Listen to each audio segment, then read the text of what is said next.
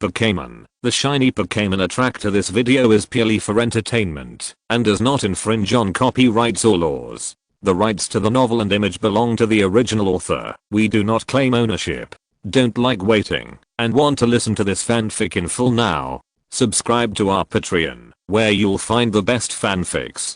Chapter 251. The two of them were defeated. The gentleman and the lady in red skirt left the ring quickly, because the two Pokémon they sent out for doubles were too Rattatas. Wutong seriously suspected that they were the Rattatas that were not exchanged at the beginning. After the gentleman and the lady in red skirt were defeated and walked off the ring, he selected three groups of challengers in various ways, but they were still defeated by Wutong and Xiaozhi, whose good strength triggered rounds of cheers from the guests watching the show.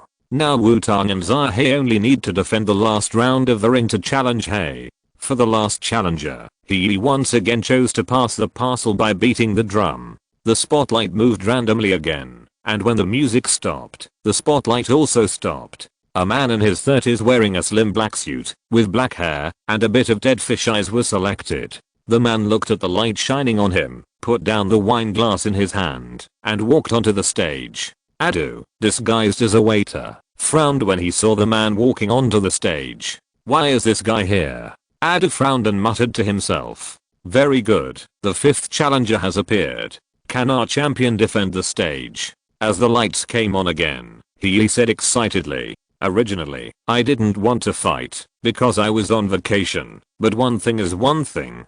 Since I was selected, there is no reason to refuse, and I'm also very interested in this latest Pokémon. By the way, you can call me Mo. The dead fish-eyed man who called himself Mo said leisurely. Note 1, Mo. Interesting name. My name is Xiaoxia, and this is my housekeeper, Yin. I think we will have an interesting battle. Xiaozhi wrote down the names that had been discussed in advance. Wutong maintained the image of a cold and serious housekeeper and nodded unsmilingly. It seems that both sides have already met. Then, the battle begins, said he. Go, Roland, Angelica. Mo threw out two Pokeballs. Eluganaralulu with a black mask on his face and a Gardevoir with black gloves on both hands appeared on the field. Seeing the Pokémon that Mo released, Wutong knew why he was interested in his Iron Warrior. After all, according to the setting, the Iron Warrior is a killing machine made by a crazy scientist, based on the prototypes of Lulu and Gardevoir. Therefore, the appearance of the Iron Warrior is like a hybrid of Lulu and Gardevoir. Iron Warrior, Shadow Sneak Attack. The battle began. Wutong did not hesitate to command the Iron Warrior to start attacking. Xiao, watering. Seeing Wutong commanding the Iron Warrior to start attacking, Xiaozhi immediately asked Xiao to start assisting. The double-headed sword in the Iron Warrior's hand was inserted into the ground, and a black shadow extended from the double-headed sword, then split into two halves in the middle, and rushed towards Alido and Gardevoir respectively. Xiao's body swayed slightly, and a stream of water appeared out of thin air and surrounded the Iron Warrior, giving the Iron Warrior a state of continuous recovery of physical strength. The two extended black shadows came all the way behind Alido and Gardevoir. The next second, the shadow bulged, forming a sharp blade shape, and stabbed Alido and Gardevoir from behind. Roland, Leaf Blade, Angelica, Moon Power. Mo commanded. The blade-like protrusions on Alido's arms emitted a green light. He turned around and cut off the shadow stabbing from behind, then rushed behind Gardevoir and cut off another shadow. Gardevoir raised his hands horizontally, a blue full moon appeared above his head, and a beam of energy light shot towards the Iron Warrior. Iron Warrior, Magic Flash. Wutong commanded hurriedly. The Iron Warrior held the double-headed sword horizontally, and rainbow-colored light shot out from the center of the double-headed sword. Magic Flash and the power of the moon met in the air, and the two sides entered a state of confrontation. However, it was very obvious that the Iron Warrior was suppressed. Xiao, Water Cannon. Xiaozhi saw that the Iron Warrior was suppressed, and immediately chose to support. Xiao hummed softly, and a stream of water shot out, and hit the power of the moon. Roland, Leaf Blade. Mo did not let go of the idea of these two perfect targets and directly commanded Alido to rush up. Elu. Alido rushed to the front of Milotic and swung the leaf blade on his arm. Wide area defense. Psychic Blade. Wutong shouted.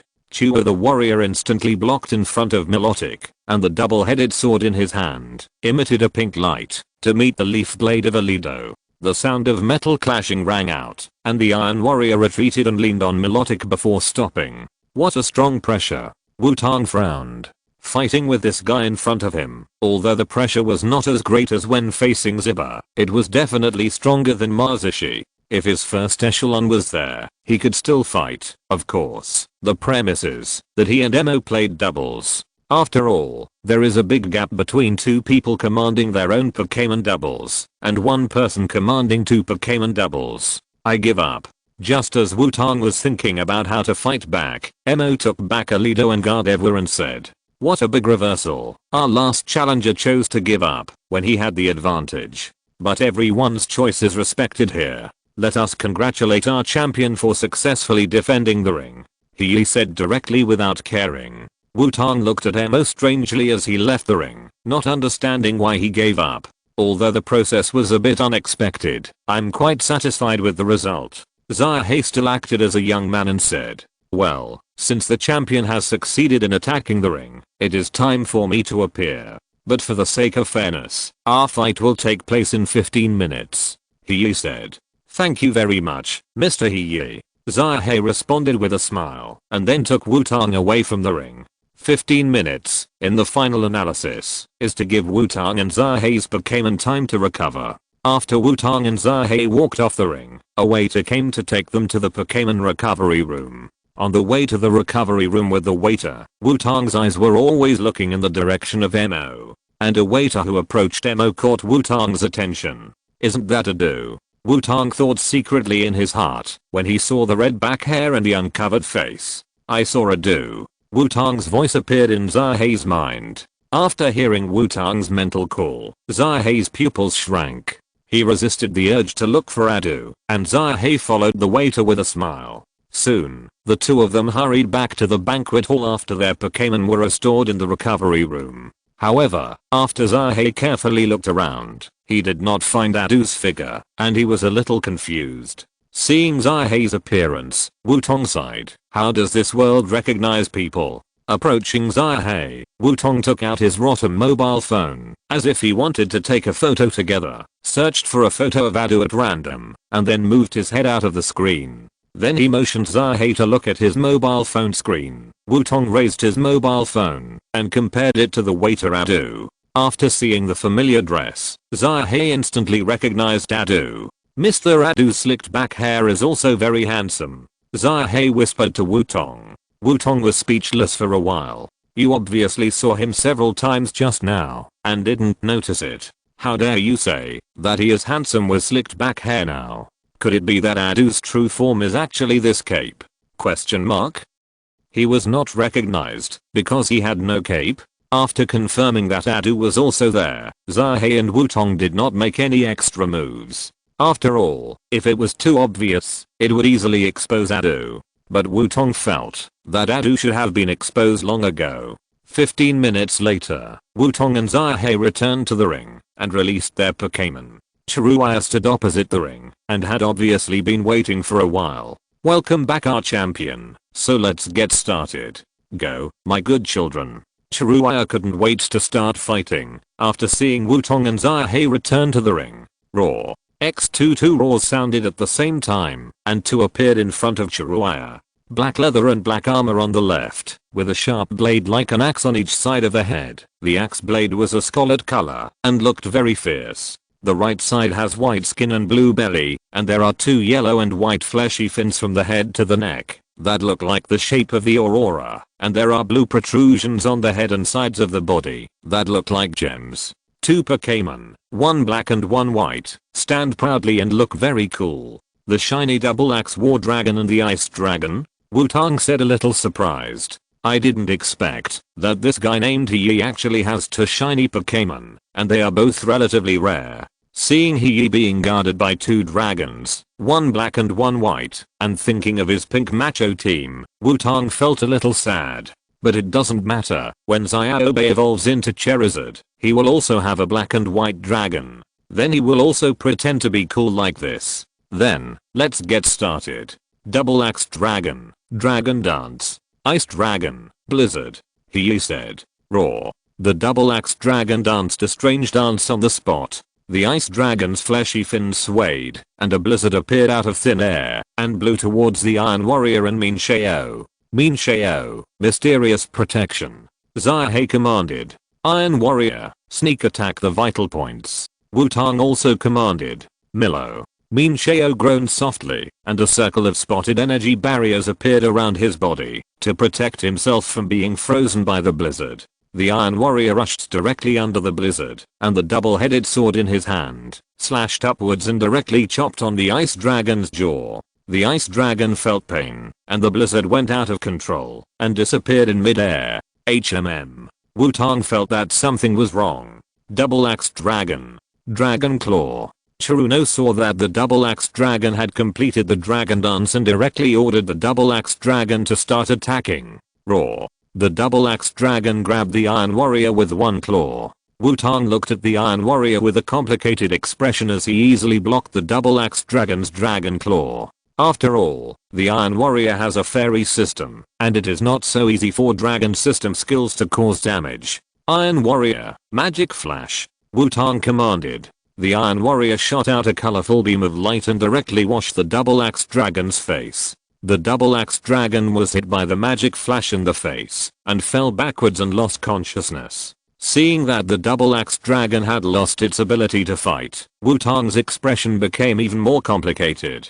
Iron Warrior, kick it down. Wutong commanded. The Iron Warrior under the Ice Dragon half crouched down, stretched out one leg, and kicked the Ice Dragon's foot with a sweeping kick. The Ice Dragon fell directly to the ground, and the ring shook. The next second, the Ice Dragon also lost its ability to fight. After the Ice Dragon lost its ability to fight, Wutong was sure that the Chiruia in front of him was a pure rookie. Originally, I thought he was deliberately letting him go, and Wutong was a little strange. After the battle was completely over, Wutong was sure that Chiruia was a typical example of being rookie and playful. Ha ha ha ha ha, what a wonderful battle. I'm going to recover my Pokémon.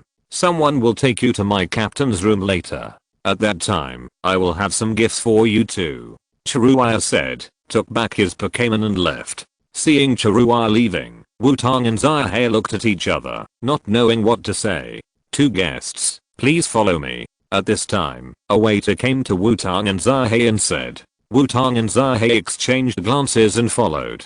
There was no excitement to watch, and all the guests nearby dispersed to find people they were interested in talking to. As for the content of the conversation, most of them were about what rare items would appear in tonight's auction and the champions Wutong and Xiaozhi. Following the waiter to the captain's room, Wutong and Xiaozhi sat on the sofa waiting. After a while, he entered the captain's room, and saw Wutong and Xiaozhi sitting on the sofa. He walked over, and sat opposite the two. Sorry, I kept you waiting for a long time. He said to Wutong and Xiaozhi. It's okay, Mr. He. Sometimes waiting is also a kind of fun, isn't it? But now I'm more curious about what Mr. He's gift will be. Xiaozhi said calmly. Of course, I think you two also know that my strength as a trainer is indeed unbearable, but I still like Pokémon battles. So I'm willing to invest in some talented Pokémon trainers who suit my taste, not to mention the popular Golden Mad Dog and Silver Demon Cat,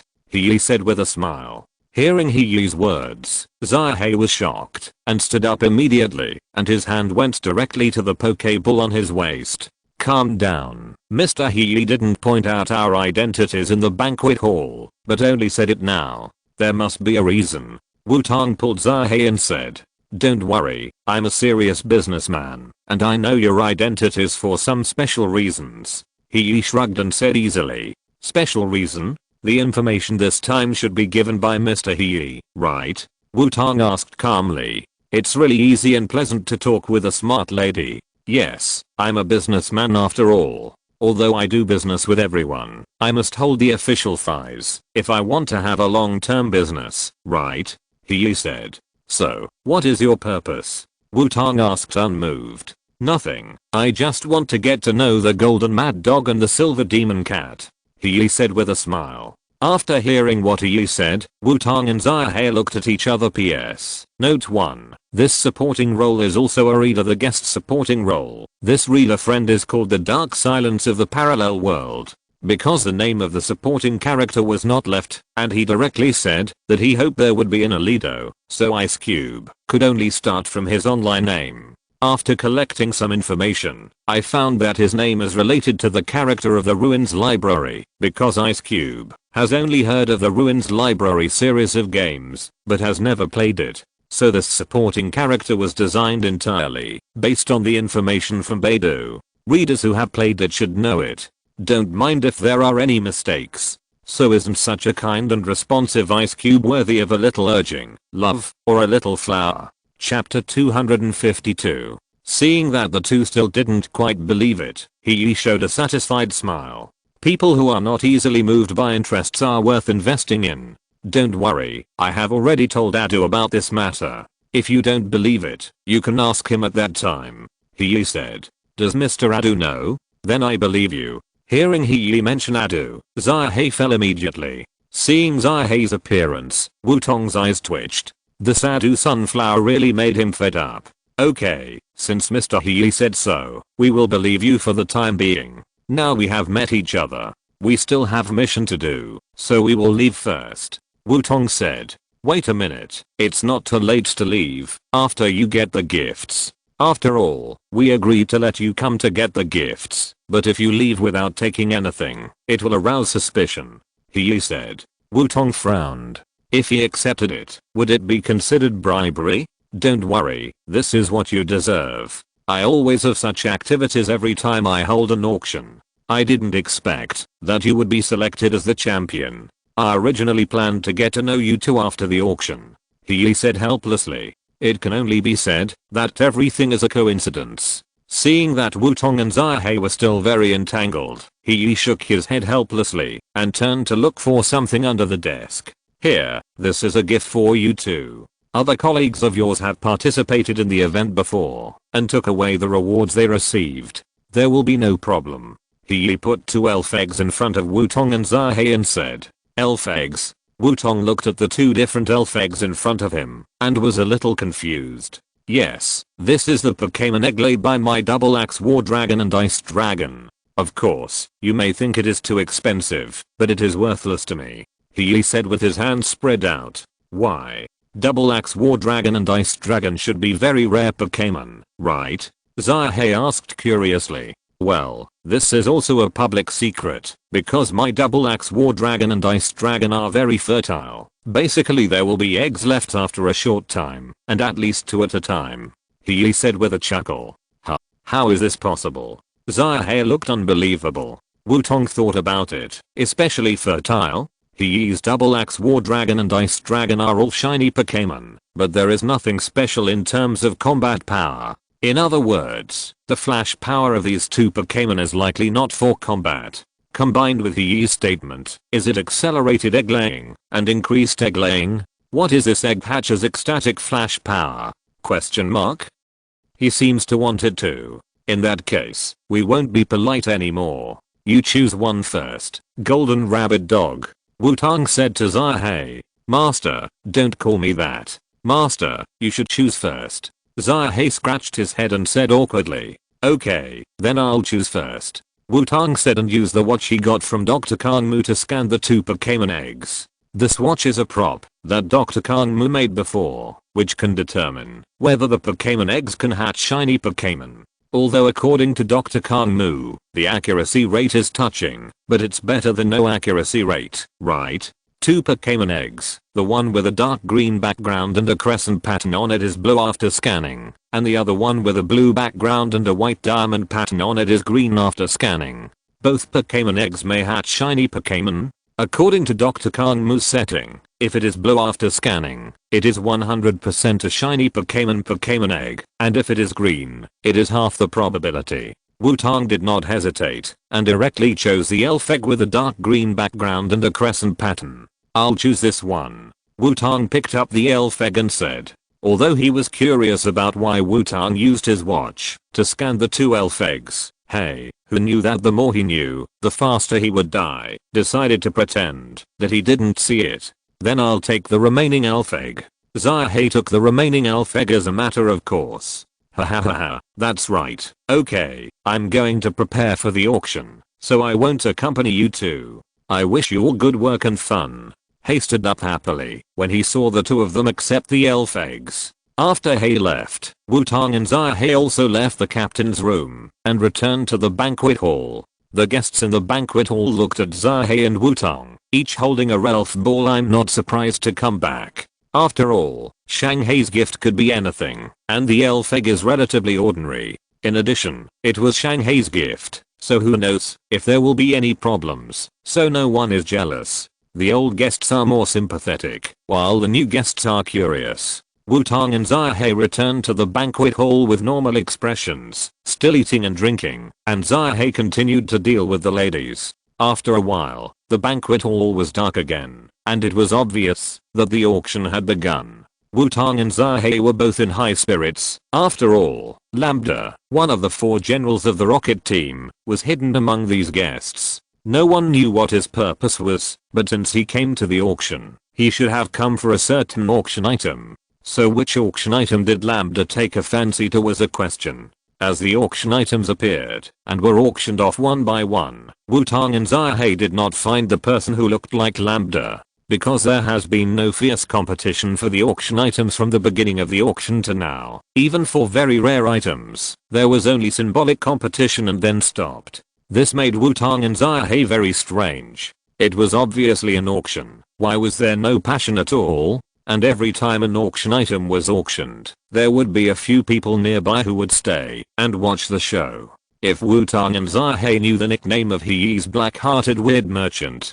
they might understand why this auction was like this. The next auction item is from a snowy mountain in the Kalos area. I think many people will know it. So without further ado, there is no low price, and the auction begins. He, who served as the host, said loudly. Another interesting thing about He's auction is that all the auction items have no reserve price. He seems to be completely not afraid of losses, and he also supports bartering. Perhaps for He, the auction is not for making money, but more for happiness and exchanging other strange things. When the red cloth on the auction item was lifted, a glass bead-like object floated in a not so big glass case. Wutong was surprised when he saw the glass bead. He didn't expect that the superstone would be auctioned at Chiruno's auction. You know, superstones are rare because they are hard to get, but they are not rare either. After all, almost everyone who participates in a competition has won. But no matter what, there is no such thing as superstones.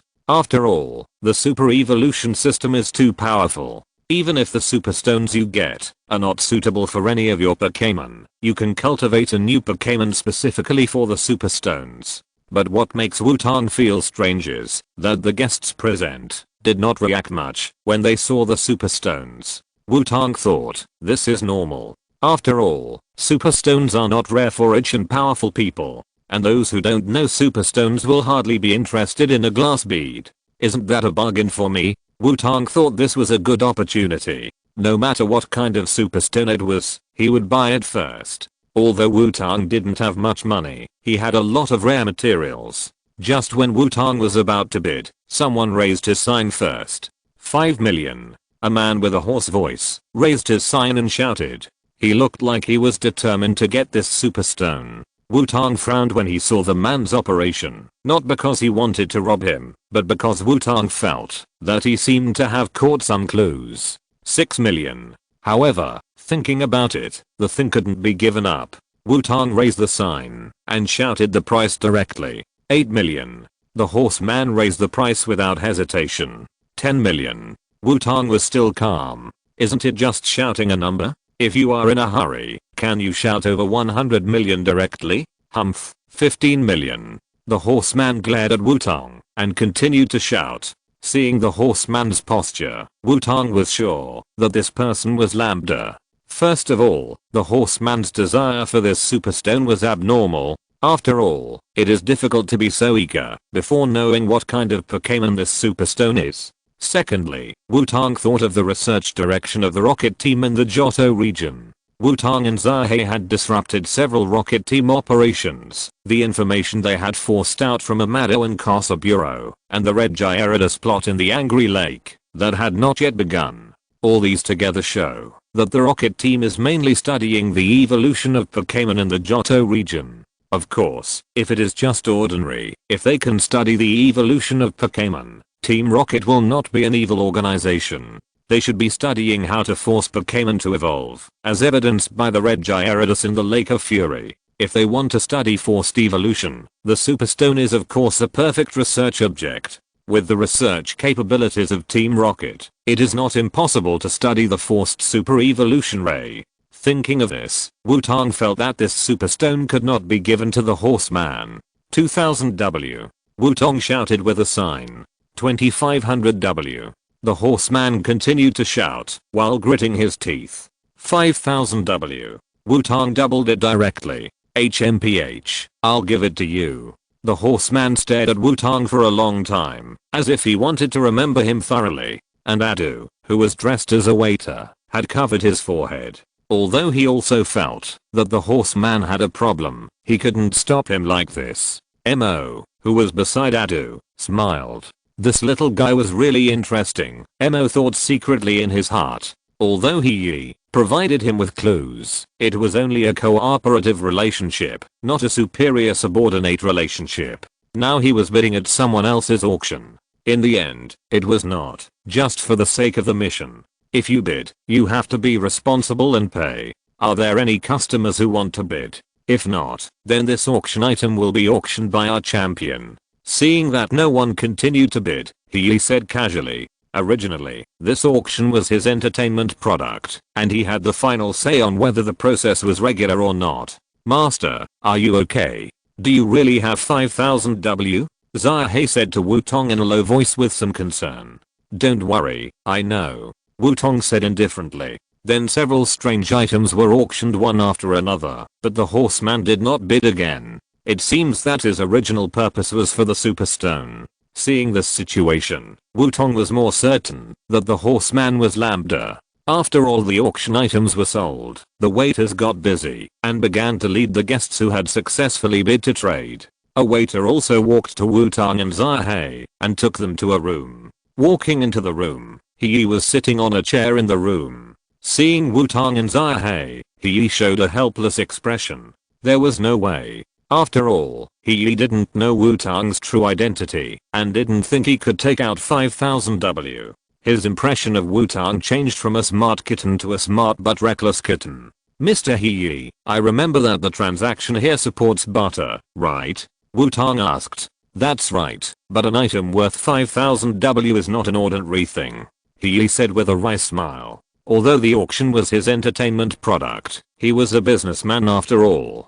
So do you think this thing is worth 5000 W? Wutong said and took out an ice blue tail feather. Master, what is this? Xiaozhi looked at the ice blue tail feather and asked curiously. This? Could it be the tail feather of Articuno? The well-informed Chiruno guessed. Yes, Mr. Chiruno has a good eye. Wutong said with a smile. He has 3 such tail feathers, and the owner of the tail feathers, Articuno, is his good friend. Although Xiaozhi encounters various legendary beasts in the anime, in fact, for most people in the Pokémon world, it is impossible to see a legendary beast or a fantasy beast once in a lifetime. Even the low-level and numerous legendary beasts like the 3 legendary birds are the same. Otherwise, how could the holy fire made of Moltres be protected so carefully? After seeing the ice blue tail feather that Wutong took out, the bitter smile on Chiruno's face disappeared, and he became serious. After all, it is the material of the legendary beast, and it must be carefully identified.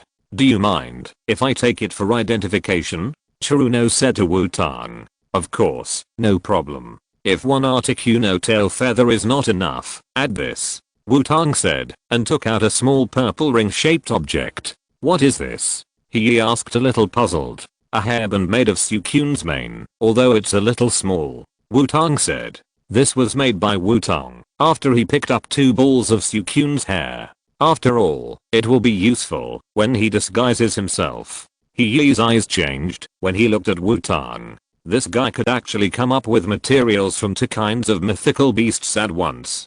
He is definitely a potential big customer. He did not hesitate, took the ice blue tail feather and purple hairband, and left in a hurry. Xiaoxi on the side had already opened his mouth wide and looked at Wutong in surprise. Although she knew that her teacher experience was rich, she didn't expect it to be so rich. PS. The chapters will be adjusted today. If you find any problems with the chapters, just turn to the previous page. Chapter 253. The two of them were in a mess. Wutong sat on the sofa, wondering when Lambda would come to find him. Although he felt relieved to see Adu here, Lambda was a top-level carder after all. He was not afraid of him coming openly, but he was afraid of him playing dirty. And since Adu came, but disguised and lurked alone, it meant that he either had other tasks of his own, or planned to test himself and Xiaoxi. If Adu had to rescue him and Xiaoxi, this test would be considered a failure. So how can we counter Lambda? Master, why do you have to take this thing? Is the man who bid you the price Lambda? Xiaoxi asked. Well, that's right. The man is Lambda. The question now is how to, Wutong said. Then our mission is completed, right? After we get the super stone, we will sneak out. Xiaoxi's words did not match her identity as an investigator at all. Xiaoxi, you have to remember. You are a Pokémon trainee investigator. Wutong looked at Xiaoxi and said seriously. After hearing Wutong's words, Xiaoxi touched his head awkwardly. So, have you found a place to sneak out? Wutong asked with a serious face. Xiaoxi was confused. There is nothing wrong. Wutong and Xiaoxi's mission is to find Lambda and stop his purpose. Now they have found it, and the things have been robbed. The mission is completed, of course. We have to retreat in time. If Adu was here at this time, he would definitely want to press Wutong to the ground and beat him. Just when Wutong was pulling Xiaoxi to discuss how to make Lambda reveal his identity and sneak away, he came back. When Xiaoxia came back, he brought with him an exquisite little box in addition to his ice blue tail feathers and purple hairband. I have already identified them. They are indeed the tail feathers of Articuno and the mane of Suicune. But the combined value of these two items is higher than 5000 W. Xiaoxia said. It doesn't matter. I also want to make friends with Mr. Xiaoxia. Of course, I'm in my personal capacity, not as a Pokémon investigator. Wutong said. Wutong is still very interested in making friends with Xiaoxia. After all, as his Pokémon becomes stronger and stronger, the materials he needs will become more and more difficult to obtain. You can't always rely on your grandparents' face. There will always be a time when favors run out. It is still necessary to develop your own network. Make friends? It seems that Miss Xiaoxia is also a good businessman. Hearing Wutong's words, Xiaoxia smiled and said. No, I'm an upright Pokémon trainee investigator, but as a friend, I think Mr. Xiaoxia should not mind telling me what Pokémon this superstone belongs to. Wutong also replied with a smile. Deg. Question mark? Xiaoxi on the side looked at Wutong and Hei in confusion, as if he was looking at two profiteers. Of course there is no problem. This superstone has been identified as a superstone belonging to Steelix, but there is a small problem. Hei said. Small problem? Wutong asked doubtfully, what could be wrong with the superstone? This superstone was found in a snowy mountain in the Kalos region. When it was found, this superstone was frozen in a huge piece of unmelted ice, so the appraiser guessed that the nature of this superstone may have changed.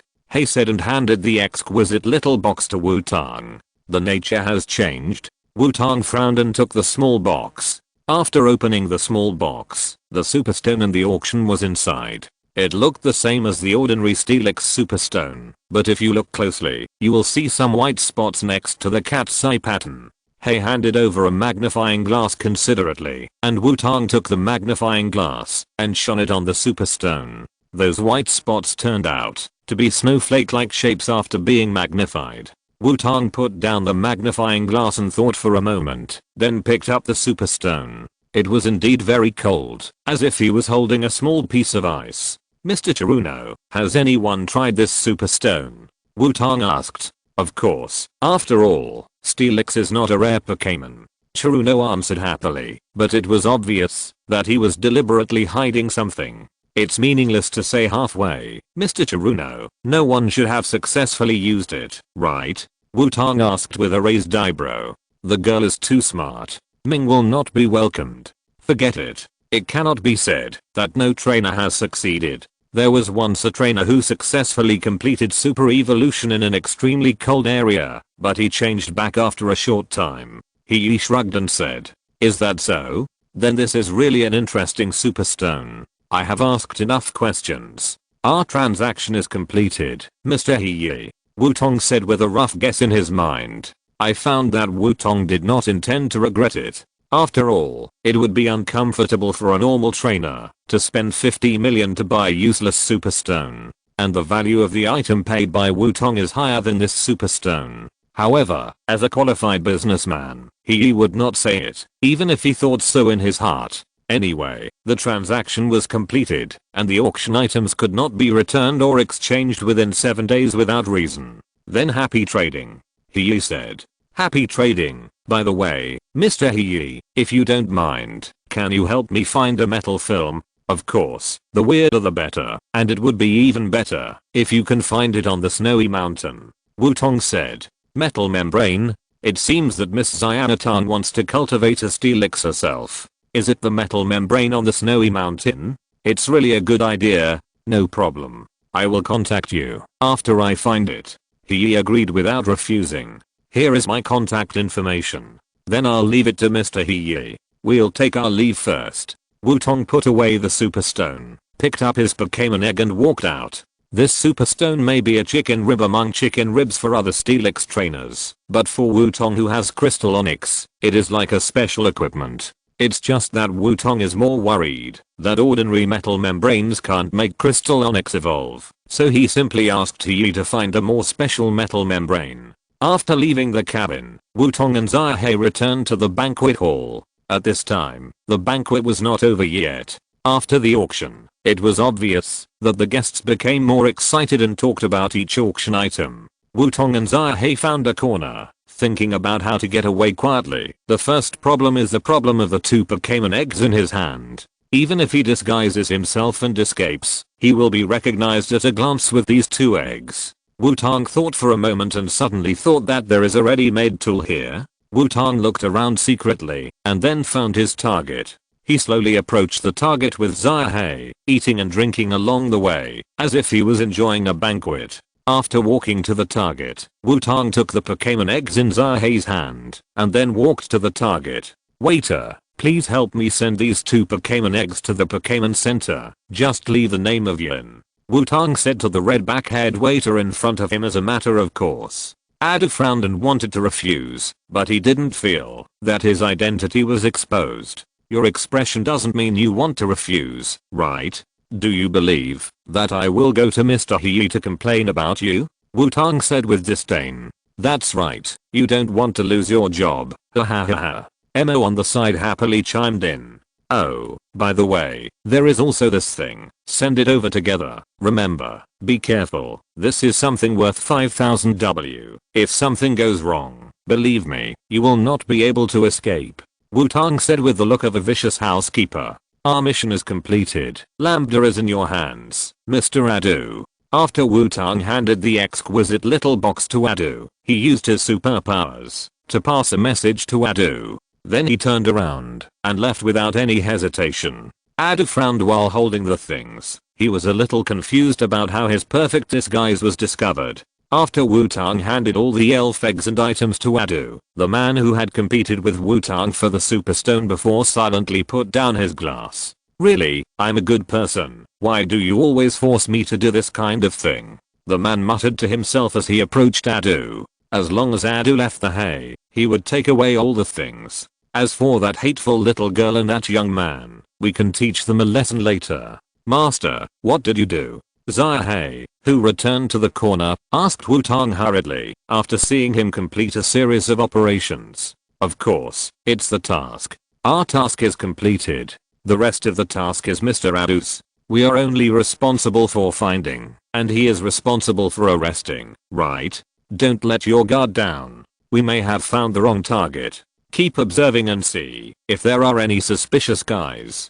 Wutong replied nonchalantly. Okay. Xiaozhi could only accept his fate, continue to observe other guests in the banquet hall silently. After a while, Adu took the small box and left the banquet hall with 2 elf eggs. The horseman pretended to stay for a while and then followed him. Emo saw the 2 people leaving one after another and thought for a moment and put down his wine glass and followed them. It seems that we are right. The rest depends on Mr. Adu, Wutong said when he saw the 3 people leaving one after another. But the man named Emo also left. Could he want to attack Mr. Adu? Xiaoxi said with some concern. What you said is possible. We will follow him later. Leaving one after another will attract too much attention, Wutong said calmly. Although he looked down on Adu's emotional intelligence, he still recognized Adu's strength. As the world's top trainer, it is not so easy to deal with Adu. Do you envy this kind of strength? It's exchanged with emotional intelligence. Wutong and Xiaoxi stayed for a while and left the Chiruno. It was already late at night outside. Besides the scattered street lights, the moon in the sky provided light. Wutong and Xiaoxi discussed and headed directly to the Pokémon Center in Asagi City.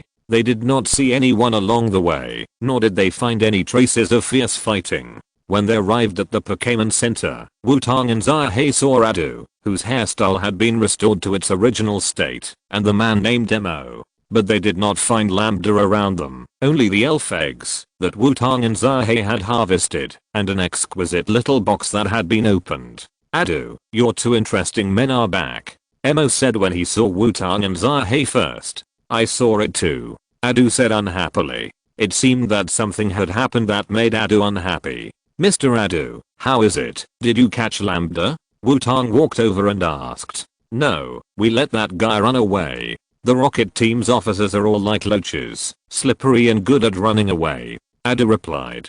Is that so? That's a pity, but my mission with Xiaoxi is officially completed, right? Wutong asked with a smile. Yes, it is indeed completed.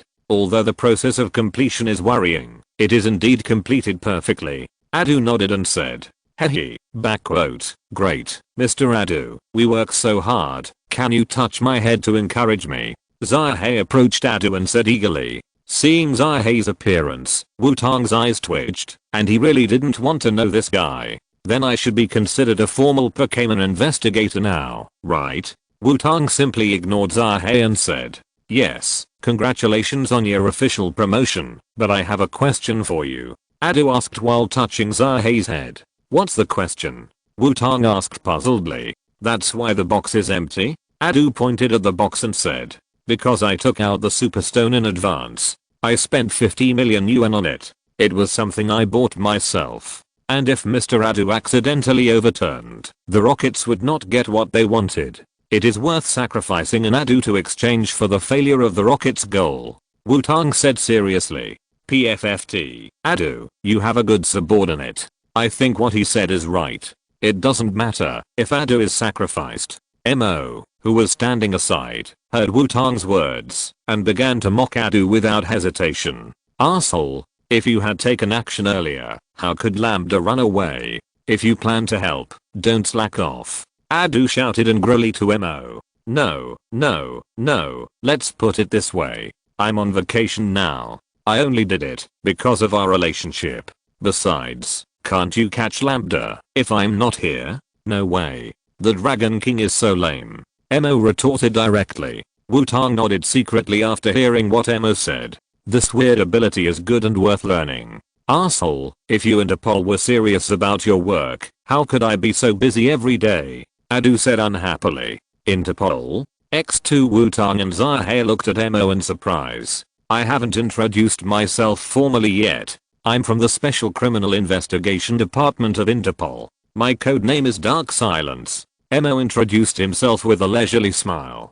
Chapter 254. The 2 of them were in a mess, but they were still in a mess. Looking at Adu and Mo arguing there, and Xiaoxi who was still being rubbed on the head by Adu, Wutong felt that he was out of place here. But he was still a little brother, and he hadn't got the certificate of the Pokémon Junior Investigator after he was promoted, so he couldn't just leave. So, isn't Mo your real name, Mr. Dark Silence? Wutong still took the initiative to say. Otherwise, if this continues, Wutong doesn't know when he can leave here. No, it's my real name, Just keep calling me Mo. Okay, I'm going to continue my vacation. Work overtime. Adu. Mo looked at Adu provocatively with dead fish eyes and then left. This bastard. No, the entire special criminal investigation department is a bunch of slacking bastards. Adu said angrily when he saw Mo leave. Hehe. Backquote. Xiaozhi, whose head was rubbed by Adu, still looked happy. Seeing Xiaoxi's look, Wutong felt that she might lie down happily beside Adu before standing behind Adu openly. TSK, is this the golden mad dog? It's really mad. Wutong shook his head and said, here, this is your new ID. I have other tasks and I have to work overtime. Adu threw the brand new ID to Wutong and said with gritted teeth, I wish you a happy overtime. I won't bother you. Wutong took the ID, quickly picked up the elf egg and ran out. This bastard. After hearing Wutong's words, Adu's eyes twitched, and the strength of his hands unconsciously increased. Hey, it hurts. Adu, please be gentle. Xiaozhi couldn't help but say, feeling the pressure on his head. Wutong, who left the Pokémon Center, rode his motorcycle and sped away, leaving Xiaozhi City. The next morning, Wutong, who had returned to his original appearance, walked slowly into Xiaozhi City holding an opaque Pokémon egg protection device. For nothing else, just for the word stability. With the departure of Shuliu and Hei, the once bustling Xiaozhi City port also returned to its former calm. Only a few local people from Xiaozhi City were strolling on the beach. Wutong, who was holding the Pokémon egg, yawned. After all, it was already midnight when the mission ended yesterday, and with the various things that happened after leaving Hei, Wutong basically didn't sleep for a long time. But the habit of getting up early made Wutong's biological clock wake him up very early. Walking on the streets of Xiaozhi City, Wutong began to think whether it would be better to challenge the Xiaozhi gym directly or to walk around Xiaozhi City first. Forget it, just challenge the gym directly and then take a nap. After thinking for a while, sleepiness still prevailed, and Wutong decided to challenge the Xiaozhi gym as soon as possible and then go to bed. With the navigation of Rotom on his mobile phone, Wutong soon arrived at the door of the Xiaozhi gym. The shape of the Xiaozhi gym was like a pile of iron blocks. He walked to the door of the gym and knocked on it, and the door opened by itself. Excuse me, is there anyone? I'm here to challenge the Xiaozhi gym. Wutong walked in and shouted. Welcome, please come in, please keep going forward. A voice that sounded a little childish appeared. Wutong raised his eyebrows and walked in as the voice said. After passing through a corridor made entirely of steel, Wutong came to a steel gate. Okay, please come in. The slightly childish voice appeared again. As the voice fell, the steel gate in front of Wutong opened. A battlefield appeared in front of Wutong. Wutong walked in, the steel gate behind him closed, and the originally dim field was instantly lit up. Is it you who want to have a Pokémon battle? Yes, it's me. Wutong responded. The steel gate opposite Wutong opened, and a girl walked in. I'm Ami, the gym leader of the Xiaozhi gym in Xiaozhi City, a beautiful warrior. The girl introduced herself. Oh, you are Ami from the Xiaozhi gym. Why do I hear that Ami has long hair? Seeing the girl call herself Ami, Wutong asked a little funny. Well, that's because the weather has been too hot recently, so I cut it off. The girl stuttered after hearing Wutong's question. Oh, so that's the case. Then I don't know what the challenge rules of the Xiaozhi gym are. Wutong asked without exposing it. Xiaozhi, the rule of the Onion Gym is 3v3, go, Onyx. The girl said the rules and sent out her Pokémon.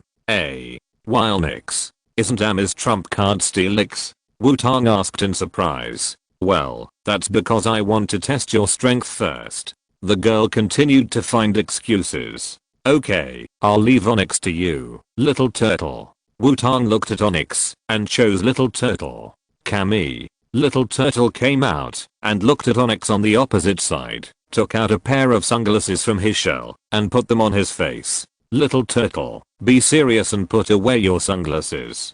Wutong said helplessly. Camille.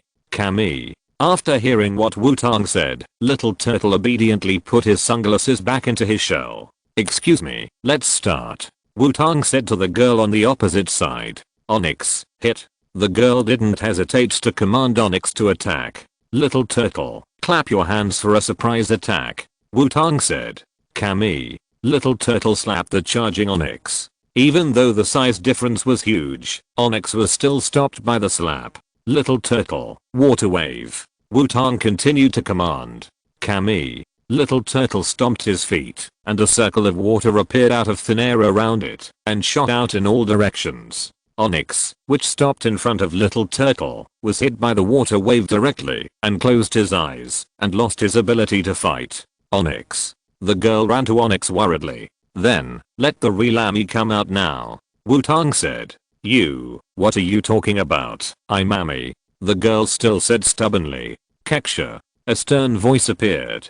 Xiaoxia was shocked, and stood up immediately. A girl in a white dress with a small magnetron on her shoulder walked in. I'm so sorry, this child is an apprentice trainer of the Xiaozhi gym. I'm sorry to bother you. Amy walked to Wutong and apologized. It's okay, I knew from the beginning that she was not Amy, so the real Miss Amy. Can you have a gym challenge with me? Wutong asked. Of course it's okay, but please wait for me, Xiaoxia. Amy called Xiaoxia sternly. Yes. Xiaoxia, who wanted to sneak away, stood at attention immediately and said, come with me. Amy said and walked out of the battlefield. Sorry, I lied to you. Xiaoxia honestly apologized to Wutong, took back Onyx and followed Amy. Cammy Turtle was confused. What happened? Why did he run away in the middle of the fight? Come back, little turtle. You can rest for the next battle, Wutong said and took back the little turtle. On the shadow behind Wutong, Dream Demon floated half of its head and looked at Amy, who was leading thoughtfully. After a while, Amy returned to the battlefield, and Xiaoxia didn't know where she was. I'm sorry to have delayed some of your time. Now we can start the gym battle, Amy said. Then I'll leave it to you, Wutong responded politely. Dream. At this time, Dream Demon suddenly flew out and came to Amy. Dream Demon? Question mark? What's wrong with you? Wutong asked strangely. Dream Demon circled Amy and then flew back to Wutong's shadow. Amy was a little strange, not knowing what Dream Demon wanted to do. Dream Demon told you to wait for it. Wutong acted as a translator and said, wait for it? Amy replied with a puzzled look on her face. Dream. The Dream Demon flew out again, but this time there were a few more books around it. Under the control of the Dream Demon, the books flew in front of Amy. Amy subconsciously caught the book, and after seeing the pattern on the cover of the book, Amy's face instantly turned red. Well, the Dream Demon said that this is the book that Legia asked it to bring to you. Wutong also saw the cover full of philosophical atmosphere, turned his head and said awkwardly. Wutong now remembered that Amy and Legia were good girlfriends. Wait a minute. When did you contact Legia, Dream Demon? I obviously don't have her contact information. Wutong suddenly realized that something was wrong and said to the Dream Demon, Dream. The Dream Demon turned his head and called twice proudly. What do you mean I don't care about girls' affairs? You guys don't use Rotom to contact Legia every night, do you? I was wondering why Rotom always looks weak recently, Wutong said as he remembered something. Dream. The Dream Demon stuck out his tongue at Wutong and flew back to Wutong's shadow, holding a pile of books with a philosophical atmosphere. Watching Wutong and the Dream Demon quarrel, Amy didn't know what to say. Sorry, my Pokémon has a unique personality. Let's continue, Wutong said to Amy. Okay, the rule of the shallow green gym is 2v2. If there is no problem, let's start, Amy said. Well, don't you put your books away first? Wutong pointed to the books in Amy's arms and asked. Amy's face turned red again, and she ran out quickly with the books. Wutong shook his head helplessly and continued to wait. After a while, Amy came back, and the book in her hand was gone. Sorry, let's start. Magnemite, please, Amy said to the Magnemite on her shoulder. The Magnemite on Amy's shoulder shook and flew into the battlefield. Xiaobai, please. Wutong sent Xiaobai without hesitation. After all, Xiaobai has just evolved and needs to get familiar with the impact of the new body shape. Raw Xiaobai, who has a slender body, appeared on the field and made an ethereal cry. Is this Charmeleon? Magnemite electromagnetic wave. Amy was a little surprised when she saw Xiaobai and then commanded Magnemite to attack. Lu Magnemite shot out a blue electric current and rushed straight towards Xiaobai. Xiaobai, move, smoke screen. Wutong commanded. In Xiaobei's situation, it is definitely impossible to develop into a standing turret type. After all, its slender body does not look like it can stand on the field. Therefore, Wutong's requirement for Xiaobai has always been to be able to move freely and use skills while maintaining accuracy. After hearing the command, Xiaobai immediately started running and avoided Magnemite's electromagnetic wave. While running, black mist was sprayed out of his mouth. The black smoke screen spread throughout the field, and the figures of Xiaobai and Magnemite were also hidden in the black smoke. Magnemite, 100,000 volts. Ami commanded. A flash of electricity immediately flashed in the black smoke. Ami wanted Magnemite to use a large-scale attack to force Xiaobai to appear. The guy who can't help it at this time will be the target. Xiaobai, spray the flame in the direction of the lightning. Wutong commanded. In response to Wutong, a blue column of fire broke through the smoke and shot in the direction of the lightning. Magnemite appeared in the dissipated smoke. The blue column of fire shot at Magnemite. Magnemite was knocked to the ground directly, and there were traces of burning on his body. Magnemite, cheer up. Discharge. Ami called. Xiaobai, rush over and spray the flame. Wutong commanded. Lu. Magnemite floated up again. However, as soon as it floated up, it saw a mouth with blue flames. The next second, Magnemite was washed in the face by the blue column of fire at close range. Lu Magnemite's eyes turned into, and it fell to the ground, and lost its ability to fight. Well done, Xiaobai. Wutong praised. Raw Xiaobai shouted in response. Influenced by his brothers and sisters, Xiaobai also likes Pokémon battles. You have cultivated Charmeleon very well, which is enough to make me believe that you are an excellent trainer. Then, my second Pokémon is it. Go. Steelix. Ami said and sent out her second Pokémon. Roar. With a roar, the huge Steelix raised its body and looked down at Xiaobai. The huge size put a lot of pressure on Xiaobai. Don't be afraid, Xiaobai. The size is its advantage and disadvantage. Use the jet of flame. Wutong commanded. Roar. Xiaobai sprayed a mouthful of flames directly after hearing the command.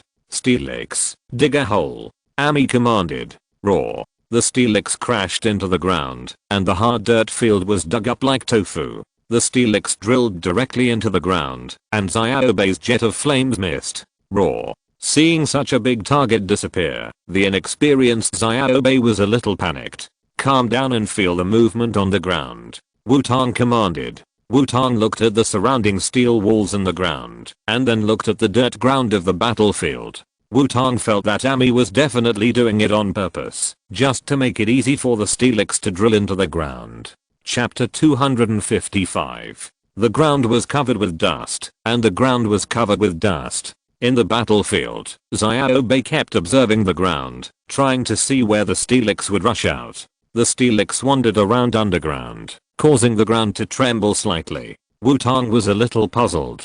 Would this battlefield really not collapse if Steelix did this? Or had it collapsed several times, and what Wutong saw now was the repaired one? Xiaobai tried hard to observe, and the next second he felt the ground under his feet bulge out, and Steelix rushed out of the ground and knocked Xiaobai out directly. Is it really not that easy? Xiaobai, spray flames. Wutong commanded. No matter what, he had to spray the other side. Roar. The knocked away Xiaobai forcibly adjusted his body shape in the air and shot out a blue column of fire. This time, the Steelix, who had nowhere to dodge, was hit by Xiaobai's jet of flames, leaving burn marks on his body. Steelix, rockfall. Ami commanded. Roar. Steelix roared at Xiaobai, and some broken stones appeared on Xiaobai's head and fell down. Xiaobai fell to the ground and lost his ability to fight.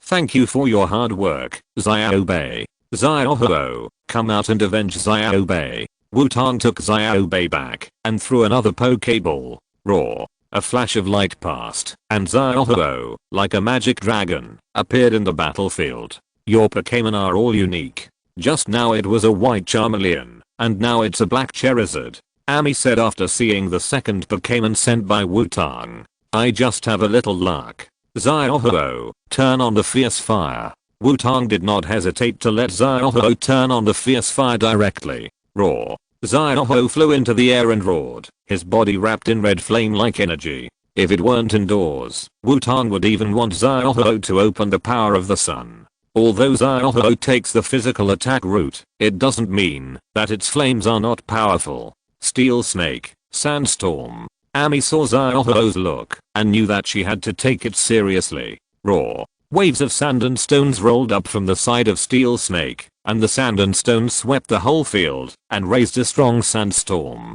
Xiaoho, spray flames.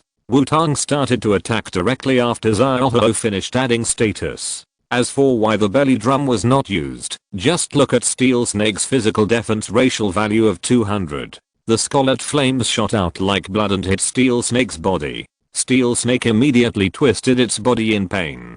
Steel Snake, Sandstorm. Amy immediately commanded. Roar. Steel Snake spun on the spot, and the raging sand and dust gathered around Steel Snake as it spun. The Steelix turned into a dust tornado, blocking the flames of Xiaoho. After the dust tornado disappeared, a hole appeared on the ground. The Steelix had disappeared. Xiaoho, fly higher. Wutong said calmly. Raw Xiaoho obediently flew higher, and flew to a place close to the ceiling. Steelix, Irontail. Amy knew that it was useless for Steelix to stay underground, and gave the command directly. Roar. Steelix broke out of the ground, and its huge body was slightly in the air. It twisted its body, and a white light appeared on its tail, and whipped Xiaoho in the air. Xiaoho, Irontail. Wutong was not to be outdone, and directly gave the hard top. Roar. A metallic color appeared on Xiaoho's tail, and rushed towards Steelix. He turned 360 degrees, and whipped his tail up. Zeng. The sound of steel colliding rang out, and Xiaoho collided with Steelix's tail, and for a while, they were evenly matched. We still need to fight in close combat. Xiaoho, belly bulge. Flame Fang. Wutong found that Xiaoho's long-range ability seemed unable to break the sandstorm of Steelix, so he gave the command. Roar. Xiaoho roared, and his claws slapped on his belly, making a drumming sound. He got close to Steelix, and scarlet flames burst out of his mouth. In front of Charizard's face, he formed a pair of flame fangs and bit Steelix fiercely. The flames surged on Steelix, and there was an explosion. Roar. Steelix closed his eyes in pain and roared, and his body fell backwards unconsciously. Xiaoho, spray flames. Wutong did not stop, and continued to command Xiaoho to attack. Roar. The scarlet pillar of fire shot out and hit Steelix, who was lying on the ground. Steelix, who suffered continuous damage, directly lost his ability to fight. The victorious Xiaoho flew back to Wutong. Well done, Xiaoho. Wutong patted Charizard's back said, it's not that he didn't want to touch his head, but the main reason is that the current Charizard is taller than Wutong, so it's a bit difficult to touch his head. Thank you for your hard work, Steelix. Amy also took back the Steelix that lost its combat ability. Well done, Wutong. You are indeed an excellent trainer, and I still have a lot to learn. Amy walked in front of Wutong and said, Amy, you are also very good. Your Steelix is really tough. Wutong said. After all, Steelix has withstood several fire skills. Here, this is a steel badge you won. Amy took out a regular octagonal lion grey badge and handed it to Wutong. Thank you. Wutong took the badge and said, by the way, if you have nothing to do, you can go to the battle tower in Asagi City to take a look. You will definitely like it there. Amy recommended to Wutong. Battle tower. I will go to take a look. Wutong nodded and replied.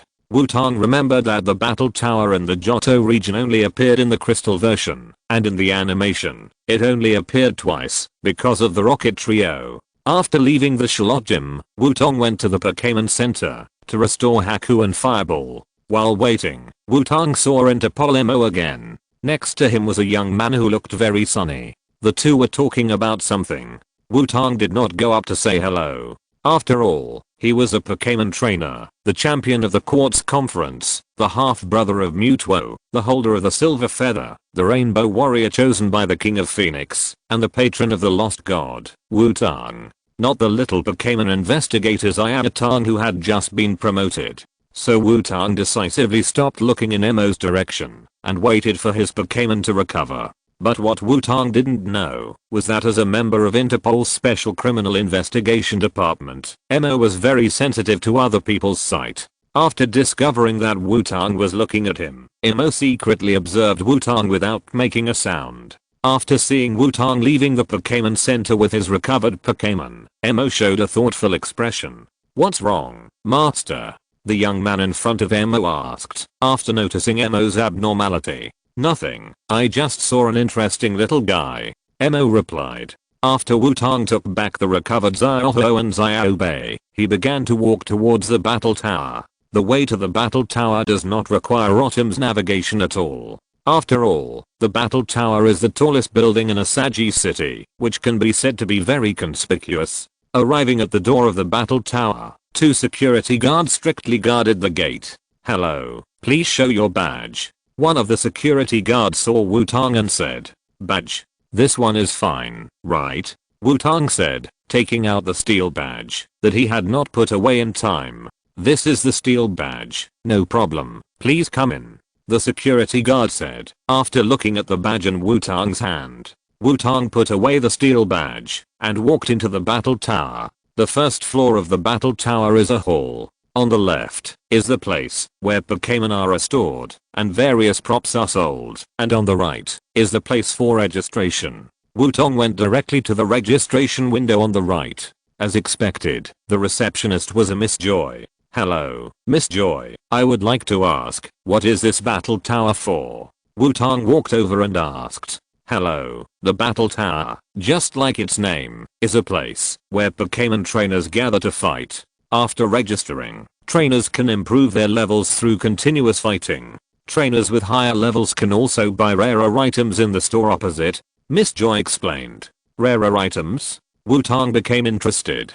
"Of course, if you don't have a demand for this and simply want to find an equal opponent or a stronger opponent, it is recommended to register for the battle tower," Miss Joy said considerately. "Is that so? Then please help me register, Miss Joy." Wutong took out the Pokémon illustrated book and said, "Okay, then do you want to start from the lowest level, or provide materials that can prove your strength and start fighting directly from the corresponding level?" Miss Joy asked, after taking Wutong's Pokémon encyclopedia. "What are the specific levels?" Wutong asked curiously. After all, there is no very clear level division in the world of Pokémon animation, and there are often plots of the underdog overthrowing the superior, so Wutong is still very curious about this level. The level of trainer starts with rookie trainers, then ordinary trainers, elite trainers, gym owner trainers, king trainers, and finally it ends with the champion trainer, Miss Joy explained.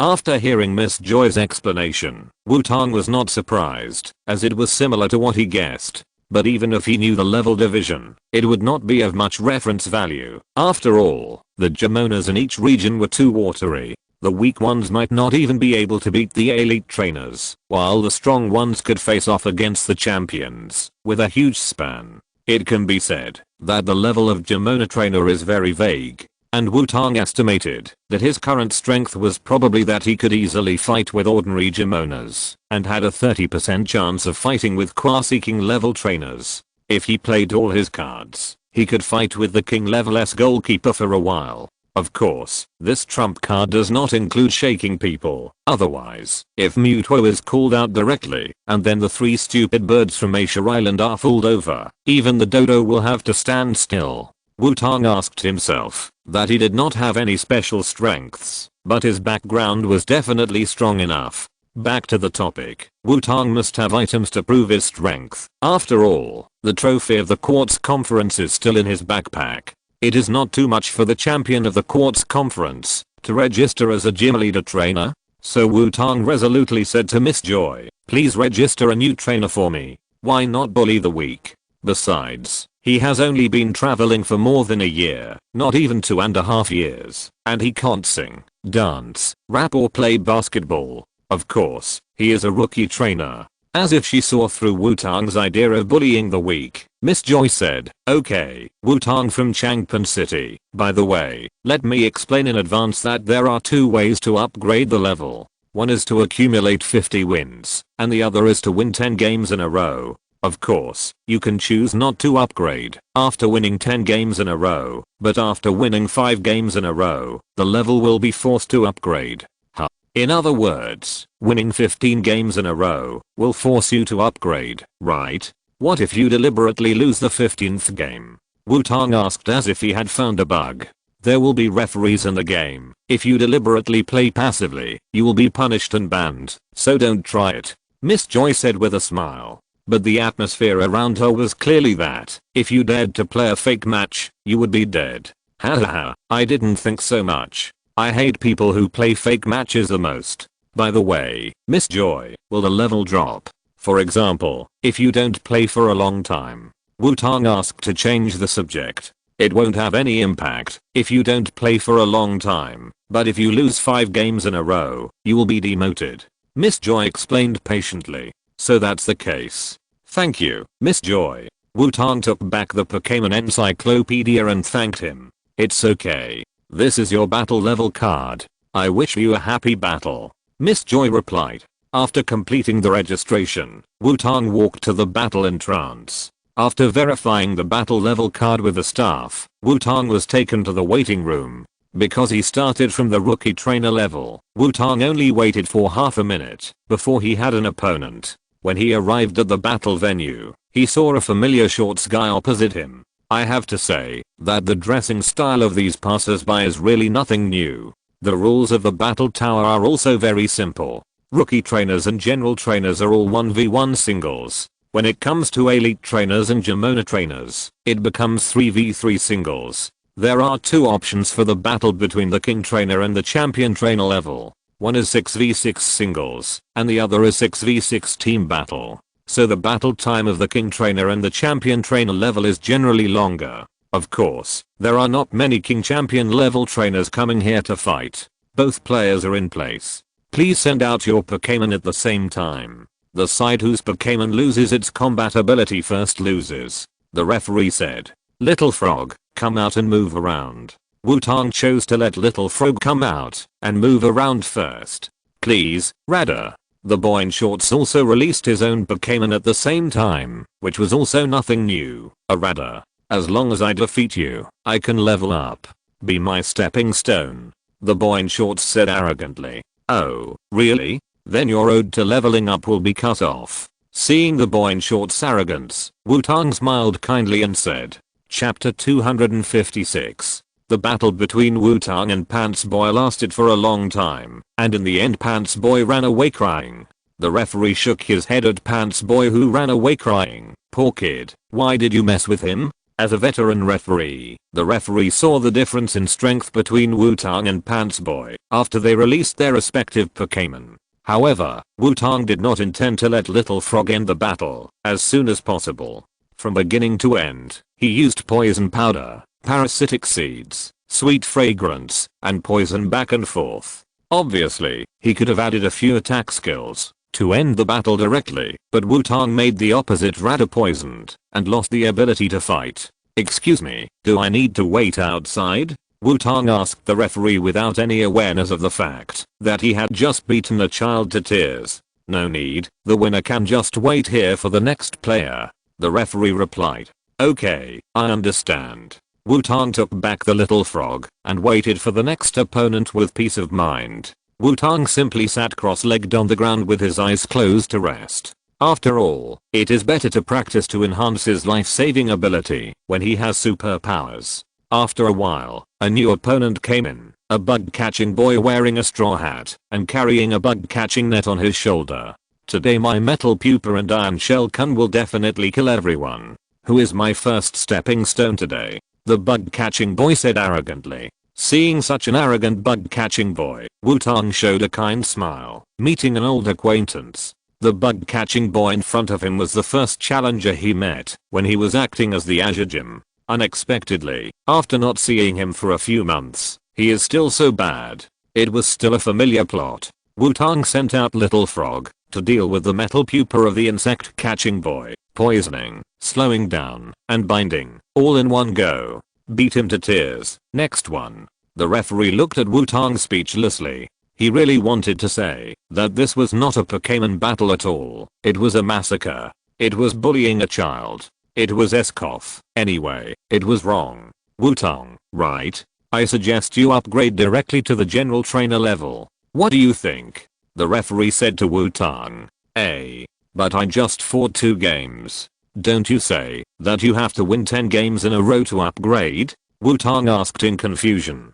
Cough. Yes, that's the general situation, but if the referee judges that the player's strength is higher than this stage, you can directly apply for it and upgrade in advance. The referee explained that this rule is to prevent those who are strong enough from wasting time.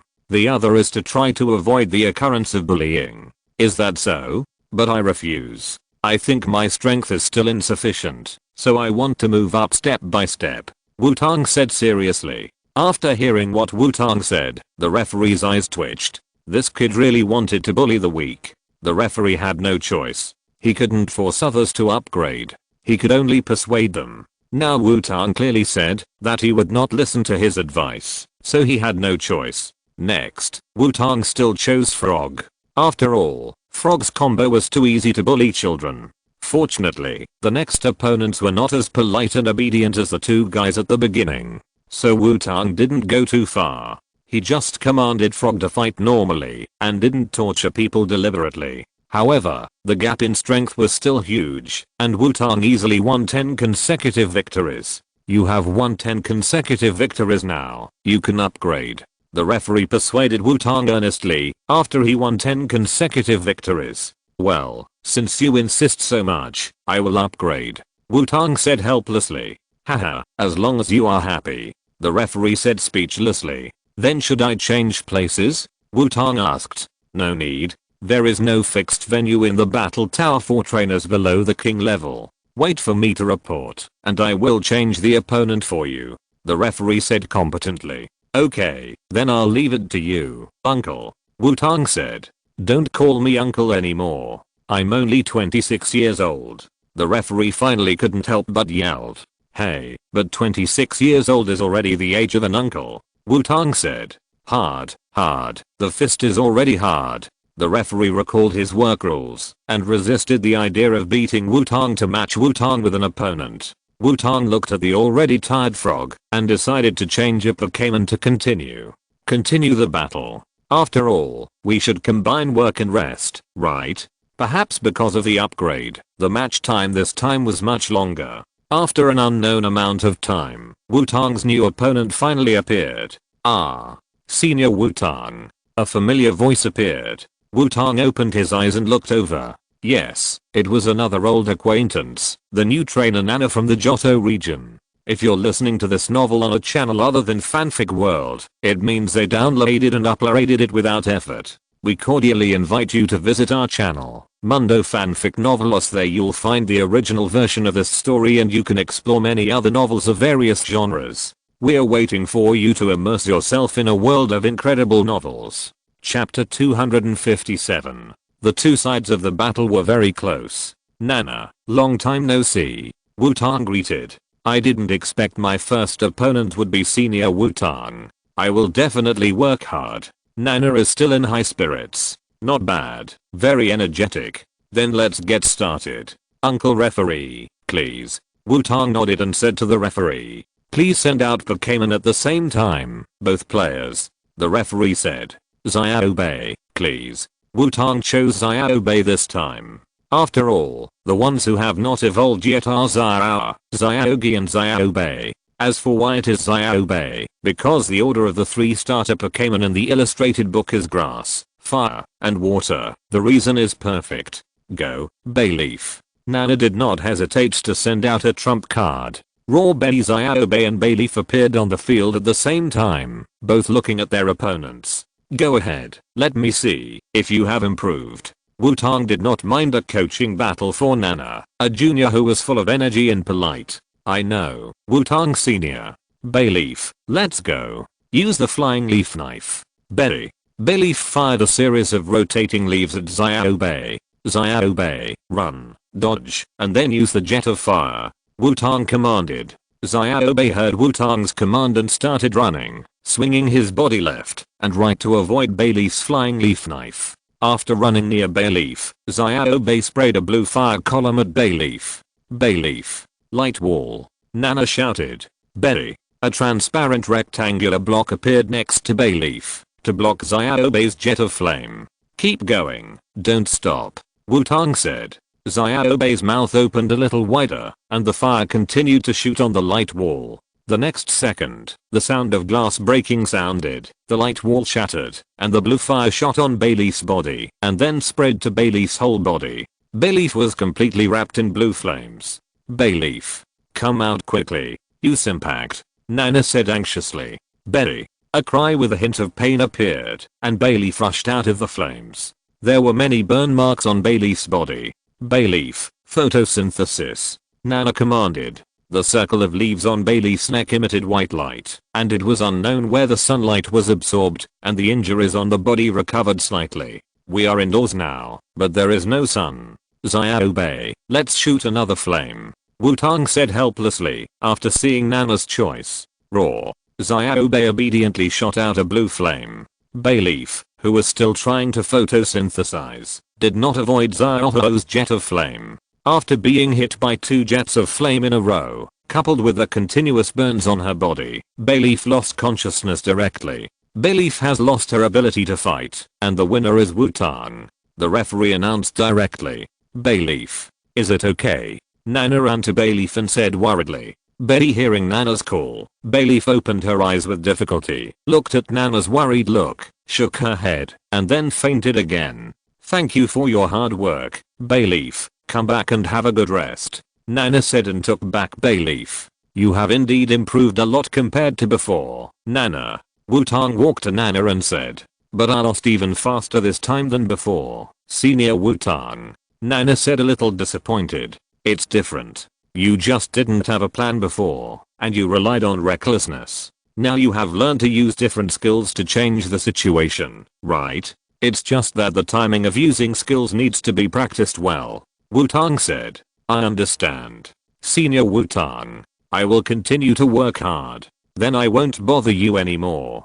Goodbye. Senior Wutong. Nana came in a hurry and left in a hurry. The referee on the side was also a little curious about Wutong. He originally thought that Wutong should be a guy with a bad personality who enjoyed bullying. Later he found that Wutong was just a little narrow-minded and was very friendly to normal opponents. But he still liked to bully weak players. Now he found that Wutong actually had such a good senior side. Sure enough, humans are a collection of complexity and contradictions. Uncle referee, please continue to help me match opponents, Wutong said. Wutong decided to speed up and simply didn't even take Xiaobai. Go back and wait for the next player. The referee nodded and continued to help Wutong with the match. After upgrading to the general trainer level, the opponent was obviously a little more interesting, but it was still a bully game, so Wutong easily completed 10 consecutive wins with Xiaobai.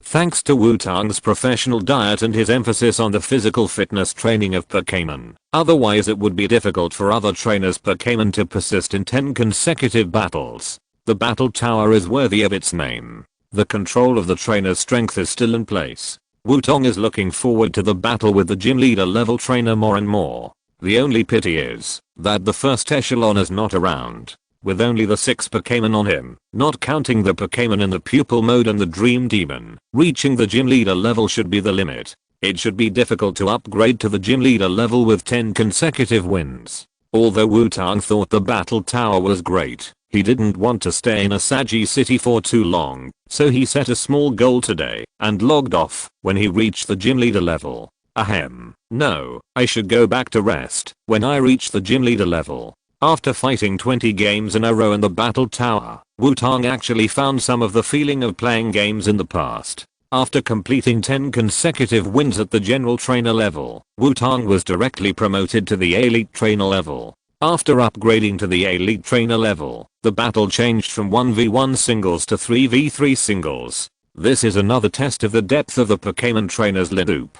But Wutong didn't care. After all, he only sent out 2 Pokémon now, and these 2 Pokémon were basically not injured, but their physical strength consumption was relatively large. As long as he rested for a while, he could continue to fight. So Wutong ignored the referee's inquiry whether he wanted to rest and chose to continue fighting. After waiting for a while, Wutong's first opponent at the elite trainer level appeared. A short-haired girl wearing a sailor suit and looking sunny and cheerful walked in. The battle started, the battle ended, and the girl burst into tears. Simple, straightforward. Looking at the tearful sailor suit girl, Wutong was a little embarrassed. Didn't he just want to hurry up to upgrade, so he directly let Kangai Bing come out to warm up and get 3 in a row? Why are the psychological endurance of Pokémon trainers so fragile now? Uncle Referee, continue.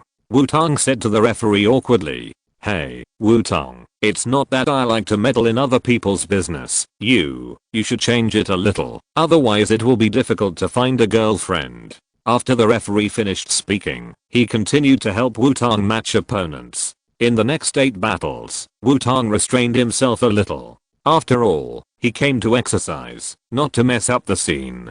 It is a bit bad to always make the opponent cry. But even so, no player could force Wutong to get his 3rd Pokémon. 8 consecutive battles made Xiaoxia, Xiaoxi and Xiaobei completely lose their fighting ability. If they don't rest well and get treated, they can only fight desperately if they want to continue fighting. Onion Soldier and Little Fire also consumed a lot of physical strength. After all, they took turns to be Wutong's 2nd Pokémon.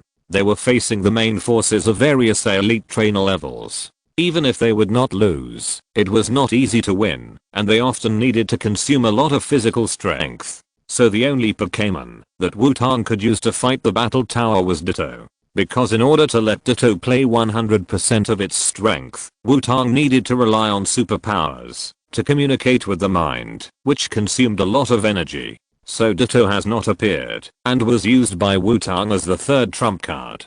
In fact, Wutong's best choice now is to get treated first, but he has won 9 consecutive games, and is only 1 game away from promotion. Wutong is a little reluctant. After thinking again and again, Wutong decided to upgrade first. If it doesn't work, let Ditto use a trump card. Wutong's Ditto doesn't have many other trump cards. There is a player who has won 9 consecutive games in the elite trainer rank like you, so you need to change the venue. The referee said to Wutong. Change the venue? No problem, let's go. Wutong didn't mind, just because he was tired of this venue. Came to a new room, and a new venue appeared in front of Wutong, which was similar to the previous venue. But the area of the battle venue is a little larger, and there are some rocks on it that serve as obstacles. It seems that the battle tower means that only the winner can continue to fight in this venue. At this time, Wutong's opponent also walked in. Wutong was stunned when he saw him. What happened today? Is it a familiar game? Why do I meet someone I know in every rank? Woolen Cloth. Chapter 258. The boy who came in from the entrance opposite Wutong was stunned when he saw Wutong, and then he smiled frivolously. Wutong saw it and thought it was not good. This guy had a crooked mouth. I haven't seen you for a while. How come Master Xiaomei is so lame? Only an elite trainer? This is it. After training with RC, Wutong said first. As long as I taunt first, no one can taunt me. Asshole, you are at the same level as me. But it's okay, this is my chance to take revenge. Xiaomei didn't expect that he would be taunted by Wutong first. Sure enough, after being too familiar with each other, it is easy to guess what you want to do. It's not that easy. Come on, level up when you can, and those who lose will have to play 10 consecutive victories again. Wutong said with a smile. Xiaoho, prepare for battle. Leave it to you, Thorn Dragon. Without the referee's reminder, Wutong and Xiaomei called out their Pokémon at the same time. 2 Pokémon appeared on the field, one with a black body and bone white patterns, like a hell dragon, but not a dragon type, and one that was obviously a blue seahorse, but a dragon type. Which is this? Which Charmander of yours? Judging from the patterns, it's the first one. Xiaomei asked after seeing Xiaoho. That's right, this guy is so big and strong. How could he be my Xiaobei? My Xiaobei is so beautiful. Wutong said. Raw. Xiaoho was shocked when he heard Wutong's words. So love will disappear, right? although it also thinks that Xiaobai is very beautiful. Inge. Thorn Dragon made a mocking cry directly. Roar. Hearing the laughter, Xiaohuo glared at the Sea Thorn Dragon, showing a ferocious expression to intimidate. Inge. The Thorn Dragon King glared back unwillingly. It seems that our Pokémon can't wait. Wutong said. It seems so, but it's not just our Pokémon. I can't wait either. Thorn Dragon King, move at high speed. Xiaomao commanded. Inge. The Thorn Dragon King suddenly increased its speed and began to run around in the battlefield. God knows how it can run so fast on the ground with the appearance of a seahorse. Xiaohuo, fly up, belly bulge. Wutong directly gave the ground to the Thorn Dragon King, allowing Xiaohuo to occupy the air. Roar. Xiaohuo flew into the air, slapped his belly with his two claws, and there were bursts of drumming sounds. Thorn Dragon King, gather energy, water gun. Xiaomao continued to command. The Thorn Dragon King took a deep breath and became highly focused. The Thorn Dragon King, who was running around on the field, suddenly stopped, raised his head, and aimed at the Thorn Dragon King in the air, and shot out a water gun. Xiaohuo, metal claws. Wutong commanded. Xiaohuo's claws in the air seemed to be covered with steel claws, and he cut off the water gun while waving back and forth. Sure enough, the water gun doesn't work. Thorn Dragon King, water cannon. Xiaomao said as if he had expected it. Yinch. Thorn Dragon King stopped the water gun, accumulated power for a while, and shot out a thick water column. Xiaohuo, get out of the way. Wutong knew that there was no way to cut it, so he directly commanded Xiaohuo to dodge. Roar. Xiaohuo flapped his wings and flew to the side, avoiding the Thorn Dragon King's water cannon attack. Thorn Dragon King, sweep over. Xiaomao didn't intend to stop and commanded Thorn Dragon King to continue chasing Xiaohuo. Thorn Dragon King twisted his head and continued to fire water cannons to sweep Xiaohuo. Xiaohuo, Dragon Dive. Seeing that the Thorn Dragon King was chasing closely, Wutong changed his tactics. Roar. A blood red energy aura appeared on Xiaohuo's body, and the aura wrapped around Xiaohuo and formed the shape of a dragon. With an amazing murderous aura, Xiaohuo, who turned into a blood-colored energy dragon, rushed towards the Thorn Dragon King. Thorn Dragon King. Shadow clone. Xiaomao chose to let the Thorn Dragon King dodge without hesitation. The Thorn Dragon King flashed, and more than 10 Thorn Dragon Kings appeared on the battlefield. Xiaohuo turned into a blood-colored energy dragon and directly smashed half of the Thorn Dragon King clones, and swung his tail to scatter 2 more Thorn Dragon King clones. TSK, what a disgusting skill. Do you have to find the last one every time? Wutong said irritably. The most annoying thing for Wutong when fighting is to find the real body from the shadow clone. The most favorite thing is to let the opponent find the real body of his Pokémon. The blood-colored energy on Xiaohuo's body, which did not hit the attack, dissipated and returned to its original state. Sure enough, it's still a battle of equal strength. It's more interesting. Wutong said to Xiaomao with a warlike smile. No, the advantage this time is mine. Thorn Dragon King, Muddy Current. Xiaomao said with a frivolous smile on his face. Yinch.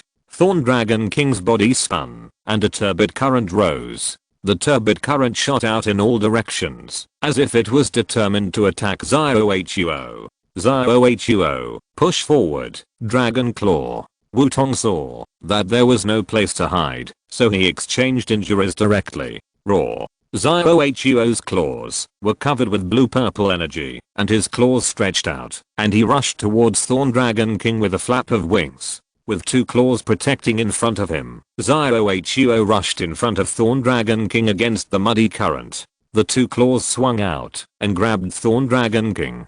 Thorn Dragon King, Dragon Dance. Xiaomao shouted hurriedly. The Thorn Dragon King began to spin on the spot like a tornado. Obviously, the Thorn Dragon King used Dragon Dance as a defensive skill. Xiaohuo's claws hit the Thorn Dragon King's tornado, and sparks popped out. It's not that easy. Xiaohuo, Metal Claws, Iron Tail. Wutong finally got Xiaohuo close to his body, and he obviously didn't want to let the Thorn Dragon King go. Xiaohuo put on the steel claws again, and his tail was also covered with metal color. He used his tail and claws to attack the Thorn Dragon King frantically. Under Xiaoxi's strong offensive, the tornado incarnated by the Thorn Dragon King was forcibly stopped, and Xiaoxi's attack fell on the Thorn Dragon King, leaving traces. Thorn Dragon King, Water Wave. Xiaoxiu still didn't give up looking for a countermeasure. Inge. The Thorn Dragon King endured Xiaoxi's damage, and a circle of water burst out from the Thorn Dragon King to the surroundings. Xiaoxi. Dragon Claws. Wutong also knew that Zhe was going to make his last attack, so he gave the command. Xiaoxi's two claws alternately slashed across the body of the Thorn Dragon King, and he was also hit by the water wave. The noisy battlefield became quiet for a moment, and the next second, the Thorn Dragon King was the first to fall down. Xiaoxi shook his body twice and managed not to fall to the ground. The Thorn Dragon King has lost his ability to fight, and the winner is Charizard, the referee said, after seeing the scene on the field. It seems that the advantage is mine. Wutong said. HMPH, don't be complacent, it's just that the goddess of luck looked at you more. Come back, Thorn Dragon King. Xiaoxiu took back the Thorn Dragon King and said. The first round ended with Wutong's advantage, and the second round was ready to begin. Chapter 259. The battle was over, and the battle was over. Claws, come out. Let it see the results of our training. Xiaoxiu sent his second Pokémon to the field. Scare. The shiny and healthy looking claws appeared on the field. Has it evolved? It looks good. Xiaoxiu, go fight it, Irontail. Wutong commanded. Roar. Xiaoxiu rushed directly to the claws, turned around, and whipped the claws with a metallic tail. Claws, metal claws. Xiaoxiu commanded. Scare. The two claws of the claws turned into steel and crossed in front of the body to block Xiaoxiu's iron tail. After blocking Xiaoxiu's attack, the giant mantis's pincers clamped towards Xiaoxiu. Xiaoxiu, Flame Fang. Wutong commanded. Irontail is just a bait. After all, Xiaoxiu's condition is very bad now. If the giant mantis fights with Xiaoxiu, Xiaoxiu may be dragged directly to lose his fighting ability. So the best way is to lure the giant mantis to confront Xiaoxiu head on. Roar. The blood red flames in Xiaoxiu's mouth surged, and a pair of blood red sharp teeth made of flames appeared and bit the giant mantis. The giant mantis's pincers also clamped hard on Xiaoxiu's neck. The flames dissipated, the giant mantis stood in place, and under it was Xiaoxiu, who had lost his fighting ability. Thank you for your hard work, Xiaoxiu, come back. Wutong said. Xiaoxiu's mission has been perfectly completed. Even if the condition is extremely bad, the damage caused by Xiaoxiu's attack to the limit is also considerable. Sure enough, you guys are doing it on purpose. Xiaoxiu said. You still got hit. Ditto. I leave it to you. Wutong shrugged and said. A blue slime-like Ditto appeared on the ground. Ditto? Giant claw mantis, use it to try the knife, move at high speed, and split it. Xiaoxiu said. Shock. Giant claw mantis rushed to Ditto with a trail of after images, and swung its claws horizontally, splitting Ditto. Heracross form, split tiles. Wutong's eyes were filled with a faint blue light, and his whole mind was highly concentrated, observing the situation on the field. Ditto's body squirmed, a white light flashed, and it turned into a pink giant rhinoceros beetle, and a white light appeared on its claws to catch the giant claw mantis's split. Duck-billed flame beast mode, flame fist. The body of Ditto flashed white light again, and it transformed into a pink duck-billed fire beast. One claw blocked the claws of the giant mantis, and the other claw ignited a flame and punched the giant mantis. The giant mantis retreated directly. TSK, your Ditto is as difficult as ever. Xiaoxiu said. You haven't seen more difficult ones yet. Ditto, spray fire. Wutong replied, his eyes flashing blue light. Ditto raised its two gun barrel arms, and the black muzzle was aimed at the giant mantis, and two pillars of fire shot out. Giant mantis, sword dance. Xiaoxiu commanded. The giant mantis crossed its arms to protect itself, and began to rotate on the spot, and the airflow it brought blocked the flames of Ditto. Giant mantis, gather energy, cross scissors. Xiaoxiu said, when he saw the right time. Scare. Mantis took a deep breath, staring at Ditto with both eyes. The next second, Mantis left a shadow and appeared beside Ditto. Two huge pincers crossed Ditto's body. Ditto flew backwards and changed from platypus to blue slime. Mantis, who replaced platypus and stayed in the same place, kept panting. Obviously, this move consumed a lot of Mantis. Is this the skill you learned from RC? Wutong asked with a sigh. After all, the power of this move is really strong. Ditto almost lost his ability to fight.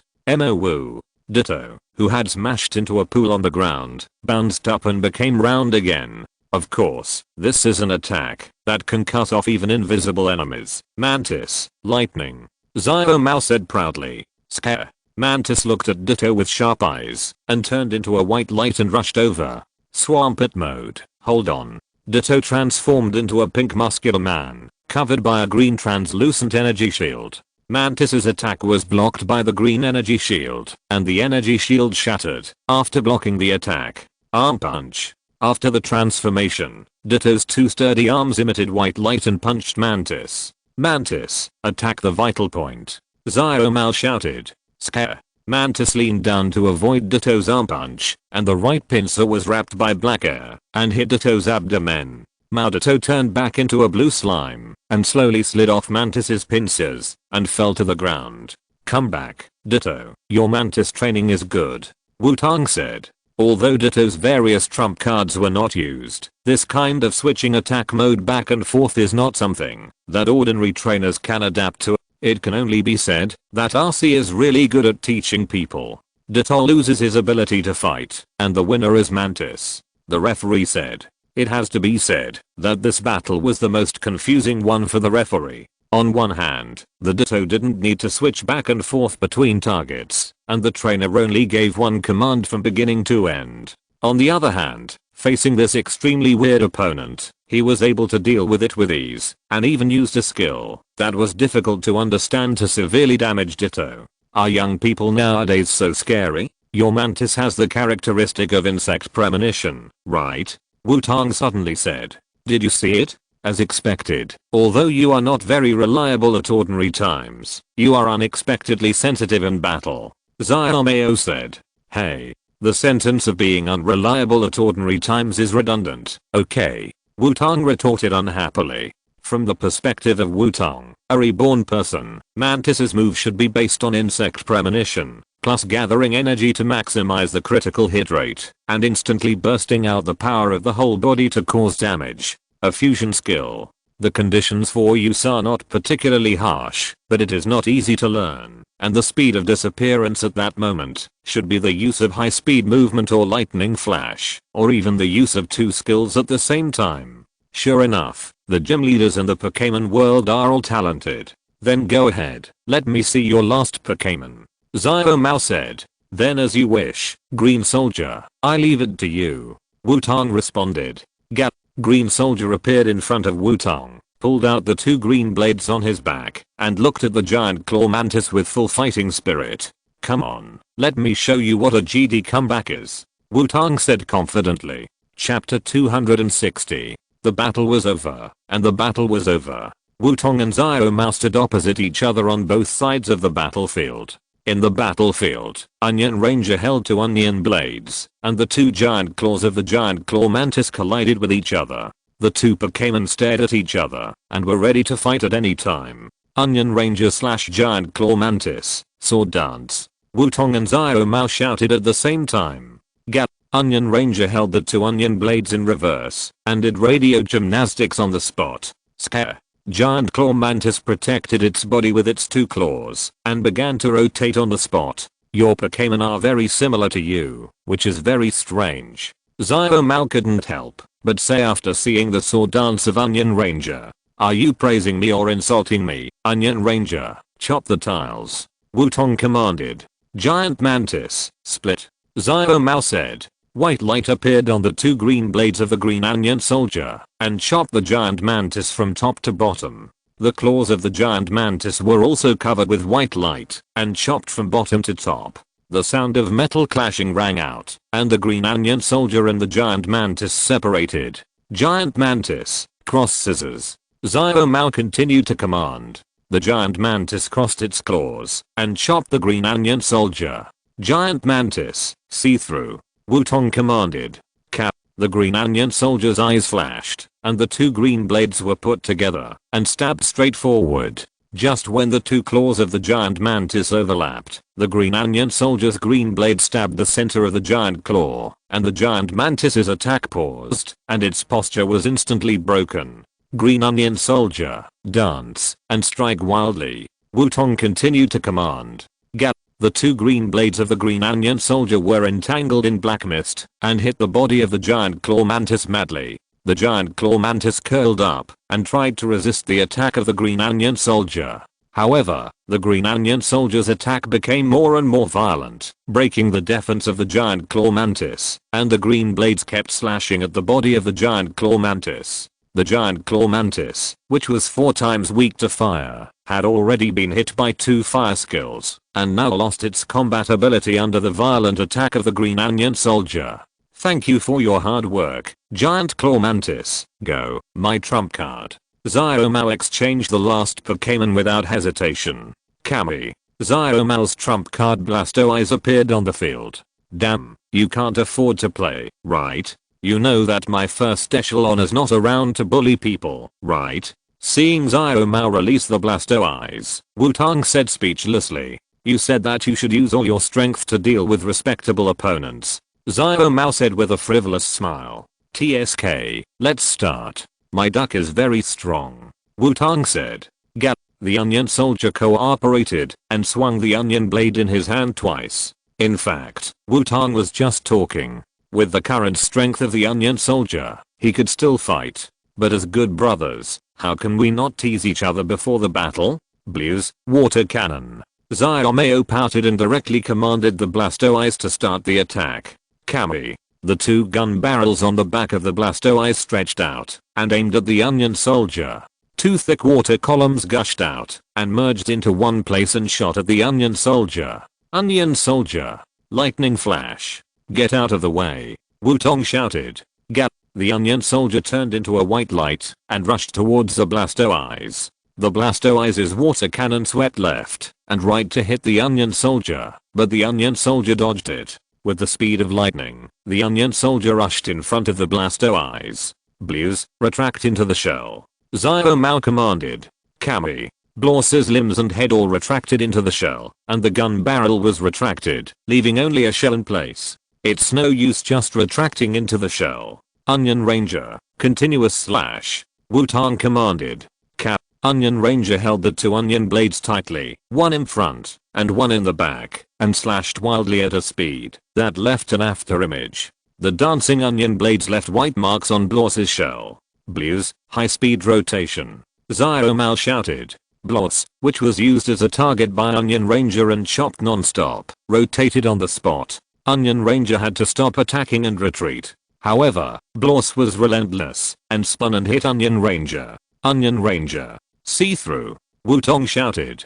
Cap. Onion Ranger leaned back and avoided Blaws's high-speed rotation. When the Blastoise rotated to the top of the green onion soldier, the green onion soldier stabbed upward with 2 green blades, hitting the center of the Blastoise's plastron. The Blastoise was directly knocked out. Green onion soldier. Hit the vital point. Wutong commanded the green onion soldier to pursue the victory. Gap. The green onion soldier rushed to the onion blade in the right hand, was entangled by the black air, and stabbed straight up.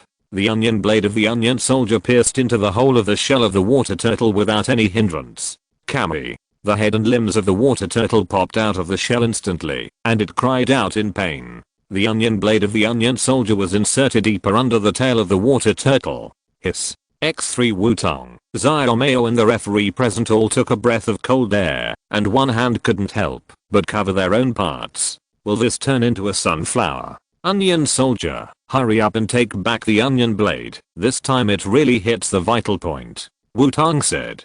Gap. The onion soldier withdrew the onion blade and retreated in front of Wutong. As a duck, it didn't understand why its trainer didn't let it pursue the victory. Kami. The water turtle had tears in its eyes and stared at the onion soldier fiercely. Blues, use the rocket head hammer. Xiaoxiao said. Kami. Blastoise kicked the ground fiercely, and its limbs were attracted into the shell, leaving only its head to hit the green onion soldier. The powerful explosive force wrapped the airflow around its body. Green onion soldier, substitute. Wutong commanded.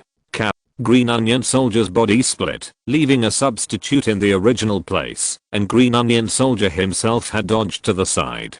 Green onion soldier's substitute was instantly knocked out, and hit the wall directly. You are really good at hiding, Blastoise. Let him see the results of our training directly. Cannon water cannon. Xiaomal shouted.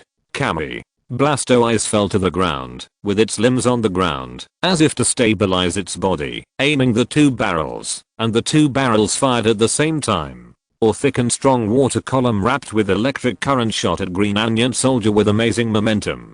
PS. Water cannon was previously translated as hydroelectric cannon, and in the special comics it is a water column with electric currents around it. Cicada soldier. Sword dance. There was no place to hide, so Wutong could only try to minimize the damage. Gap. The cicada soldier began to spin on the spot, and the two onion blades brought up gusts of air to form a small tornado. Blastoise's water cannon and the sword dance tornado of the cicada soldier collided with each other. The powerful water cannon kept suppressing the cicada soldier, and the cicada soldier's rotation became slower and slower, and finally it couldn't support it and stopped. Although Blastoise's water cannon was also a little weaker, it still flew out against the cicada soldier, and the cicada soldier was directly pushed onto the wall. Kami. Blastoise finally couldn't support it, after using the water cannon to hit the cicada soldier against the wall. The reaction of the water cannon made Blastoise temporarily lose the ability to move. After being weakened by the sword dance, the green onion soldier still survived the water cannon of the Blastoise, and climbed up from the ground with great effort. At this time, next to the green onion soldier was the green onion soldier's substitute who was knocked away by the Blastoise. TSK, we can only gamble. Green onion soldier, prepare to use that trick. Wutong said. Gap. Green onion soldier responded with difficulty and bit the green blade in his right hand into his mouth. The empty wings touched the green onion soldier's substitute, and the substitute twisted and turned into a long sword. The next second, the green onion soldier seemed to have made up his mind. His eyes became sharp, and the green onion soldier's body appeared steely. Under the intentional control of the green onion soldier, the steely color was forcibly pressed onto the two green onion blades and the substitute duck knife. The green onion blades and the duck knife became like steel, and more like a proper long knife. The green onion soldier rushed to the Blastoise with all his strength. Three sword style purgatory demon slash. Wutong shouted.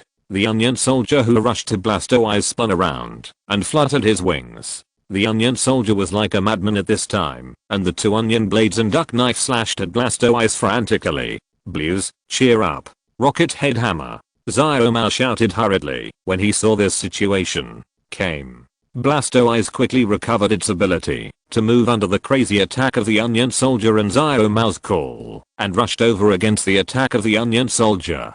The onion soldier lost consciousness and was knocked out. Blastoise stood in place and shook for a while, and fell to the ground and lost consciousness. Blues and onion soldier lost their fighting ability at the same time. The result of the game is a draw. The referee looked at the situation on the field and announced. Come back, onion soldier, you've worked hard. Wutong took back the onion soldier and said. It seems that it is too difficult to use this skill now. Not to mention that, if you want to use this trick, you have to consume some physical strength to create a substitute, and then turn it into a duck knife. Even after being prepared, it is very difficult to simulate the armament haki with the iron wall, and then fuse it with the continuous slash to instantly burst out a strong slash. After all, skill fusion and combination is completely different concepts. You should know that Wutong's Ace Swampert can only maintain the fusion attack of two skills normally now. However, this is far from the ultimate form that Wutong envisioned. With the basic support of the Source Zhang style secret scroll, in Wutong's expectation, the substitute and the iron wall should all be the basic prerequisites, and then let the green soldier learn poison attack, sunlight blade and abyss stab. Let the three swords have different attributes, plus continuous slash or future meteor assault. It can complete more powerful skills. However, this will take a long time to achieve. After all, it takes 5 to 6 skills to fuse at the same time, and the consumption and mental pressure are not a joke. It is estimated that when the green soldier can complete it, he can already compete with the mythical beasts. Of course, those mythical beasts at the top still can't touch porcelain casually. That is no longer a gap that can be made up by fusion skills. Come back, Blastoise. I didn't expect it to be a tie. Your last skill of Onion Soldier is not inferior to my giant claw mantis's attack that cuts off invisible enemies. Xiaomao said. Of course, after all, I spent a lot of effort to create this skill. But your real problem should be carelessness. Wutong said. After hearing Wutong's words, Xiaomao was silent. That's right, although he has tried hard to correct it, but after seeing that Wutong's last Pokémon is not an ace or a first tier Pokémon, Xiaomao still couldn't help but be careless. If it was more stable, or if a more appropriate time was chosen for Blastoise to use a water cannon, the results should be different. You are right. After all, I can't always expect the goddess of luck to be on my side. Xiaomao nodded and said. Forget it, you guy. It's good that you know it. Then, referee uncle, what should we be considered now? Wutong asked. Don't we both need to win 10 games in a row again? Xiaomao shrugged and asked. No need, although you two are tied and both have interrupted your 10-game winning streak. But as a referee, I judge that you two are qualified enough to upgrade to the next stage. The referee said. Is that so? Thank you, Uncle Referee. Wutong said happily. So, don't call me Uncle Brat. Believe it or not, I will let you win 10 games in a row again. The referee said angrily. Hahaha, Mr. Referee, I suggest you let him start again as a rookie trainer. After all, this guy likes to bully rookies the most. Xiaomao on the side chimed in. Sorry. Wutong immediately said honestly from his heart. After successfully advancing to the Gymona trainer level, Wutong and Xiaomao left the battle tower. One is because the time is almost up today, and the other is because the Pokémon of both of them can no longer continue to fight. Even though they had won all the way, Wutong and Xiaomao had experienced 30 battles, especially the last battle with the opponent. It was a complete test for both trainers and Pokémon. In the rest area of the Pokémon Center in Xiaozhi City, Wutong and Xiaomao rested while waiting for their Pokémon to recover. So, after you finished training with RC, you went to the Blastoise training holy place near Whirlpool Island, the Blastoise Strait, right? Your Blastoise learned the water cannon there? Wutong asked while holding a cup of hot cocoa. Yes, don't you have a Squirtle too? You can go there and take a look. It should be of great help to you. Xiaomao said while sipping coffee. Blastoise Strait, it's really a place worth going. By the way, speaking of Blastoise Strait, in the direction of Xiaozhi City to Manjan City, in the Mist Forest, the Bulbasaur Garden is there. You can go and have a look. The Bulbasaur seeds there will choose their own trainers, and their talents are very good, which can make up for the shortcomings of your Lidoop. Wutong said. Bulbasaur Garden? I see. I'll go take a look. Xiaomao thought for a while and nodded. After confirming that the other party would go to the place they recommended, Wutong and Xiaomao both smiled with a conspiracy. Why are you laughing so suddenly, and your smile is so creepy? Xiaomao asked. What do you mean creepy? This is a sunny smile. I just remembered something interesting. You are the one who smiled with bad intentions. Wutong retorted. This is called a kind smile. I just remembered something interesting. Xiaomao replied. The so-called friendship between boys is that if you are in trouble, I will definitely rush at the first opportunity, but when there is nothing to do, I don't mind trekking you and leaving some black history for fun in the future. Now Wutong and Xiaomao both want to make the other party leave a black history. Chapter 261. The old man was walking on the street, but the old man was walking on the street. Wutong was walking leisurely on the streets of Azure City. After parting with Xiaomao, Wutong, who was very interested in the Blastoise Strait, came directly to Azure City. After all, according to Xiaomao, if you want to go to the Blastoise Strait, you need to go through Azure City and then go to Whirlpool Island. The entrance to the Blastoise Strait is near the Silver Rock Island of Whirlpool Island. although Xiaomao has already said it in detail. Wutong, who knows that he is favored by the god of Lost, still decides to ask around in Azure City first, and it is better to get a detailed map before moving forward. And in Azure City, the person who Wutong is most familiar with and suitable for asking about things is undoubtedly the local snake in Azure City. No, it is the owner of the Azure Gym, RC. So the first thing Wutong did, after arriving in the Blue City, was to go to the Blue Gym to find RC. When he arrived at the entrance of the Blue Gym, it seemed very quiet inside. It seemed that there were no students training at this time. After all, he had been the acting gym leader of the Blue Gym, so Wutong felt like he was back home. When he entered the Blue Gym, he walked to the venue for receiving challenges in the Blue Gym with ease. As expected, RC was entertaining challengers at this time. Silently finding a place to sit down, Wutong waited for RC's battle to end. "Are you here to challenge the gym too?" Seeing Wutong sitting down, a girl who looked like a challenger asked familiarly. "For me, I can barely count," Wutong said after thinking for a moment. "Huh? Why can I barely count?" the girl asked in confusion. Wutong smiled and said nothing. "Is it because I'm too weak that I haven't got the gym badge?" The girl looked very restless and continued to ask. "I think my strength is pretty good," Wutong said modestly. "Then why haven't you gotten the Azure Gym badge?" It is said that the Azure Gym is now the top 3 easiest gym badges to get in the Johto region. The girl seemed to have determined that Wutong was the trainer who had never gotten the badge, and continued. "Huh? Not really? RC shouldn't be that weak, right?" Wutong frowned and said strangely. "This is true. That's why everyone came to challenge the Azure Gym," the girl said with a look of certainty. Wutong felt something was wrong and observed RC carefully, and then Wutong found that RC seemed to be a lot rounder. And he was now commanding his ace Gali, and Gala's body looked a lot rounder. "What's going on?" Wutong said with a twitch in the corner of his eye. It was only more than 2 months since they separated. How come RC and Gali are both rounder? RC's battle ended quickly, and the reason for the failure was Gala's lack of physical strength. The round body became a burden to him, making it lose the ability to fight for a long time.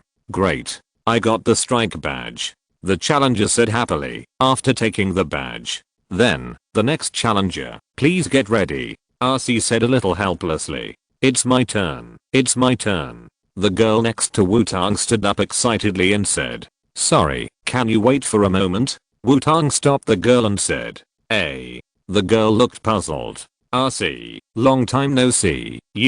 What's wrong?" Wutong walked up to RC and asked. "Wutong?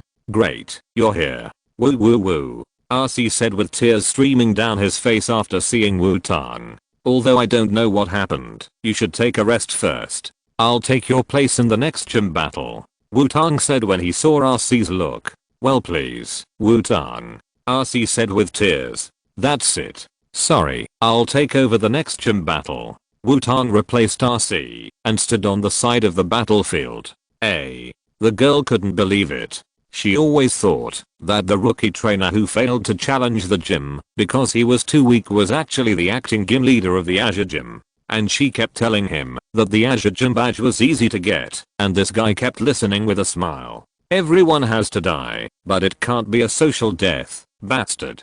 The girl's face was flushed at this time, and she stared at Wutong with tears in the corners of her eyes. The students and challengers nearby who didn't know the truth looked at the two with gossip on their faces. As spectators, their intuition told them that there must be some story between the two. Then, the rules are the same as before. Go ahead, Onion Soldier. As the acting gym leader of the fighting gym, of course he had to send out fighting type Pokémon.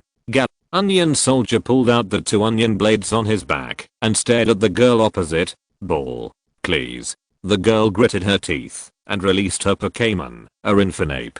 A new gym battle began. It is said that many Pokémon trainers ran away from the Azure Gym crying that day. Without exception, they were all defeated by the acting gym leader who suddenly appeared with a ruthless attitude. In the evening, after the Azure Gym closed for rest, Wutong began to ask RC what happened. RC sat cross-legged opposite Wutong, and behind him were his Pokémon who had become plump. "So, what happened to you and your Pokémon? Did you take hormones? And, where is Maho? Didn't she care about you like this?" Wutong asked speechlessly. Miho and her besties went on a trip to other areas. After all, she hasn't done what she likes for a long time because she has been taking care of me in the gym. RC said a little embarrassedly. So you have been solving the problem of eating by yourself during this period? Wutong asked. Yes, that's right. RC scratched his head and said. What did you and your Pokémon eat to become so round? Wutong continued to ask. That, you will know, after looking at this. Come out. RC took out a Pokéball and released a Pokémon. A blue-purple Frost Milk Fairy was released. Frost Milk Fairy? This color is shiny. Wutong asked when he saw Frost Milk Fairy. Yes, this Frost Milk Fairy was given to me by the eldest lady. RC said proudly. Float after Frost Milk Fairy was released, he was very happy to see so many Pokémon and people nearby. I don't know where he took out a huge cake base, and then he started to spread cream on the spot to make a cake. Soon, Frosty Milk Fairy finished the cake and happily distributed it to everyone. RC and his Pokémon all got used to it, and started eating the cake. Wutong looked at the cake in his hand, which was coated with blue-purple cream, and exuded a fresh blueberry aroma, and took a curious bite. The cream was tender and sweet, followed by a rich blueberry flavor. Although it was sweet, it was not greasy at all, making people want to continue eating. This cake tastes very good. Wutong praised. Of course, the second half of the sentence was not said. If nothing unexpected happens, the flash power of this Frosty Milk Fairy is to enhance the taste of the cream it produces. Maybe there are other effects, but there is no way to know for the time being. So, I know why you said it after seeing it? Wutong asked curiously. It's because of this little guy, RC said, while eating the cake. Huh? Why? Wutong still didn't understand, and then took the new cake handed over by Frosty Milk Fairy. Because the cake made by this kid is so delicious. RC picked up another piece of cake and said as a matter of course. Then you should be more restrained. As a martial artist, how can you not have this little self-control? Wutong said, and then took the cake handed over by Frost Milk Fairy. But, it's really delicious. You know I like sweets. Besides, I will work hard every time after eating. RC continued to eat and said. Indeed, with your exercise volume, it shouldn't be like this in such a short time. Wutong took the cake from Frost Milk Fairy again, and said while eating. Hey, Wutong, do you know how much cake you have eaten? RC suddenly asked. How much cake did you eat? I only ate, Wutong took the cake handed over by Frost Milk Fairy again, and suddenly found that something seemed wrong. He had eaten 5 or 6 pieces of cake without realizing it. You know, the cakes made by Frost Milk Fairy are not small in size. Moreover, I don't know if it's an illusion. Wutong feels like he has become a little fatter. What's going on? Wutong said. Once this little guy starts making cakes, he won't stop until we can't eat them all. And the cakes made by this little guy seem to have magic, which is hard to refuse. And the most important point is that the energy of the cakes he makes is very high. RC said, and tried to take back Frosty Milk Fairy. As a result, Frosty Milk Fairy ran out of the Pokéball and continued to make cakes. This really makes people don't know what to say. Wutong said with a smile. In order to make Frosty Milk Fairy stop, Wutong asked the Dream Demon to secretly hypnotize Frost Milk Fairy, but even though she was asleep, she was still waving her hands and wanted to continue making cakes. What a terrible obsession. It seems that you need to stop eating sweets for a while. Wutong looked at RC seriously and said, what? RC looked unbelievable. As the owner of a fighting gym, how can you sleep like this? Those guys behind. Do you think I didn't say anything to you? Look at how around you are. Wutong looked at RC and his Pokémon with a cold face and said, from today on, I will be responsible for all your meals. Until you lose weight. Also, RC, hand over Frost Milk Fairy to me first, and you are not allowed to eat the cakes made by Frost Milk Fairy during this period. Wutong said. At this time, Wutong exuded invisible pressure all over his body. More than 10 years of life in the breeding house made him feel a sense of oppression when facing the Pokémon to be raised. AC, the Pokémon is actually me? In the next half month, Wutong strictly controlled the calorie intake of AC and his Pokémon every day. For the Pokémon, energy blocks that can promote digestion and metabolism were added to allow them to excrete excess energy faster.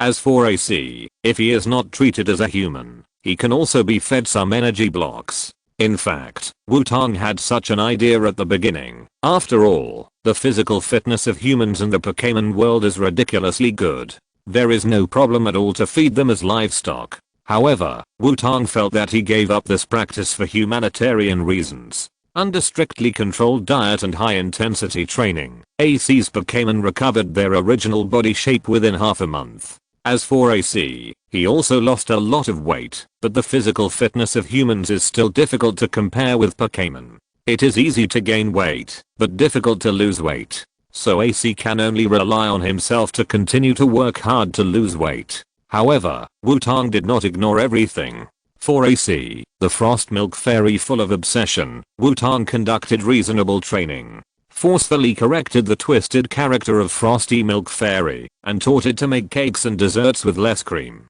In this way, even if Wutong left, AC could eat the food made by Frosty Milk Fairy without worry. Of course, it should be eaten in moderation. After staying in the Azure Gym for half a month, Wutong solved the problem of RC and his Pokémon, and decided to continue to the Blastoise Strait. At the door of the Azure Gym, RC saw Wutong off. "Wow, thank you so much, Wutong. I thought I couldn't lose weight. I was so moved." RC, who was easily moved, said with tears, "Don't cry like this all the time, and don't you want to restrain yourself at all?" Wutong replied speechlessly. "By the way, this is the route map to the Blastoise Strait. I know you are a road idiot, so I have marked it in detail. If necessary, I can also find a tour guide for you," RC said. "You bastard.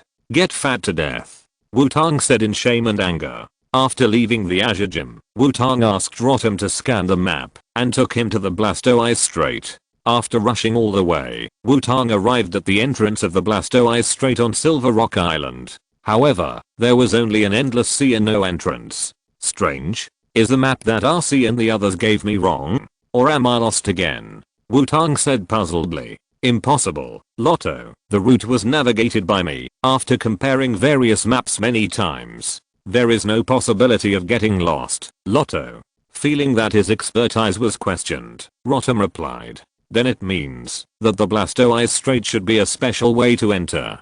Thank you for your hard work, Rotom. Come back and rest first," Wutong said to Rotom. After hearing what Wutong said, Rotom floated back into Wutong's pocket. "So, how do we enter the Blastoise Strait?" Wutong began to look for clues nearby. When he came to a rock that looked like a turtle shell, Wutong felt like he stepped on something and heard a click. Then Wutong felt a sense of weightlessness, and the next second, Wutong fell directly. "Xiaomao, you bastard." Wutong's first reaction at this time was that Xiaomao had tricked him. At the same time, in the mist forest, Xiaomao, who was trapped in the fog, just wanted to send a flying Pokémon to leave from the air, but he felt something entangled his ankle. Wutong, that guy. Xiaomao also understood instantly that Wutong must be hiding something. This may be the law of conservation of energy. Chapter 262. The sky was full of smoke, and the sky was full of smoke. I've never seen such a small box. Damn. It's a turtle head. Wutong, who fell into the trap, opened his eyes and saw a blue turtle head with a pouting mouth slowly approaching. Wutong, who was startled, punched out subconsciously. Kami, the water turtle, who didn't react, was hit hard by Wutong's eyes, and his body couldn't help but retreat. "Come out, Green Onion Soldier." Wutong jumped up immediately, observing the surroundings vigilantly, and releasing the Green Onion Soldier at the same time. The Green Onion Soldier held the Green Onion blade to protect Wutong. At this time, Wutong slowly recalled what happened to him. After accidentally triggering the trap, Wutong fell down. There was nothing dangerous, but more like an extra long water slide.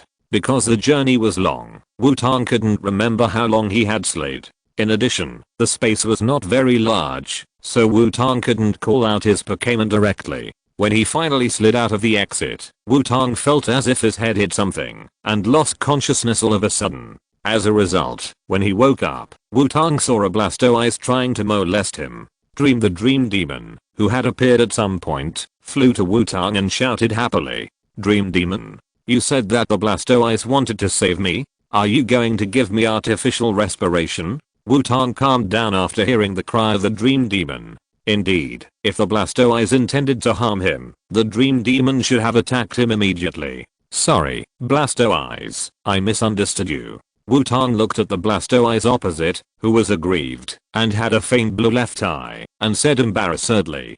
Kamui Blastoise called out, and shook her head to indicate that it was okay. Are there any guests coming? But why do all the recent guests come in this way? A voice full of queenly air sounded. Wutong turned around, and a little girl who looked very cute came over. Huh, just now, were you talking? Wutong asked a little uncertainly. Yes, it's me. I'm Shulan, the manager of Blastoise Strait. Shulan walked in front of Wutong, and looked up at Wutong and said. The delicate and cute little face was cold, but the voice was full of queenly air. Hiss, my name is Wutong, from Tokiwa City. I want to visit the Blastoise Strait. Excuse me, how old are you this year? Wutong took a breath and asked carefully. I know what you are thinking. Everyone who sees me for the first time will do this, but you are the first one to ask a girl's age directly without any courtesy. Shulan said coldly. Sorry. For some reason, this cute little face with a mature voice gave off an inexplicable sense of oppression. Wutong bowed his head and admitted his mistake. It's okay, I'm used to it anyway. Then, little guest from Tokiwa City, come with me. Blastoise, you come too. Are you blocking the exit of the slide again? Shulan said to Blastoise. Kamui Blastoise on the side scratched his head and shouted embarrassedly. Blocking the exit of the slide? Wait a minute, I think my head hit something when I slid out. Wutong rubbed his head, which was still aching, and looked at Blastoise and said, if it weren't for the ridiculously strong physical fitness of humans in this world, the head would not be recovered by losing consciousness for a short while. Kamui. Degreed egg. Blastoise trembled when he saw Wutong's sight, and then blushed and looked away. Kang Yubbing patted Wutong's shoulder to indicate that he should not care about these details. You, come back. Wutong reluctantly put the onion soldier back into the Pokeball. Following Shulan, Wutong walked out of the cave below and saw the sun again. If Wutong now flew up on Xiaozhi and looked down at where he would find that he was on an island that looked like a turtle, and at the position of the turtle's head was along a narrow strait. Welcome to the Blastoise Strait, Shulan said after bringing Wutong back to the ground. Wutong looked around curiously, but found that the Blastoise Strait was much quieter than he had imagined. There were only a few Blastoises lying there lazily to rest, and more were Squirtle and Squirtle running and playing. Miss Shulan, why are there so few Blastoises here? Wutong asked curiously. Because most of the Blastoises have gone to practice, and they will only come back when it's time to eat. Shulan explained. So that's how it is. By the way, Miss Shulan, you said before that the road I came in was not the normal way to enter the Blastoise Strait, right? Wutong nodded and continued to ask. Yes, the road you entered is usually the road for the Blastoises who go out to come back. Or you can think of it as a high-speed slide channel dedicated to Blastoises. Shulan continued. So that's how it is. Xiaoxia that guy. Wutong said angrily, without any consciousness of deceiving Xiaoxia to experience bondage play. You can visit here freely. Of course, if you are interested in the way the Blastoises practice, you can come to me. I can take you to see it. Shulan's tone was still cold, but the meaning of the words was very enthusiastic. I know, thank you Miss Shulan. Xiaoxi, come out. We have already come to the Blastoise Strait, of course. Let Xiaoxi come out to see it. Kamui. The little turtle appeared and showed an excited look when he saw many of its kind nearby. The shiny Squirtle? It seems that you want to come to the Blastoise Strait because of it. Shulan said after looking at the little turtle. Yes, my little turtle has accumulated enough power to evolve, but I hope it can evolve in a suitable environment. Wutong nodded and said. Kamui the little turtle was already happily running over to play with its kind. However, the little turtle's unique color and pattern made the other squirrels in the Blastoise Strait seem a little resistant. Sure enough, most of the shiny Pokémon are not well received in their respective populations. In fact, a large part of the reason why the little turtle can have such a good relationship with Xiaozhi and others is because of Wutong. After all, Wutong is Xiaozhi and others' big brother, and the big brother of the little turtle's owner. When it came to the Blastoise Strait, there was no bridge or medium to help, so it was difficult for the little turtle to integrate into it. As for why Froglet can get along so well in Bulbasaur courtyard, it is because he is facing a group of Bulbasaur. In their eyes, Froglet is probably an ugly and pitiful baby. In addition, most Bulbasaur have a gentle personality, so Froglet is not excluded, but taught the way to use skills and abilities. In that case, just follow me. Maybe it will help you. Shulan said after hearing what Wutong said. Okay, little turtle, let's go. Wutong called little turtle to follow Shulan's footsteps. Following Shulan, Wutong came to a building in the center and got on a transparent elevator on all 4 sides. The elevator carried Wutong, Shulan, little turtle and Blastoise and began to move downwards. The elevator went down all the way to the sea. Just below the Blastoise Strait was a place that was also wrapped in special glass on all 4 sides. After arriving here, Wutong finally saw the Blastoises in the Blastoise Strait. In the nearby sea, there are special ocean waves for unknown reasons, which form vortices of different sizes and brightness. In each vortex, there is a Blastoise, which is baptized by the ocean waves and tempers itself. Is this the way of practicing in the Blastoise Strait? Wutong couldn't help but say, yes, there are countless natural ocean vortices in the Blastoise Strait near the Whirlpool Island. Each ocean vortex has a different fluctuation amplitude. The Blastoises here enhance their defense capabilities by accepting the tempering of vortex fluctuations in the center of the vortex. The Blastoises that come out of the Blastoise Strait may not have very strong attack power, but they are definitely top-notch in terms of defense. Shulan said without concealment. Well, it can be seen that each Blastoise gives people a very solid feeling. Wutong nodded and said, it must be said that the 3 holy places of practice, Charizard Valley, Bulbasaur Courtyard and Blastoise Strait, have their own unique features. The Charizard Valley pursues the ultimate combat ability through the constant battles between Charizards, and the Bulbasaur Courtyard accumulates energy by absorbing the power of the earth and the sun. And the Blastoise Strait wants to achieve super high defense by constantly tempering itself. Although the routes are different, they are all excellent training methods that conform to their own characteristics. Miss Shulan asked me to come here directly with you. Can my little turtle practice in this way now? Wutong asked curiously. Normally, only after evolving into Blastoise can this training method be endured, but for those who are about to evolve or have talents for a very high Squirtle, the evolution can be accelerated by tempering with vortex waves. Shulan pointed to a small vortex and said, what about the danger? If it fails, will the little turtle be in danger? Wutong asked cautiously. Don't worry, it won't be dangerous, and every time a Squirtle wants to evolve in this way, the nearby Blastoise will come to help. Shulan said. Is that so? I understand. Then I'll leave it to you, Miss Shulan. Little turtle, get ready and see if you can evolve here. Wutong said. Kami. The little turtle responded with full of energy. But just in case, here, this is the special energy block prepared before, which replenishes physical strength after evolution, and then wait a moment, come out, ditto. Wutong warned. If it was evolution during battle, or other normal evolution methods, Wutong would not have to do so. But trying to evolve in a place where Blastoise is not easy to practice, Wutong thinks it is better to be careful. Wu. The Ditto who was called out looked at Wutong in confusion. Be good, Ditto, come here. Wutong turned into a weird uncle and waved at Ditto. Wu. Ditto obediently came to Wutong's feet and called out in confusion. Bear with it will be over soon. Wutong grabbed Ditto and put his hand directly into Ditto's mouth. Wu. Open bracket closed bracket exclamation mark. Wutong searched inside Ditto and pulled out a silver feather. Although he didn't know the principle, Wutong found that he could take out the things stored in Ditto's body in this way. As for using Ditto as a mobile backpack, Wutong tried it and found that it didn't work. Because Ditto can only store items that allow it to transform without a target. Equals deg.deg. open bracket underscore closed bracket question mark equals deg. Turtle, Shulan and Blastoise on the side were all shocked by Wutong's operation.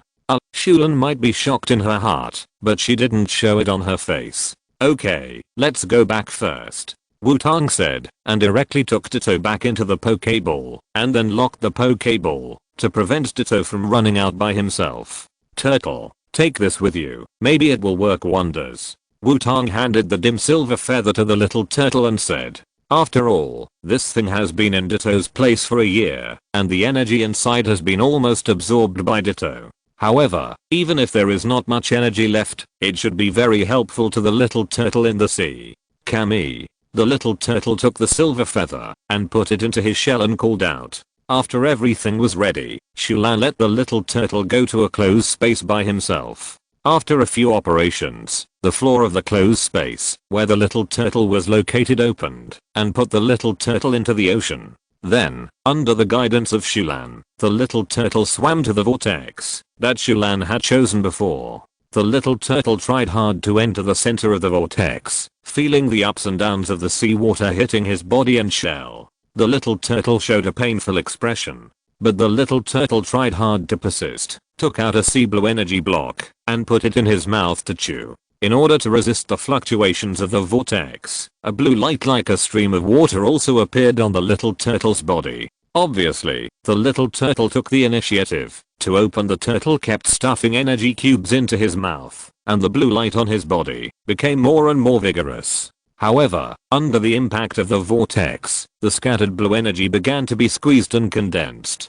The silver feathers in the turtle's shell also began to emit light. At the same time, somewhere in the same ocean, two Pokémon, one big and one small, that looked like big white birds, seemed to have sensed something, and moved towards the vicinity of Silver Rock Island. After the silver feathers began to take effect, the vortex where the turtle was suddenly became larger, and the impact on the turtle became stronger. The turtle's resistance became more and more difficult, but at the same time, the turtle felt that his understanding and control of the fluctuations became clearer. Miss Shulan, why did the vortex suddenly become stronger? Wutong, who was watching the turtle evolve, asked worriedly. I don't know, but it's not a big problem. If your Squirtle is in danger, the nearby Blastoise will take action, Shulan said. As time went by, the blue light on the little turtle became more and more restrained, and was compressed to the point where it formed a thin layer of light film close to the little turtle. The next second, a dazzling white light appeared on the little turtle, and this attempt at evolution seemed to be successful. Chapter 263. The sea is full of life, and the sea is full of life. In the ocean under the Blastoise Strait, as the white light of evolution disappeared, a Blastoise with an iron gray shell, light gray skin, and dark blue water-like patterns on its body appeared in front of Wutong and Shulan. The evolved little turtle exudes a heavy feeling. Perhaps because it is in the ocean, the dark blue water-like patterns on the little turtle's body flash from time to time. Blade Turtle, go and bring it back, Shulan said to the Blastoise beside him. Kami. Blastoise nodded and swam into the sea from the exit. Although the little turtle in the vortex has completed its evolution, it has also lost its strength. Losing the ability to move normally, the little turtle has no way to get out of the vortex. Blastoise swam into the whirlpool, grabbed the little turtle, and brought it out of the whirlpool. Dragging the little turtle all the way, Blastoise brought the little turtle back to Wutong and Shulan. Little turtle, you've worked hard, Wutong said as he looked at the little turtle that was taller than him. Kami, the little turtle, cried out weakly and was taken back into the Pokeball by Wutong. Before going back, the little turtle did not forget to take out the silver feather. After Wutong took back the silver feather, he immediately stuffed it back into Ditto's body and then took it back before Ditto could react. Ditto equals deg. Miss Shulan, is there a place in the Blastoise Strait where Pokémon can be restored? Although he knew there must be one, Wutong still asked for the time being. There is no such place, Shulan said coldly. Then please take me there, Miss Shulan. Huh? No? Wutong said subconsciously, and then found something wrong. I'm joking. Isn't it funny? The training ground of Blastoise doesn't even have a place to treat Pokémon, Shulan said with a cold face. Very funny. Wutong looked at Shulan's cold face and didn't know what to say for a moment, so he could only perfunctorily say it. Following Shulan back to the building above, he sent the little turtle to the treatment room. Shulan left first because she had her own things to do. Wutong waited for the little turtle to recover. After the little turtle recovered, Wutong released it again and checked the state of the little turtle after its evolution. At this time, Xiaozhi, who had not appeared for a long time, needed to come out to work. Xiaozhi, come and see the new look of our little turtle. Wutong took out the Pokémon illustrated book and said, big brother, good morning. Xiaozhi, who has been getting more and more sleepy recently, came out of the Pokémon illustrated book and stretched and said, Kamui. The little turtle waved to Xiaozhi and said hello. Oh, wow, the little turtle has evolved. It's grey and looks hard. Xiaozhi said while looking at the little turtle. Although Xiaozhi's statement is a bit strange, the little turtle's current appearance is good looking. What makes Wutong very happy is that his second echelon has finally started to take the appearance route. A Dark Knight style green soldier with black feathers, black skin with bone white flame patterns, and a blood red flame like a hell dragon. Xiaohuo. A snow white, slender, fairy like Xiaobai, like a blue slime, a soft and bouncy ditto, plus a little turtle that has evolved now. It is definitely very eye-catching when pulled out. Of course, his first echelon is also eye-catching, but in another sense. Speaking of which, Xiaozhi seems to have never seen the evolved Xiaohuo. Xiaohua, you two should come out too. Wutong said. Rawdan, Xiaohuo and Xiaohua were also called out. Xiaohuo felt very happy when he saw Xiao Turtle also evolved. Dana. Deg. Xiaohua, who was sandwiched between Xiaohuo and Xiao Turtle, was shocked. Didn't they agree to grow up together? Question mark. Why did you two secretly take hormones first? Oh, wow. Xiaohuo has also changed. He has become so dark. Xiaohui exclaimed again after seeing Xiaohuo. Okay, Xiaohui, please identify the information of Xiaohuo and Xiao Turtle. Wutong said. Leave it to me, big brother. Xiaohui patted his chest and said with full energy. Ding, Charizard, a fire Pokémon, can fly to an altitude of 1,400 meters above the ground with its wings. Spits out high temperature flames. It has both fire and flying attributes. The more hard battles it goes through, the higher the temperature of Charizard's flames. It can spit out fierce flames that seem to burn even rocks. Sometimes it can cause forest fires. When scorching flames are ejected from its mouth, the red flame at the tip of its tail burns even more fiercely. Current skills: Dragon Dive, Dragon Tail, Belly Drum, Iron Tail, Metal Claws, Bite, Grab, Scream, Sparks, Smoke Screen, Flame Fang, Split, Jet Flame, Ghost Face, Sleep Talk. Dragon Claws Blues, a shelled Pokémon, is the evolution of Squirtle. Although its huge body does not have the advantage of speed, it has amazing strength. The hard shell has a very high defense, and the water cannon on its back has a huge attack power. Its body is very heavy, and it can make the opponent faint. After pressing it down, it will hide in its shell when in danger. The jet of water released from the cannon on its shell is enough to penetrate thick iron plates. Current skills: White Mist, Black Mist, Mirror Reflection, High 5 Surprise Attack, Yawn, Watering, Life Drop, Impact, Water Gun, Retract into Shell, Water Wave, High Speed Spin, Rocket Hammer, Hold, Snoring, Sleep Talk, Cannon Light Cannon, Water Cannon, Iron Wall. After evolving, you learned Cannon Light Cannon, Water Cannon, and Iron Wall. Didn't you learn to break the shell? It seems that the little turtle is going to go on the road of heavy artillery and never look back. Wutong said to himself while looking at the information of Xiaohu and Xiaogi.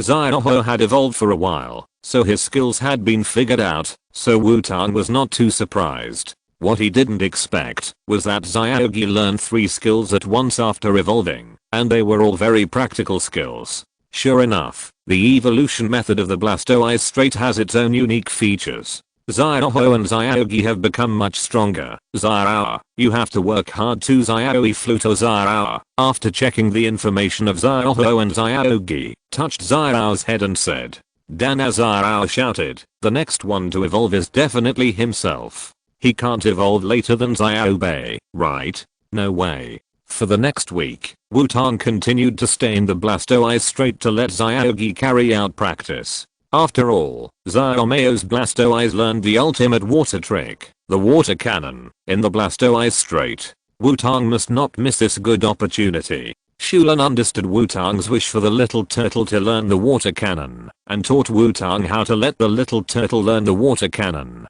If the little turtle wants to learn the water cannon, it still needs the help of the vortex in the sea. At the same time, it is necessary to learn the water cannon and the water gun. The way of practice is also very simple, that is, to penetrate the vortex with the water cannon first. In the ocean, it is very difficult to penetrate the vortex with water. So start practicing with the more powerful water cannon at the beginning, and then try to do the same thing with the water gun, after you can easily penetrate the vortex with the water cannon. When the little turtle can easily penetrate the vortex with the water gun when the vortex flows, the turtle has basically learned how to use the cannon. After that, it needs to learn how to burst out enough energy in an instant to use the cannon. After a week of training, the turtle in the deep ocean vortex has adapted to its evolved body shape. It is also getting more and more accustomed to the new way of fighting. The iron grey shell of the turtle has become full of luster under the constant scouring and tempering of the vortex. If you don't look carefully, you might think it is a shell made of metal. As for the cannon, the turtle has also successfully mastered it. At the same time, the turtle feels that he seems to be more and more handy in using the water wave. Under the superposition of the waves actively manipulated by the turtle, the water wave can exert the power of the water cannon, but the consumption is greater.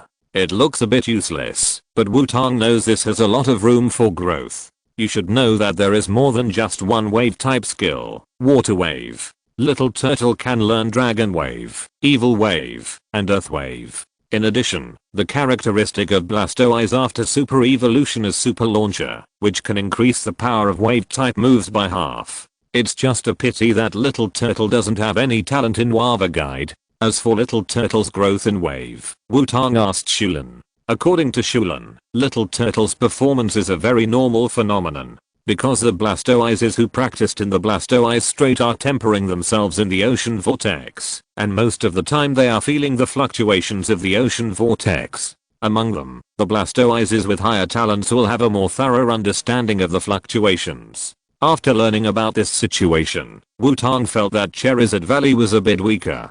After all, Venusaur Courtyard and Blastoise Strait can teach the ultimate tricks of the corresponding attributes, but fire breathing there is nothing else in Dragon Valley except fighting. Maybe it was because he didn't have Charizard at that time. Wutong thought he should find time to go to Charizard Valley again and take Xiaobei home to see. After Xiaogi's training was over, Wutong left the Blastoise Strait. After all, he still needed to verify Xiaogi's current strength. The best way to verify strength is of course, to prove it with actual combat. So Wutong is now eager to find a suitable opponent to fight. After leaving the Blastoise Strait, Wutong flew directly to Silver Rock Island on Xiaoho. After a long period of training, Xiaoho can finally carry Wutong to fly normally. However, on the way to Silver Rock Island, Wutong saw a few unexpected, but not unexpected acquaintances when he passed by Chang Island. What was unexpected was that he was surprised at the speed of these people's travel, and what was not unexpected was that they had met many times. Xiaoho, change the route, fly down. Wutong said to Xiaoho. Raw Xiaoho responded and flew down. Long time no see, Xiaoxi, Pikachu, Xiaoxia, Xiaogang, and this one should be Ahang, right? Wutong jumped down from a position close to the ground and landed in front of Xiaoxi and his group. He casually took out Xiaoho's Pokeball from his waist and raised it into the air to collect Xiaoho. His movements were smooth and powerful. Xiaotang, Xiaoxi, Xiaogang and Xiaoxia said in surprise after seeing Wutong. Pika. Pikachu also shook its claws at Wutong. Next to Pikachu was a Pikachu with bangs, looking at Wutong curiously. It should be Ahang's Pikachu Ren. Wutong, the champion of the Quartz Conference. After seeing Wutong, Ahang showed obvious fighting spirit. Long time no see, Xiaotong. Are you also here to find that mysterious Pokémon? Xiaoxi asked directly. Mysterious Pokémon? No, I just happen to be practicing here. Wutong replied. The mysterious Pokémon that Xiaoxi mentioned should be Lugia Xiaoyan. I wonder what Sakaki would think if he knew that Lugia was called Xiaoyan. My son of a divine beast, or my Xiaoyan is a divine beast. Is that so? But Xiaotong, why are your legs shaking all the time? Xiaoxi asked in confusion. Don't worry about these details. Tell me more about the mysterious Pokémon. I'm very interested. Wutong changed the subject. What else could be the reason for the shaking legs? Because they are numb. After all, it was the first time to jump down like this. The control of the height was not very good. I jumped a little too early and my legs were numb. I have to say that Xiaoxi is unexpectedly sharp in useless aspects. If he was so sharp when facing girls, Serena would have been pregnant with her second child. No, it seems that his age does not allow it. Anyway, Xiaoxi is a wooden man. Xiaoxi was easily diverted by Wutong and began to talk to Wutong about the mysterious Pokémon. The current situation is that Ahang, who has read a lot of information, and Xiaoxi, who does things only by intuition, have both come here. Wutong said after listening to Xiaoxi's story. Wait a minute, Xiaotong, are you scolding me? Xiaoxi said. That means that the mysterious Pokémon must be here. Xiaoxia said excitedly. Yes, if both methods point to this place, then the probability that the mysterious Pokémon lives near Okinawa Island is very high. Xiaogang nodded in agreement. In this case, let's start searching. Let's start from there. Ahang pointed in a direction and said. Wait a minute. Don't ignore me. Xiaoxi said angrily when he was ignored. Pikachu patted Xiaoxi's shoulder to indicate that he should not care about these details. Wait a minute, can you listen to me before that? Wutong raised an objection at this time. Xiaoxi and his group, as well as Hiro, all looked at Wutong. Before we take action, let's have a Pokémon battle first. Wutong said directly, with fighting spirit in his eyes. If you're listening to this novel on a channel other than Fanfic World, it means they downloaded and uploaded it without effort. We cordially invite you to visit our channel, Mundo Fanfic Novelos. There you'll find the original version of this story and you can explore many other novels of various genres. We're waiting for you to immerse yourself in a world of incredible novels. Chapter 264. The battle was over, and the battle was over. On the coast of Okinawa Island, looking at Wutong, who was full of fighting spirit, Xiaogang and Xiaoxia were a little confused. After all, in their impression, shouldn't Xiaoxi be the one who takes the initiative to challenge every time? Why is Wutong so active today? No problem. I'll fight with you. Xiaoxi, the battle maniac, accepted Wutong's battle invitation without hesitation after hearing it. Ahang on the side was a little confused. Wasn't he looking for a mysterious Pokémon? Why did he suddenly start fighting? Just a 1v1 game. My little turtle just finished training, so I want to test its current strength. Little turtle, come out. Wutong explained. Kami, the little turtle covered in grey, was released. Xiaotong's Squirtle has evolved into Blastoise. It looks so strong. Xiaoxia said after seeing the little turtle. Yes, whether it is the strength of the body, the luster of the skin and the brightness of the shell, they are all perfect. Xiaotong is worthy of being a top Pokémon breeder. I have to work hard too. Xiaogang suddenly ignited his fighting spirit and said, since it is Blastoise, crocodile. Please. Xiaoxi's choice is the same as always. Dig mud, dig mud, dig.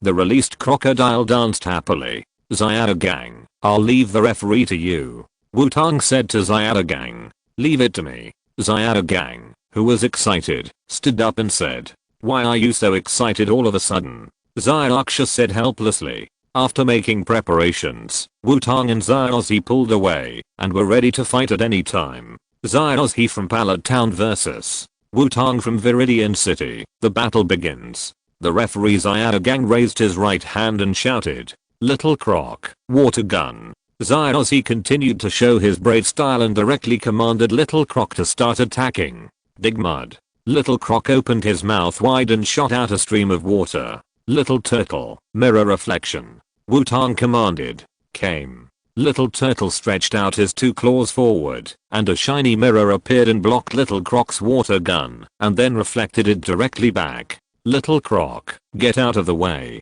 Xiaoxi shouted. Dig mud, dig mud. Little Croc jumped diagonally forward, and because it dodged the attack, Little Croc danced happily again. Little Croc, go over and use your head to hit. Xiaoxi commanded. Dig mud. Little Croc lowered its head and hit Little Turtle. Little Turtle, shrink into the shell, iron wall. Wutong commanded. Came. The head, tail and limbs of the water arrow turtle shrank, leaving only a turtle shell in place. The metallic color covered the entire turtle shell. The iron gray turtle shell looked even more like steel. Bang! With a muffled sound, the little saw crocodile hit the shell of the water arrow turtle. Dig mud, dig mud. The little saw crocodile's head hammer did not cause any damage to the little turtle, but made himself dizzy. Little saw crocodile, cheer up. Xiaoxi couldn't help shouting when he saw the little saw crocodile swaying and swaying. Little turtle, rocket head hammer. Wutong said. Kami. The little turtle stretched out his head and hit the little saw crocodile. The still dizzy little saw crocodile had no way to dodge and was directly knocked out by the little turtle. Little turtle, continue. Use the cannon water cannon. Wutong commanded directly without any intention of holding back. Kami. The little turtle got ready, calmed down, and aimed the two gun barrels behind it at the little saw crocodile. When the two guns were combined into one, a rotating thick water cannon was entangled by a thread of electric current and shot at the little saw crocodile. The little crocodile, which had not yet recovered, was knocked out again, and the Blastoise was also pushed back by the reaction force. After the water cannon stopped, the little turtle leaned back directly. Because of the side effects of the water cannon, the little turtle could not move temporarily, and could only let himself sway back and forth. It can only be said that the little turtle's water cannon needs more practice. Not only can the little turtle not control the power of the water cannon, but the side effects of the water cannon have been too long. The little crocodile has lost its ability to fight, and the winner is Wutong. Xiaogang looked at the little crocodile whose eyes had turned into circles and announced. Kami. After Xiaogang announced the result, the little turtle finally got out of the stiffness and stood up again. You've worked hard, little turtle, come back. Wutong took back the little turtle and said. It can only be said that this battle has no effect. After all, Xiaoxi's current strength is really erratic. Sure enough, he still needs to find we need to find a trainer with relatively stable strength to fight. Wutong began to consider whether to return to the battle tower in Xiaozhi city to fight for a few more days. Xiaotong, let's have another battle. Obviously, Xiaoxi, who was excited by the fight, didn't want to end it like this. No, it's more important to find that mysterious Pokémon. Wutong refused directly. At this time, Wutong fully demonstrated his scumbag nature. After he had his fun, he stopped as soon as he said, without considering the other party's feelings at all. Okay, then you have to fight me again, after finding that mysterious Pokémon. Xiaoxi said. Then, let's start looking. Oki Island is not small, so let's look separately. I'll go in that direction. Wutong said. Okay, then let's go to the direction that Ahang just said. Xiaoxia said. Then I'll leave it to you. We will definitely find it. Ahang said. Separated from Xiaoxi and his group, Wutong went straight to the sea. He was not needed for things like looking for Lugia and Silver. What he needed to do was to solve the rocket team, which would cause trouble. After arriving on the sea, Wutong began to think about how to find the rocket team's submarine. At the same time, he was also thinking about whether it would be better to change his clothes. After all, if he had to fight the rocket team, Wutong would try not to use his real identity. After all, he was not Xiaoxi, and he did not have the aura of the protagonist. He had destroyed the rocket team's plan so many times, but the rocket team had not sent anyone to hunt Xiaoxi. Sure enough, it's better to be careful. Wutong thought about it and said to himself.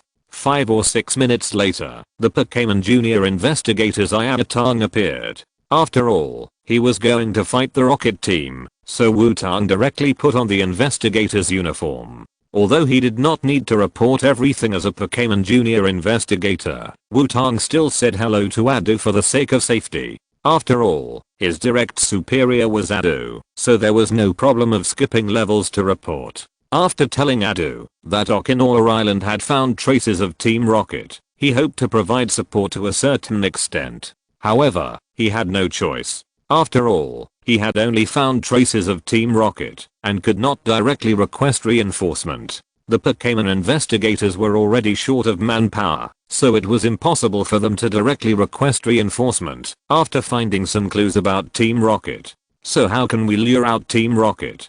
Wutong said to himself while standing on the head of Crystal Rock Snake and looking at the calm sea. After thinking for a while, Wutong took out a horn, pointed it at Haomei and I, and then took a deep breath and shouted. The guy named Mambo or Sambo, his hairstyle is really weird. Not as handsome as Xiaobo's hairstyle. At the coastline not far from Wutong, a young man who was fishing, sat up straight in his chair after hearing the sound. He pushed the straw hat on his head upward with his hand, and looked in the direction where the sound came from. Where did this guy come from, yelling and screaming? He scared my fish away. Fire beast, let's go and take a look. The young man looked at the empty bucket, and said to the fire beast beside him. Baka. Fire beast stood up and shouted. A fisherman will never catch anything empty-handed, and even if he does, it must be because of the influence of others. The scene returned to Wutong. After Wutong finished shouting, the calm sea in front of him was stirred up by waves. A submarine with the same body color of tungsten black, like a shark, floated up from the water. Then the hatch on the top of the submarine opened, and a loudspeaker stretched out from it. Arsehole. It's Nanbo. Nanbo. And don't think I don't know that Xiaobo is bald. The voice of a doctor who cannot be named came from the loudspeaker. It really came out. Come out, Iron Warrior. Wutong did not hesitate after seeing the submarine and released the Iron Warrior directly. The Iron Warrior jumped high and jumped into the hatch with the trumpet extended. The next second, the trumpet was cut in half. Onyx, let's go too, Wutong said. Raw crystal Onyx swam towards the submarine. Wutong saw that the hatch of the submarine was about to close. Wutong did not hesitate and jumped directly from the top of Crystal Onyx's head. During the jump, he took Crystal Onyx back into the Pokeball. Before the hatch closed, Wutong successfully entered the submarine. The rocket team at the hatch had been dealt with by the Iron Warrior. Then, let's start sneaking in, Wutong said to himself. After all, there were only a bunch of rocket team soldiers in Yamato and Kozaburo. Wutong felt that there should be no big danger. So Wutong planned to go directly to Dr. Nanbo, either to drive him away or to catch him, and to get this in advance. The trouble is solved. In the rocket team base on the seabed, Dr. Nanbo in the control room is listening to his subordinates' reports. Drive Hanbo, the guy who yelled with a loudspeaker, has entered the number 1 submarine. It should be the latest new investigator, the Silver Demon Cat. The rocket team's miscellaneous soldier said. It's Nanbo. Nanbo. Humph. Since she is looking for death, let's fulfill her wish. Let the people in the number 1 submarine catch her with all their strength. Dr. Nanbo said. Understood, Lan. Dr. Nanbo. The rocket team's miscellaneous soldier immediately contacted the number 1 submarine. Silver Demon Cat. Naughty kittens will be punished for entering places they shouldn't enter. A man wearing a white rocket team cadre uniform and with indigo short hair said. Then I'll leave it to you, Apollo. Although I don't know what the Phantom Pokémon X is, it must be of great help to my research. No one can disturb me.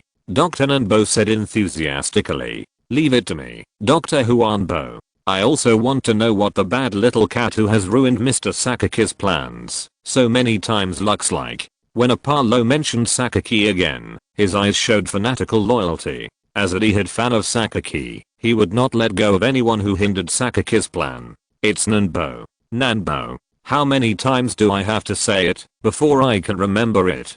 Dr. Nanbo said irritably. Sorry, Dr. Nabo, I'm going to see the bad little cat first. Apollo apologized but said Nanbo's name wrong again. Arsehole, you guys are all doing this on purpose. Dr. Nanbo became even more irritable. In the number 1 submarine, Wutong commanded the Iron Warrior to fight all the way to the submarine's cockpit. All the rocket team soldiers along the way were knocked down by the Iron Warrior and then tied up tightly by Wutong with ropes. Dare to enter our rocket team submarine by yourself. It's really too arrogant. After Wutong entered the cockpit, 2 voices sang in unison. Wutong looked over and saw 2 familiar guys. Amado and Kosaburo, who have always called themselves the rivals of Musashi and Kojiro. You two look different from the other soldiers, Wutong said. Since you found out, normally I won't tell you, but I'll make an exception and tell you. Iron Warrior, Magic Shine, Wutong commanded expressionlessly. The Iron Warrior raised his double-headed sword horizontally and colorful beams of light shot out. Amado and Kosaburo rolled to both sides. Stinky girl. It's dangerous. Amado gritted his teeth and shouted at Wutong. That's right. How can you attack before people finish talking? Kosaburo said unhappily. Okay, you guys continue. Wutong said. Hey, listen to me. To prevent the earth from being destroyed. Amado continued. Iron Warrior, Spiritual Blade. Wutong commanded. The double-headed sword in the hands of the Iron Warrior slashed horizontally in the air. An arc-shaped sharp blade generated by the materialization of mental power appeared out of thin air and shot at Amado and Kosaburo. Delby. Jet Flame. This time Amado seemed to have been prepared and called out his Pokémon to block the Iron Warrior's attack. It actually blocked it. Not bad. Wutong clapped his hands and said. Stinky girl. I knew you would do this. Delby. Jet Flame. Amado gritted his teeth and said. Woof. A column of fire shot out of Delby's mouth. Iron Warrior, Magic Flash. Wutong commanded. The Iron Warrior shot out a rainbow-colored beam of light again, which directly swallowed Delby's jet of flame, and continued to shoot at Delby. War Dancer. Spin Kick. Kosaburo also released his Pokémon, and commanded the attack on the Iron Warrior. Under the threat of War Dancer's attack, the Iron Warrior stopped the Magic Flash, and avoided War Dancer's attack. 1 against 2. Iron Warrior, Continuous Slash.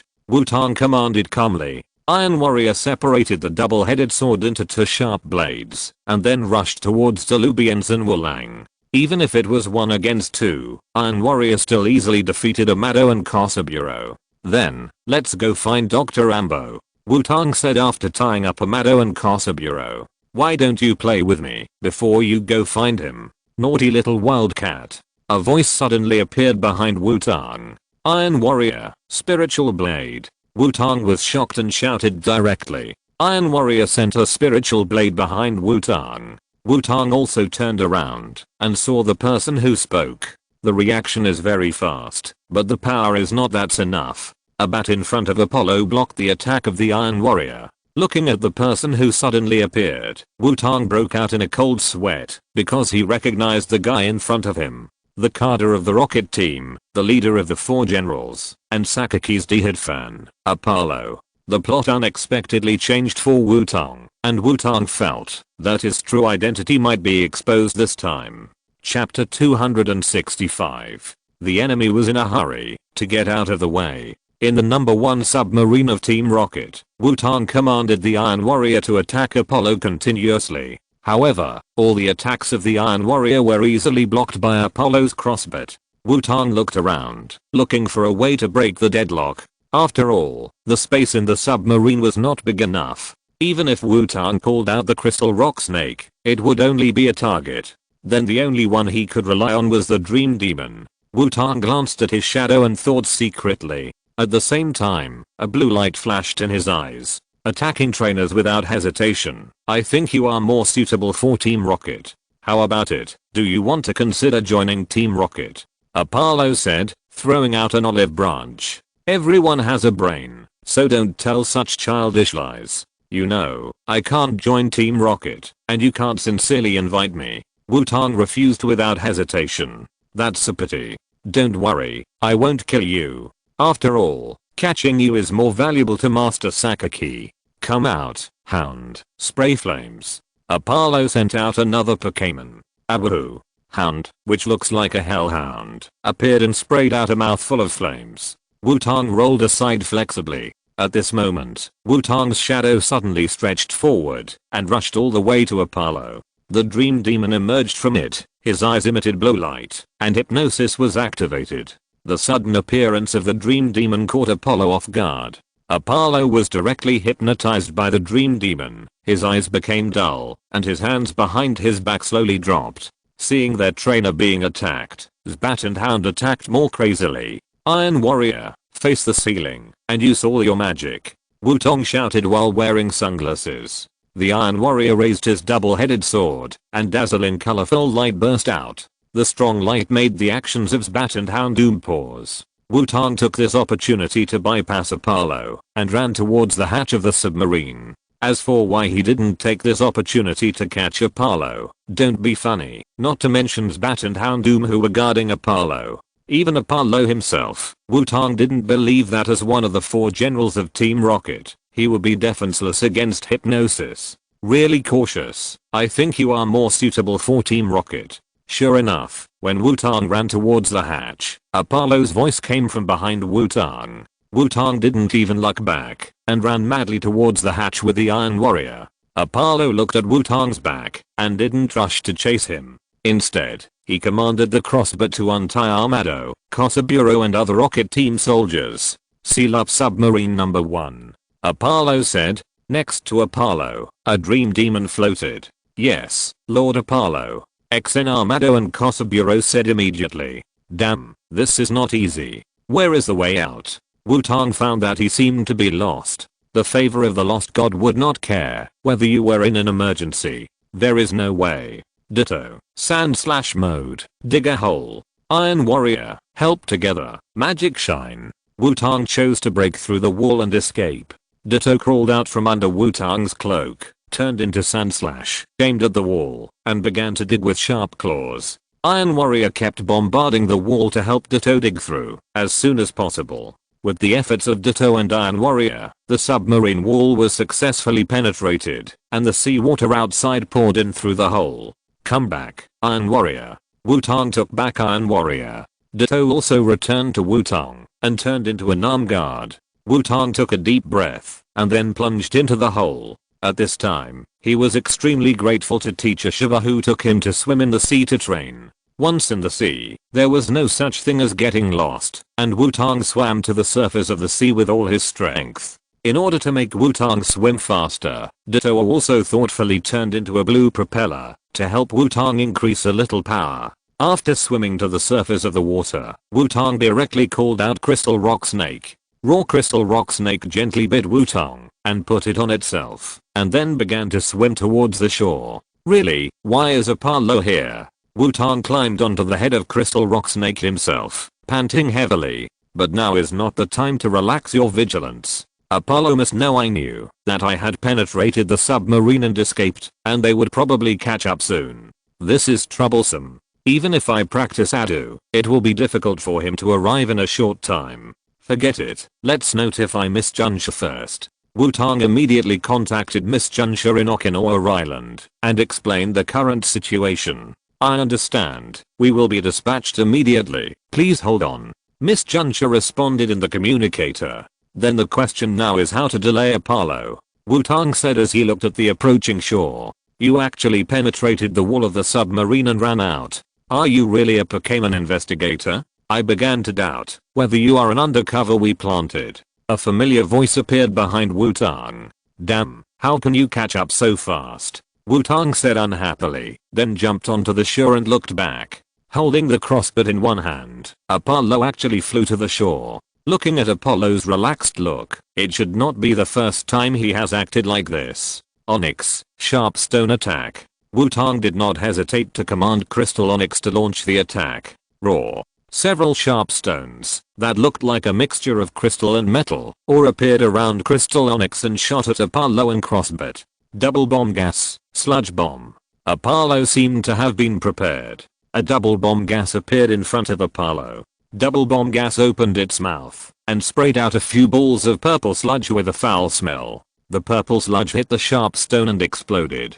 Smoke filled the air, and Apollo also fell from the air and successfully landed on the shore at this time. The The first sword Apollo made when he landed was to kill the person he wanted. Ahem. No, it was wrong. After Apollo landed, he directly commanded Crossbit to attack Wutong. Crossbit, airblade. The four wings of Crossbit flapped, and four sharp air knives appeared and shot at Wutong. Raw.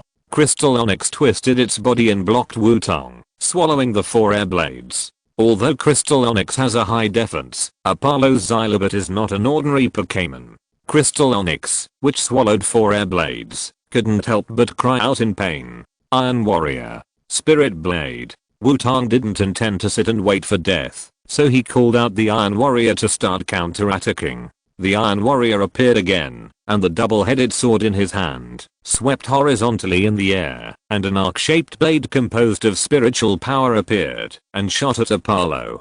Double bullet gas, big explosion. Apollo commanded. Double bullet gas flew towards Wutong and began to appear dazzling white light. Fuck. This lunatic. Onyx, Iron Wall. Wutong had no time to dodge, so he quickly commanded. Because the attribute mutation of Crystal Onyx's Flash Force is Ice plus Steel, even if it does not evolve into Steelix, it can still learn some Steel skills, and also a few Ice skills. Crystal Onyx's body was covered with steel color, and it curled up and surrounded Wutong in the middle. After Crystal Onyx protected Wutong, the power of the double bomb gas was accumulated to the maximum, and a violent explosion occurred. Wutong felt that the earth was shaking. Raw. Crystal Onyx let out a cry of pain and fell to the ground, and cracks appeared on its crystal body. Onyx, you have worked hard. Wutong burst out a burst of Evergreen's power to help Crystal Onyx recover from some injuries, and then took it back. As the smoke of the explosion dissipated, Apollo appeared in front of Wutong again.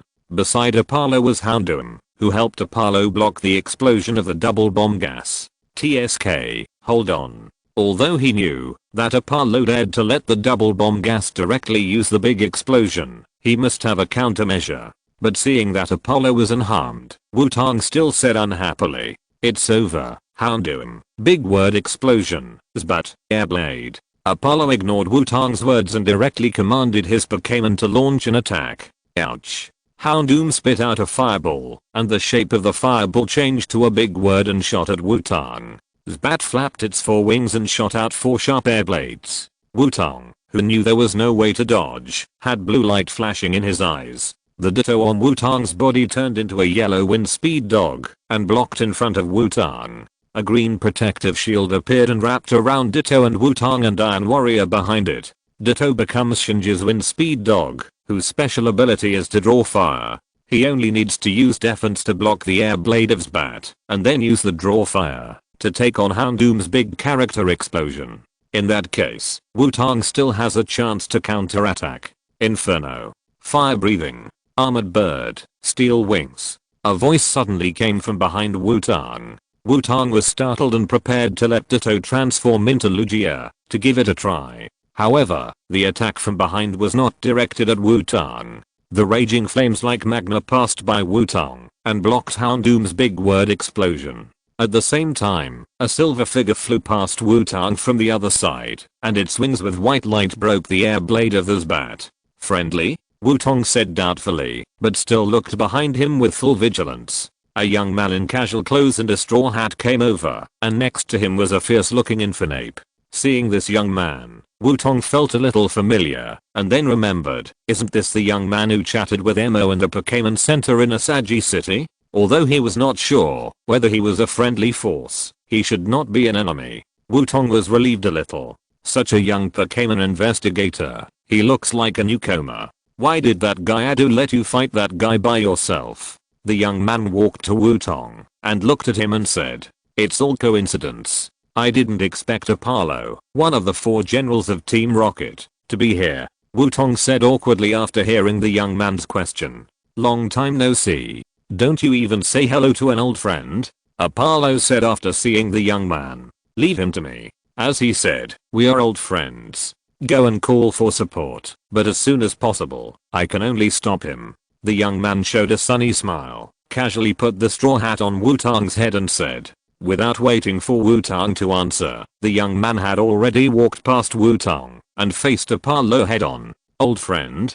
Ghosts would believe it, but there was no time to care about it now. Wutong immediately took out the communicator and began to apply for support. So my old friend, I thought I would never meet you again, but I didn't expect to see you here. The young man's smile was still sunny, but there was no smile in his eyes. Really, don't put on that scary expression, but your arm has recovered? It's worthy of being the Special Criminal Investigation Department of Interpol, right Interpol Musaro. Apollo responded. You guys are really as annoying as ever. Infinape, Spitfire, Armored Bird, Steel Wing. The young man named Musaro seemed too lazy to continue talking to Apollo and directly commanded his two Pokémon to start the attack. Baka.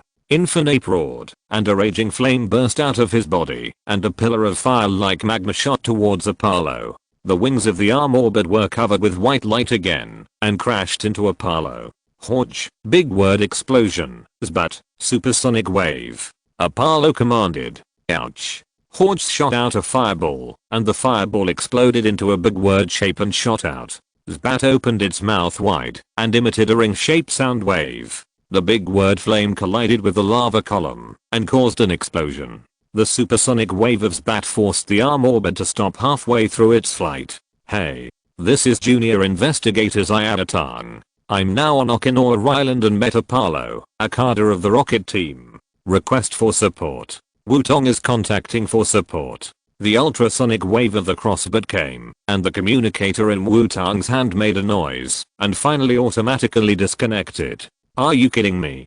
Did the ultrasonic wave interfere with the signal? Wutong said speechlessly. How can the battle between old friends be interfered with by others? This time, what are you going to sacrifice to protect others? Musaro? Apollo said to Musaro. He won't sacrifice anything. Roland, Angelica, Dark Walls. Another voice appeared. A Lulalido wearing a dark faceless mask and a Gardevoir wearing black gloves appeared. The two Pokémon rushed into the center of the battlefield, and Lulalido waved his arms back and forth like a knife, and Gardevoir kept shooting dark shadow balls. The two Pokémon cooperated tacitly, like an elegant waltz. Seeing the two Pokémon that suddenly appeared, Apollo's face became ugly. Chapter 266. The enemy was in a state of panic, and the enemy was in a state of panic. With the combined attack of Alido and Gardevoir, Darker and Zbat were all beaten back to Apollo.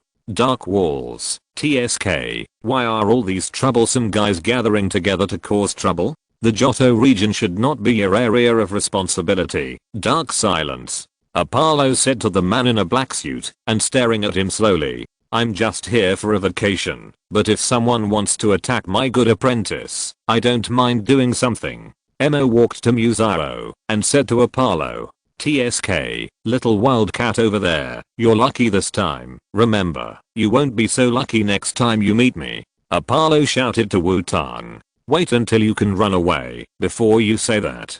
Wutong retorted directly. I can't keep him. Musaro said. I'm on vacation. Emo also expressed his attitude, and Apollo on the opposite side threw out two Pokeballs, as if to confirm what Musaro said.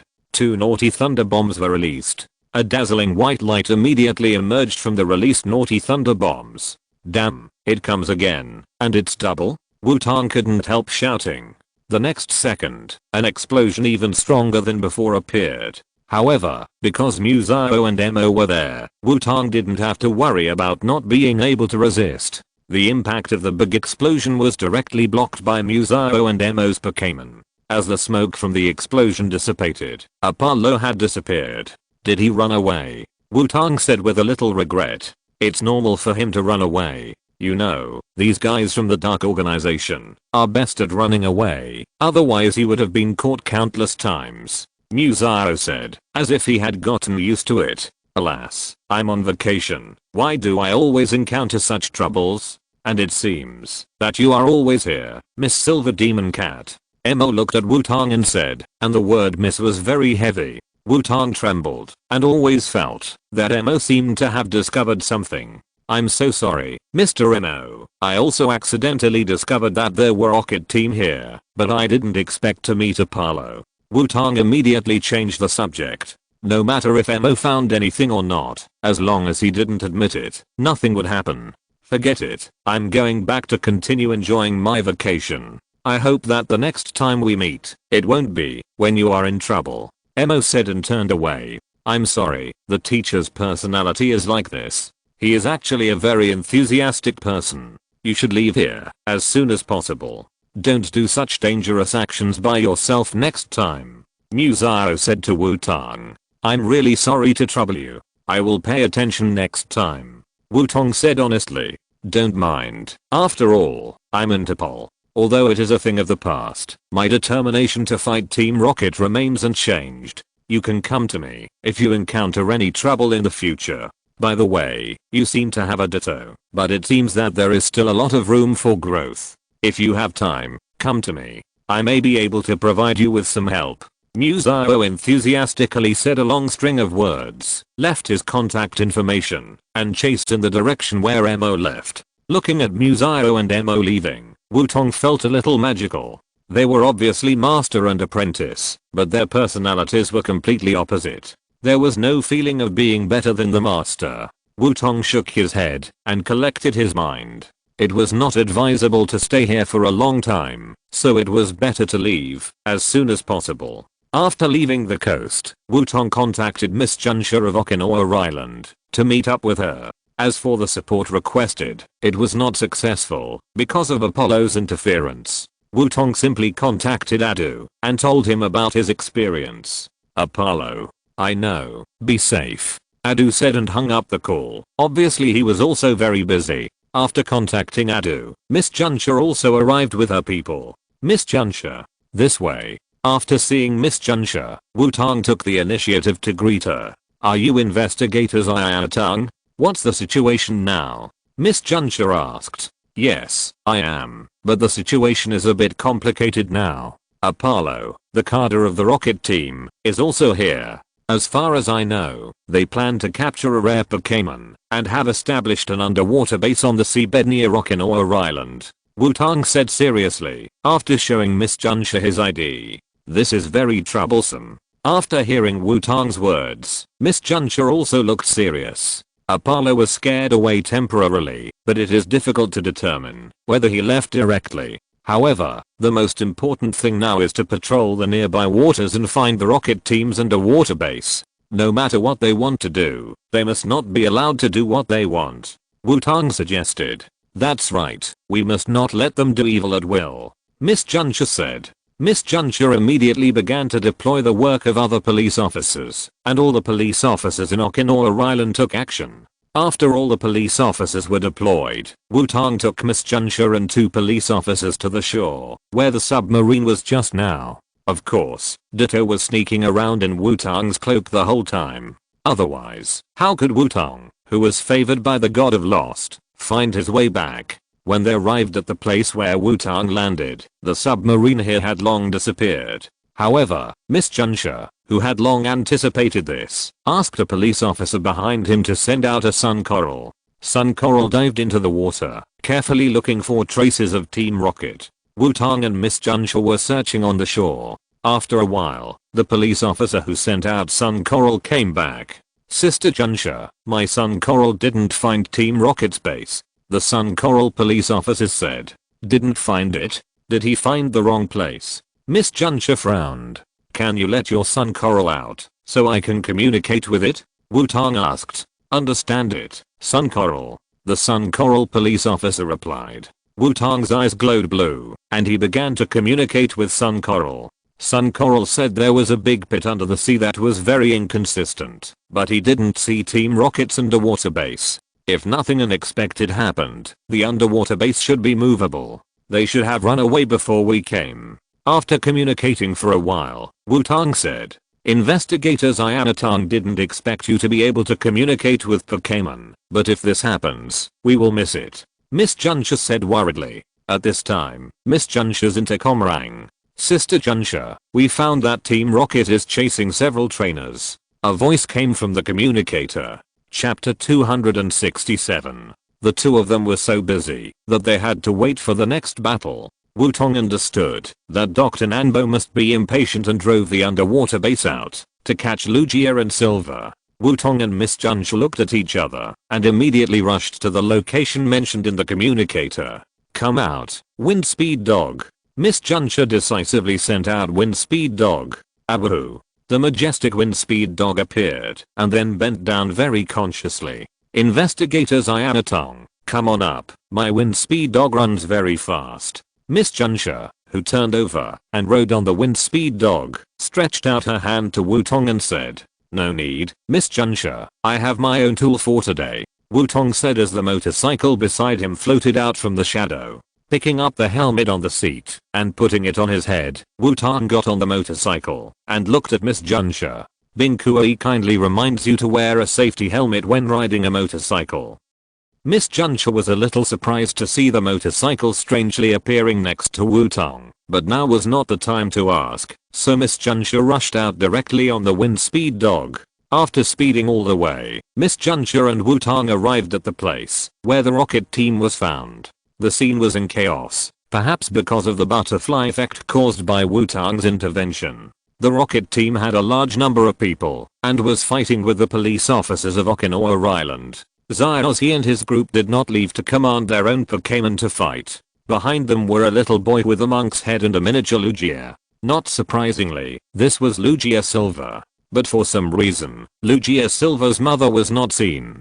P.S. Normally, the mythical beasts have no gender, but in the animation, it is always said that Lugia is the mother of Silver. Here, Ice Cube guessed that in the animation setting, Lugia also has a tribe. After all, it is the boss of the 3 sacred birds, and the 3 sacred birds are not the only ones. Strange, why is there only one little Lugia? Miss Junshi, I'll leave this to you. I always feel that something is wrong. I want to find a way to enter that base and take a look. Wutong said to Miss Junshi. I understand, leave it to me. Miss Junshi nodded and then took people to join the battle. Wutong bypassed the battlefield and dived into the water. However, Wutong's purpose was not to enter the rocket team's underwater base to investigate, but to find a place where no one was around, to change back to his original identity. God knows whether Apollo is in the underwater base, and Wutong is not going to take a risk. After taking off the disguise and changing back to the original clothes and confirming that there were no loopholes, Wutong called Xiaoxia and rode Xiaoxia back to the battlefield. Xiaoxia, spray flames. Wutong jumped to Xiaoxia's side, pretending to have just arrived. Xiaotong, you are here. The guys from Team Rocket are planning to capture Xiaoyan. Xiaoyan's mother was captured by them to protect Xiaoyan. Xiaoxi said anxiously after seeing Wutong. Huh. Deg. Wutong was stunned. Why did the plot change so much? Wutong looked at the Pokémon of Team Rocket carefully again. They all had strange devices on their heads. Nanbonanbo number 5 was mass produced? Question mark? Wutong thought to himself. The experiment topic of the unspeakable doctor this time is that anger can enhance the power of Pokémon. In the plot, only one was given to Amado and Spearow, but now each of these Team Rocket soldiers has one. No wonder these Team Rocket soldiers are so fierce, and Miss Junshi and other police officers have never been able to take them down. Seeing Team Rocket, who had clearly completed their goal, but had no intention of withdrawing, Wutong had a bad premonition in his heart. The next second, as if to prove that his premonition was correct, a beam of light suddenly pierced through Team Rocket's underwater base, leaving a hole. One after another, beams of energy were shot out, and Team Rocket's underwater base became tattered.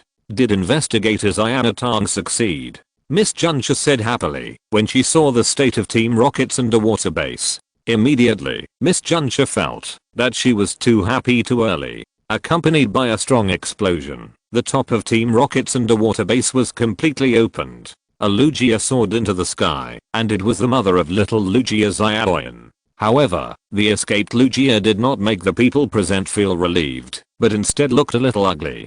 Because Lugia's face was hideous and distorted at this time, his eyes were bloodshot, and he had something on his neck that was similar to the device worn by Team Rocket's Pokémon. Red current flashed from time to time on that strange device. Lugia rushed out of Team Rocket's underwater base like a madman, shooting beams of light from his mouth randomly. How could this happen? Is Xiaoyan's mother crazy? Xiaoxia said to the crazy Lugia. Look at its neck. It has a strange device, which should be the influence of that device. The reliable Xiao gang immediately found the problem. We have to find a way to destroy that thing. Ahang said. In that case, Pikachu, use 100,000 volts. Xiaoxi shouted.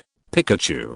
Pikachu jumped high, and a strong lightning burst out from his body and shot at Lugia. Facing the lightning, Lugia had a green light on his body to block Pikachu's attack. It's the mysterious guardian. Xiaogang said. Mysterious guardian blocks 100,000 volts. Is your Lugia legal? Wutong couldn't help but say. Sure enough, reality is more exciting than games. Without the restrictions of the program, every skill can be played out in a variety of ways to produce different effects.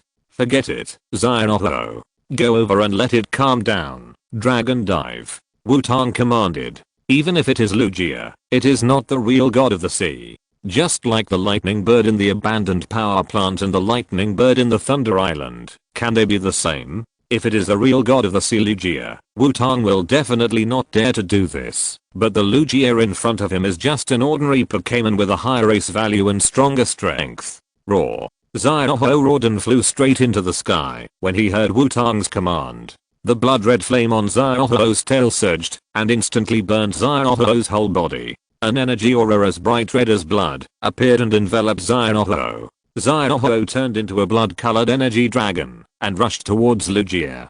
Today, it will kill gods with a small fire. Chapter 268. In the air, the blood-colored energy dragon hit the crazy Lugia. Lugia was directly knocked out, but the device on its neck was obviously specially treated, surprisingly strong. Lugia, who was attacked by Xiaoho, became more irritable, opened his mouth and shot out a thick water cannon. Xiaoho, get out of the way, Wutong shouted hurriedly. Xiaoho flapped his wings and twisted his body to avoid Lugia's water cannon.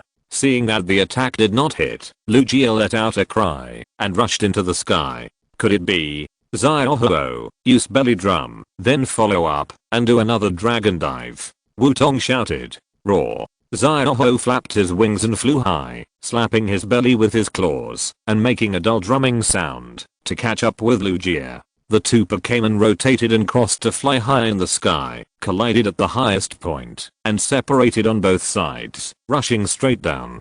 Xiaoho transformed into a blood-colored energy dragon again, and Lugia was covered with a sea blue aura as Wutong expected, and transformed into a sea blue energy dragon. When approaching the sea surface, the two energy dragons, one red and one blue, suddenly changed direction and rushed towards each other. The collision of the two energy dragons made a roar. The blood-colored energy dragon that Xiaoho transformed into was shattered, and Xiaoho inside was directly shaken to the shore by the impact of the collision. Come back, Xiaoho. Wutong quickly took Xiaoho back into the Pokéball. Looking at Lugia, who still maintained his combat ability in the air and was very ferocious, Wutong's face was calm. Although Xiaoho was defeated, Wutong's goal had been achieved. At this time, the device on Lugia's neck was full of cracks due to constant collisions. It seemed that it would break if it was touched. Xiaoxi, it's up to you next. The device on Lugia's neck is about to break. Wutong said to Xiaoxi. I know, leave it to me. Xiaoxi obviously didn't think too much and agreed directly. My Xiaoho is too seriously injured. I'll take it to treatment first. I'll leave it to you here. Wutong found an excuse and left in a hurry. Although the battle between Lugia and Xiaoho attracted the attention of many people, the chaos of the battlefield made people not notice Wutong's departure. Wutong ran away as fast as possible, changed Xiaotong's clothes in a deserted place, and then plunged into the water. As for the seriously injured Crystal Onyx and Xiaoho, they had to bear with them for a while. Fortunately, they could temporarily maintain the status of Pokémon in the Pokéball. P.S. In one episode of the animation, a Sandshrew was trapped in a Pokéball at the bottom of the sea for 3 years, and it was still alive and kicking after being released. But every time Ash's Pokémon was seriously injured, he would run directly to the Pokémon Center with it in his arms. I don't know if Ash didn't know, or the production team forgot the setting they added.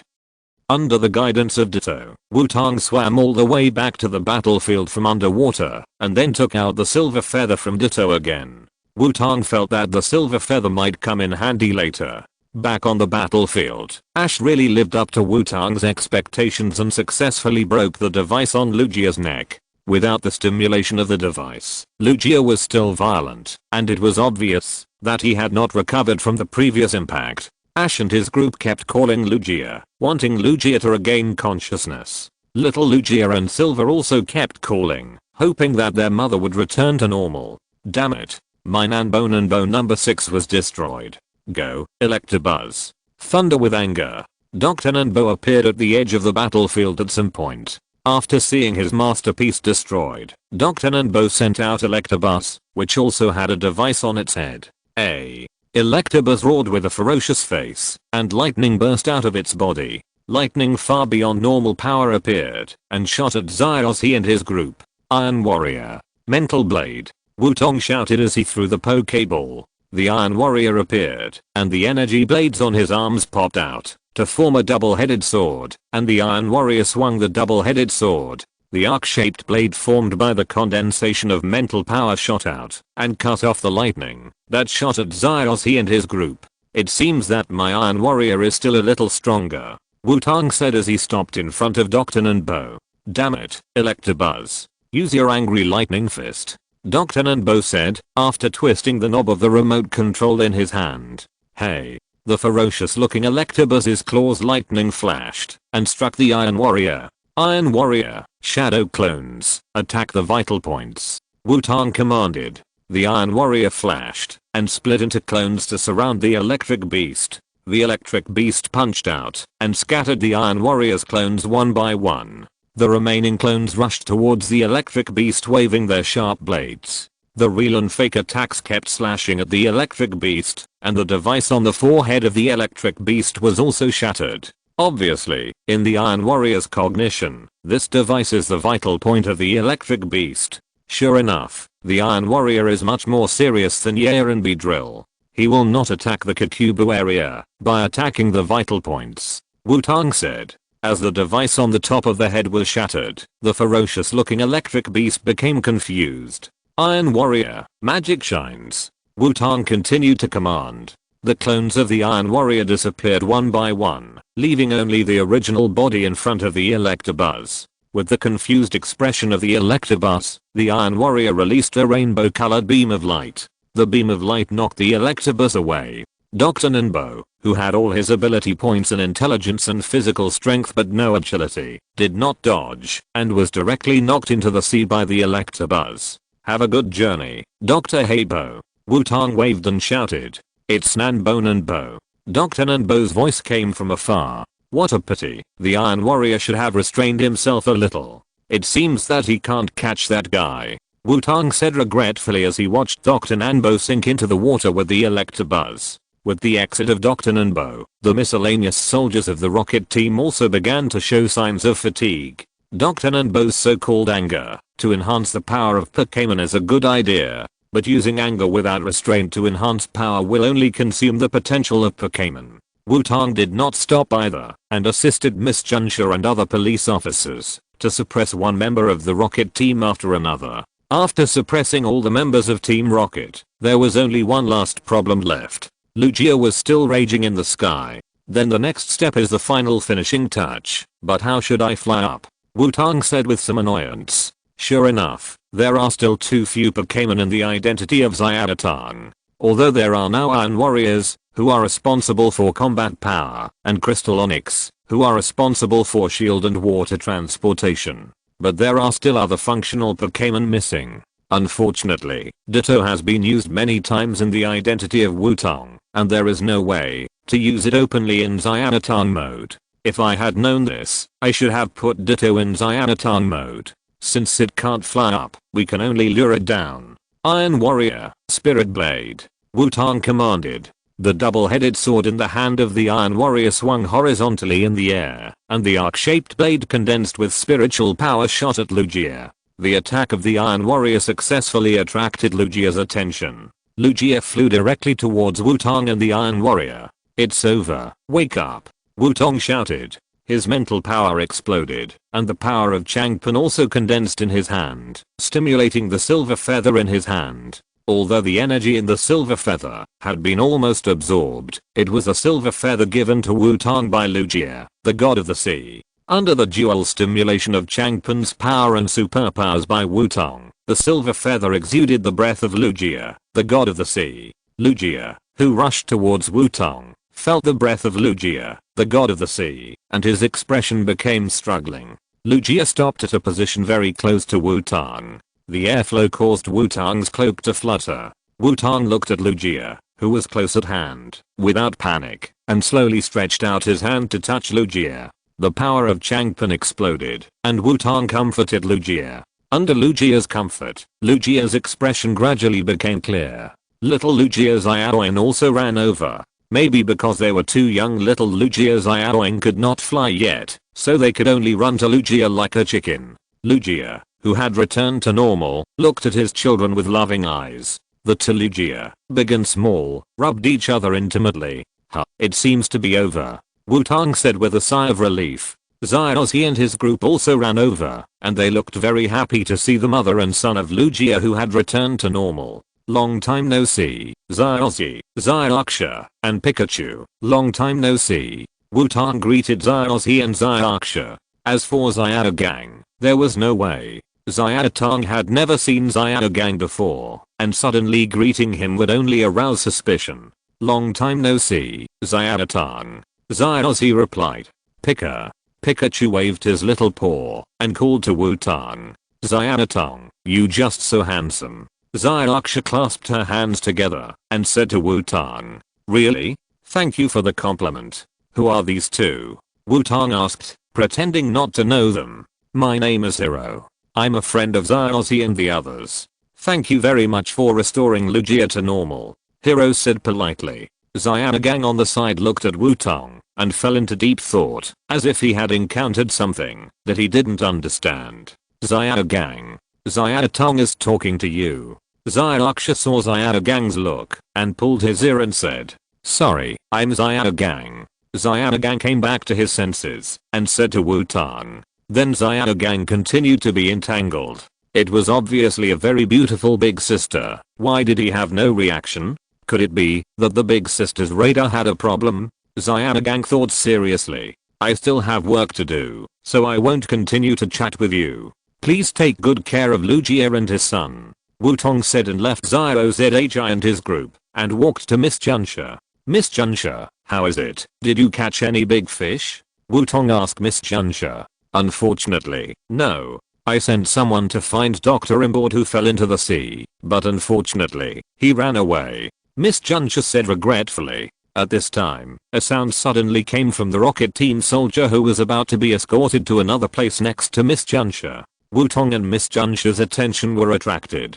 Could it be? Wutong had a vague guess. Miss Junsha took out the ringing communicator from the rocket team soldier and connected without any hesitation. Wait a minute. Wutong wanted to stop it, but it was too late. It's Nanbo. Nanbo. Remember it well, bastard. Tell that silver demon cat, I remember this matter. I will never let her go next time. Drive. Nanbo's roar came from the communicator, and after the roar, he hung up the call, and a burst of black smoke came out of the communicator. It's this guy indeed, Wutong said helplessly. Miss Junsha looked at the communicator with black smoke in her hand, and her expression changed from confusion to doubt, and then to anger. Finally, in Wutong's shocked eyes, Miss Junsha crushed the communicator that was still emitting black smoke. That, Miss Junsha? Wutong said cautiously.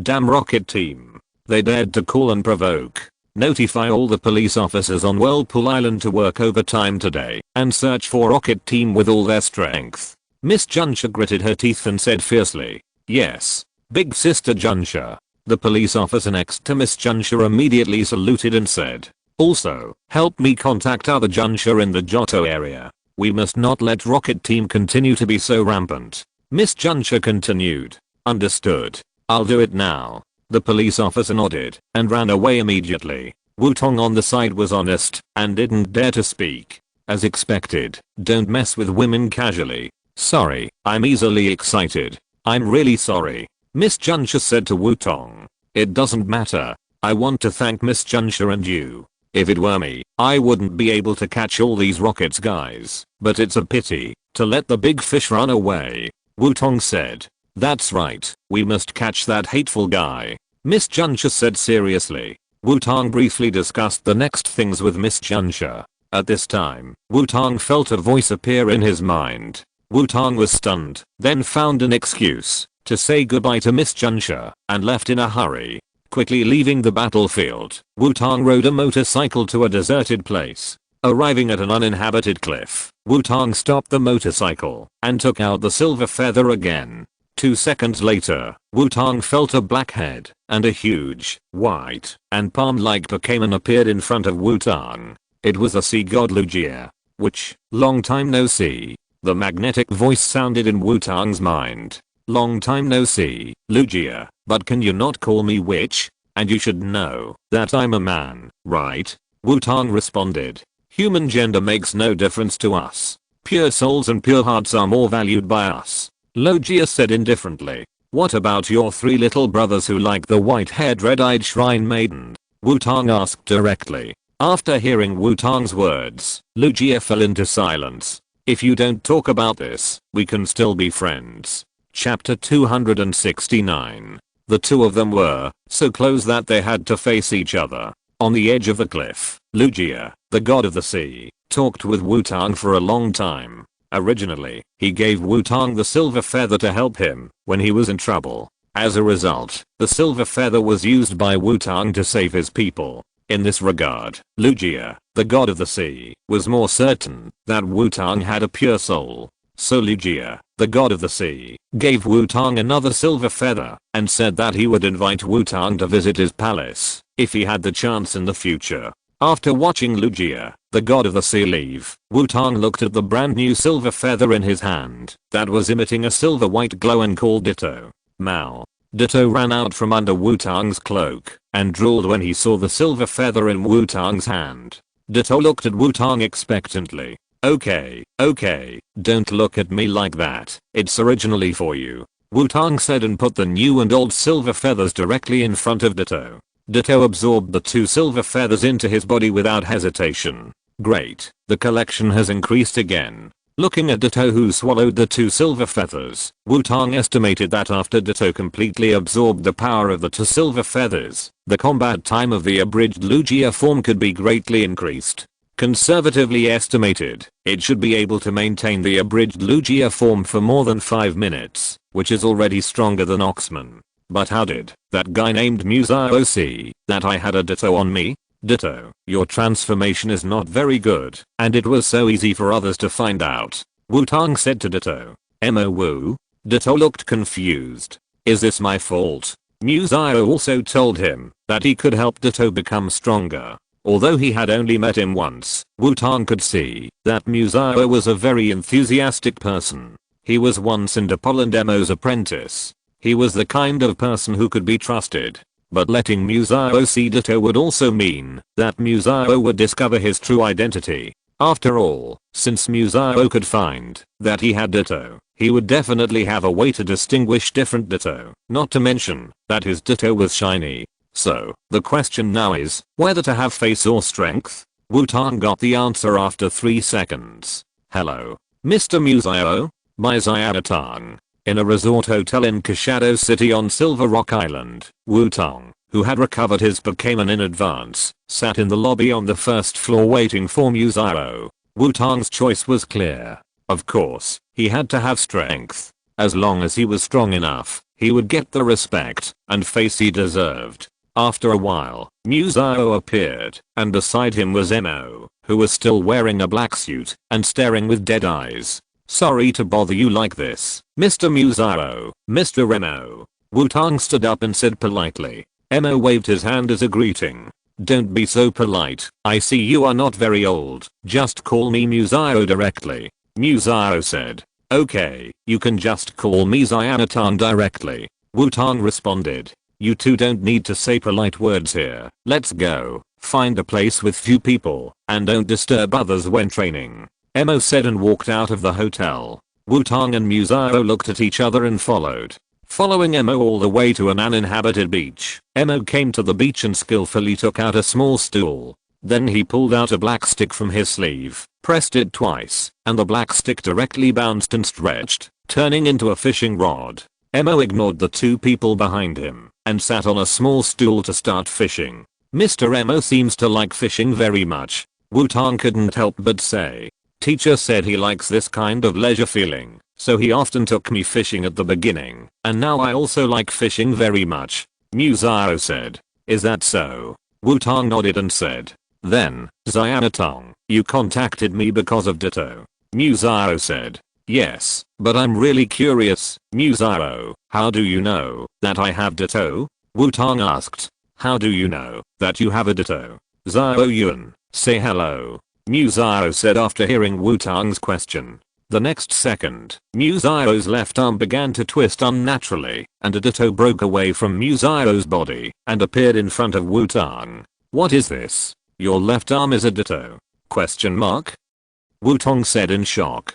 Xiaoxi has always behaved very naturally, and you can't tell that his left arm is from Ditto. And from the sleeves that fell down, Xiaoxi's entire left arm was gone. Ha ha ha ha, are you shocked? The teacher also showed a surprised expression when he saw it for the first time. You know, this is the first time I saw the teacher's expression change so much. Xiaoxi said cheerfully, not at all sad, because he lost an arm. As soon as Xiaoxi finished speaking, a Carp King flew from behind Xiaoxi and hit Xiaoxi's head directly. Stinky boy, don't say anything extra. Emo didn't look back, still looking at the sea and said, you have a good relationship between master and apprentice. Wutong said. Yes, I respect my teacher very much, and my teacher is also very good to me. Xiaoyuan, come back. Xiaozhi said to Xiaoyuan. Xiaoyuan cried, and then climbed back onto Xiaoxi's body, and turned into his arm again.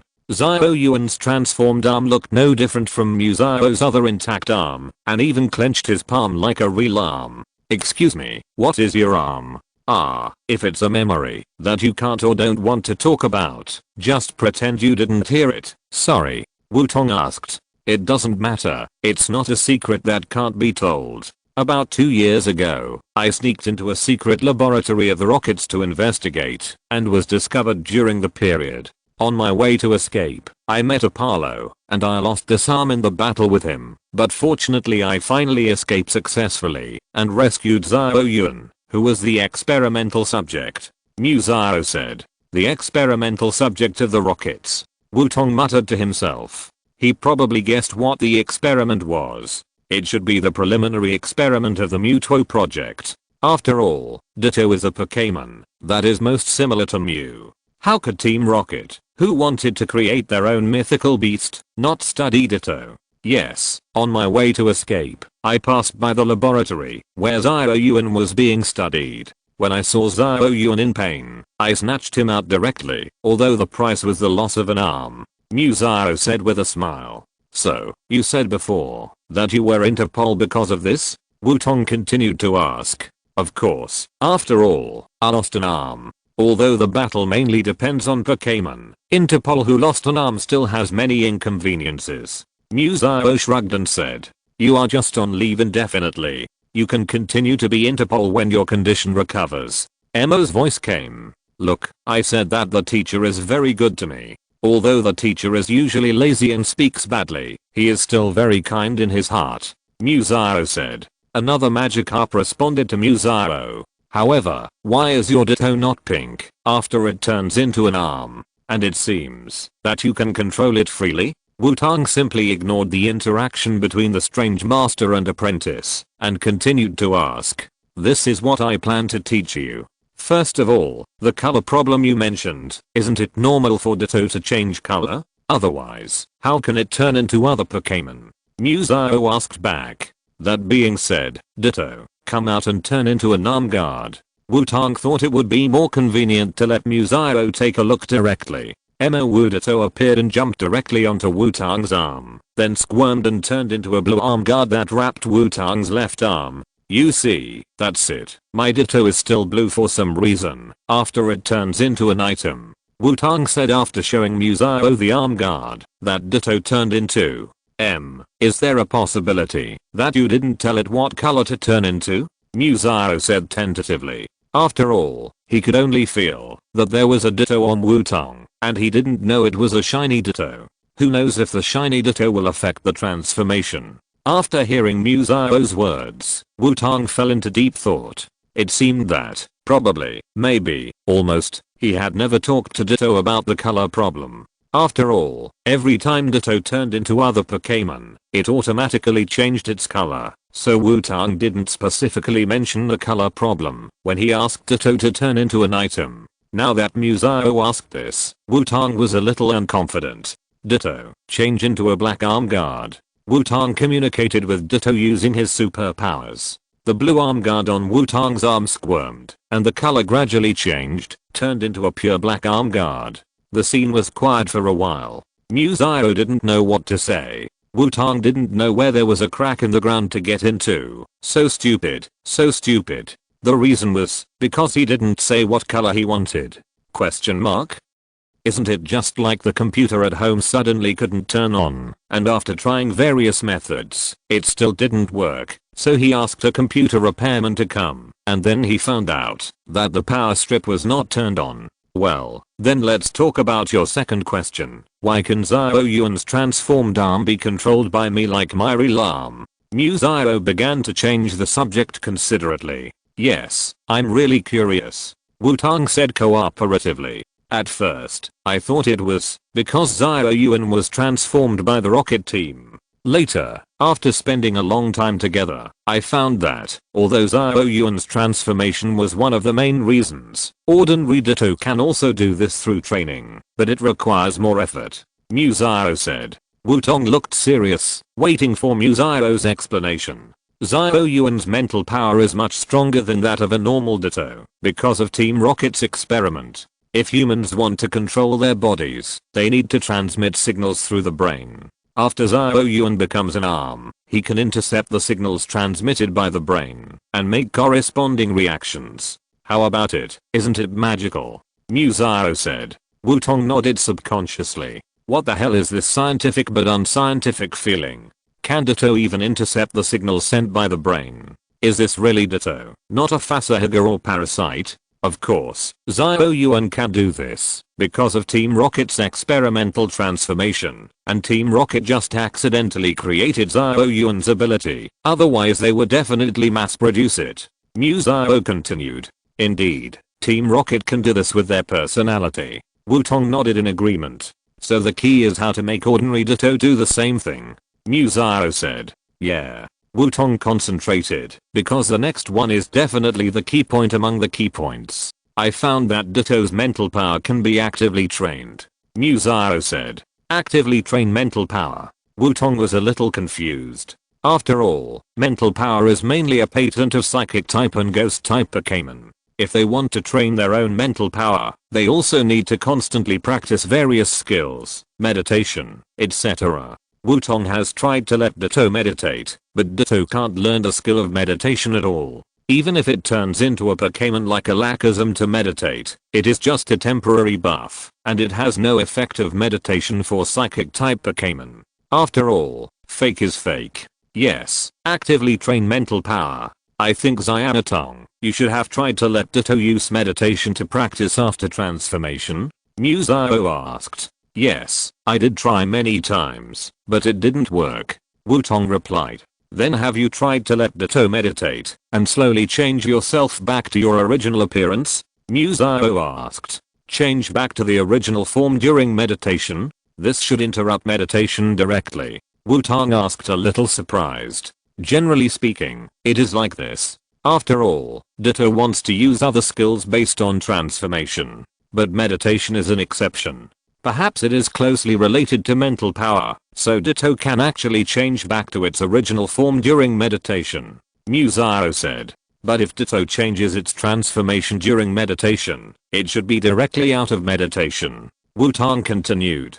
So, this requires a long period of practice. You cannot change back to the original form at once, and slowly try to change the appearance of the body little by little. Make the transformation a subconscious behavior, and don't affect meditation. Xiao said. This is indeed a difficult training. If Ditto completes it, can it also do what Xiaoyuan did? Wutong asked. In principle, it is like this, but it is difficult, and there is not much need. After all, technology can completely replace this method, so this training method is more about enhancing Ditto's own strength. Xiaozhi said. Wutong nodded thoughtfully. There are many factors that affect Ditto's transformation that will be affected by Ditto's own mental power, so if this training method is successful, Ditto's strength will increase significantly. Chapter 270. The old man was very happy. Somewhere on the seashore of Silver Rock Island, under the guidance of Xiaozhi, Wutong's Ditto tried to change back to its original form while meditating. The Ditto, who had turned into a pink armored Ditto, floated cross-legged in the air. A spoon floated in front of Ditto. Ditto closed his eyes, and blue light flashed from time to time. The long beard twisted from time to time, turning into a blue jelly, but it would change back immediately. Back and forth, over and over again. Ditto kept trying. Wutong was not idle either. His eyes glowed with a faint blue light, and his mental power was connected to Ditto, helping it to maintain a meditative state. Wutong himself also knew that Ditto's mental power could enhance its transformation ability. However, due to the lack of training, he has been using his own superpowers to continuously improve Ditto's physical fitness and absorbing the energy from various Pokémon materials to strengthen Ditto. Although the improvement is also great, it is difficult to continue to improve. After all, Wutong's assistance is only assistance, and materials that can enhance mental power are not so easy to obtain. You can't just go to Muto for nothing, right? Now with Xiaozhi's method, Ditto undoubtedly has a reliable way to continuously improve, but this method is very difficult to get started. With Wutong's full assistance, Ditto can barely make the two whiskers return to their original state. However, Wutong, who is connected to Ditto's spirit, can clearly feel that Ditto's mental power has become slightly stronger. The problem now is that I don't know how much of this strengthening will remain after Ditto completely returns to its original state. After practicing for an entire afternoon, under Xiaozhi's attentive guidance, Ditto could finally transform back to its normal form during meditation. After Ditto left the meditative state and returned to its original form, Wutong tested Ditto's mental growth and found that it was indeed effective, and the magnitude was gratifying. It must be said that Xiaozhi was really a very enthusiastic person, and he taught Wutong the training techniques of Ditto without any reservation. After Ditto finished training, it was already dark. It's late, let's go back for dinner and rest. Mo, who was carrying a fishing rod and a small stool, came to the two and said, "Teacher, are you hungry? But why didn't you catch any fish? Did you catch anything today? Then let's go back for dinner, and Xiaotang can come too." Xiaozhi said. Wutong didn't know what to say on the side. Have you forgotten the 2 Magikarp that hit your head? How is that possible? Fishermen never catch nothing. I just let go of all the fish I caught. Do you think I'm the same as you? Mo retorted. Wutong looked at the Carp King still bouncing on the beach and his eyes twitched. Is that how you let it go? Question mark. By the way, it's getting late. Xiaotang, you can stay here. Xiaoxi's room is big. You can sleep in the same bed with him. Mo suddenly said. Wutong trembled. Sure enough, did this guy who loves to slack off find out? Question mark. Teacher, what are you talking about? Xiaotang is a girl. How can she sleep in the same bed so casually? Isn't it good to have a room? Xiaozhi said dissatisfiedly. Apprentice, you are still too young. Although Xiaotang looks very beautiful, one thing is one thing. Beautiful people are not necessarily girls. Don't you think so, Wutong? Mo said to Wutong. Sure enough, Mr. Mo, did you see it? But how did you know my name is Wutong? Wutong asked helplessly. Deg. Question mark. Xiaozhi on the side looked at the two with a look of disbelief. I saw a trainer at the Pokémon Center in Xiaozhi City. He seemed to know me and gave me the feeling that he had seen me before. After all, he has been an Interpol for a long time, so he still has some sensitivity. Then I asked Adu, and he told me very readily. Mo said, that bastard who controls the flying system. Wutong gritted his teeth and said, unconsciously revealing his original voice. Hearing Wutong's changed voice, Xiaozhi was completely dumbfounded. Xiaotang was actually a man. What kind of terrible evil magic is this? Question mark. Sorry, Musairo, I have some special reasons for this, and I don't mean to deceive you. Wutong said apologetically when he saw Musairo's shocked look.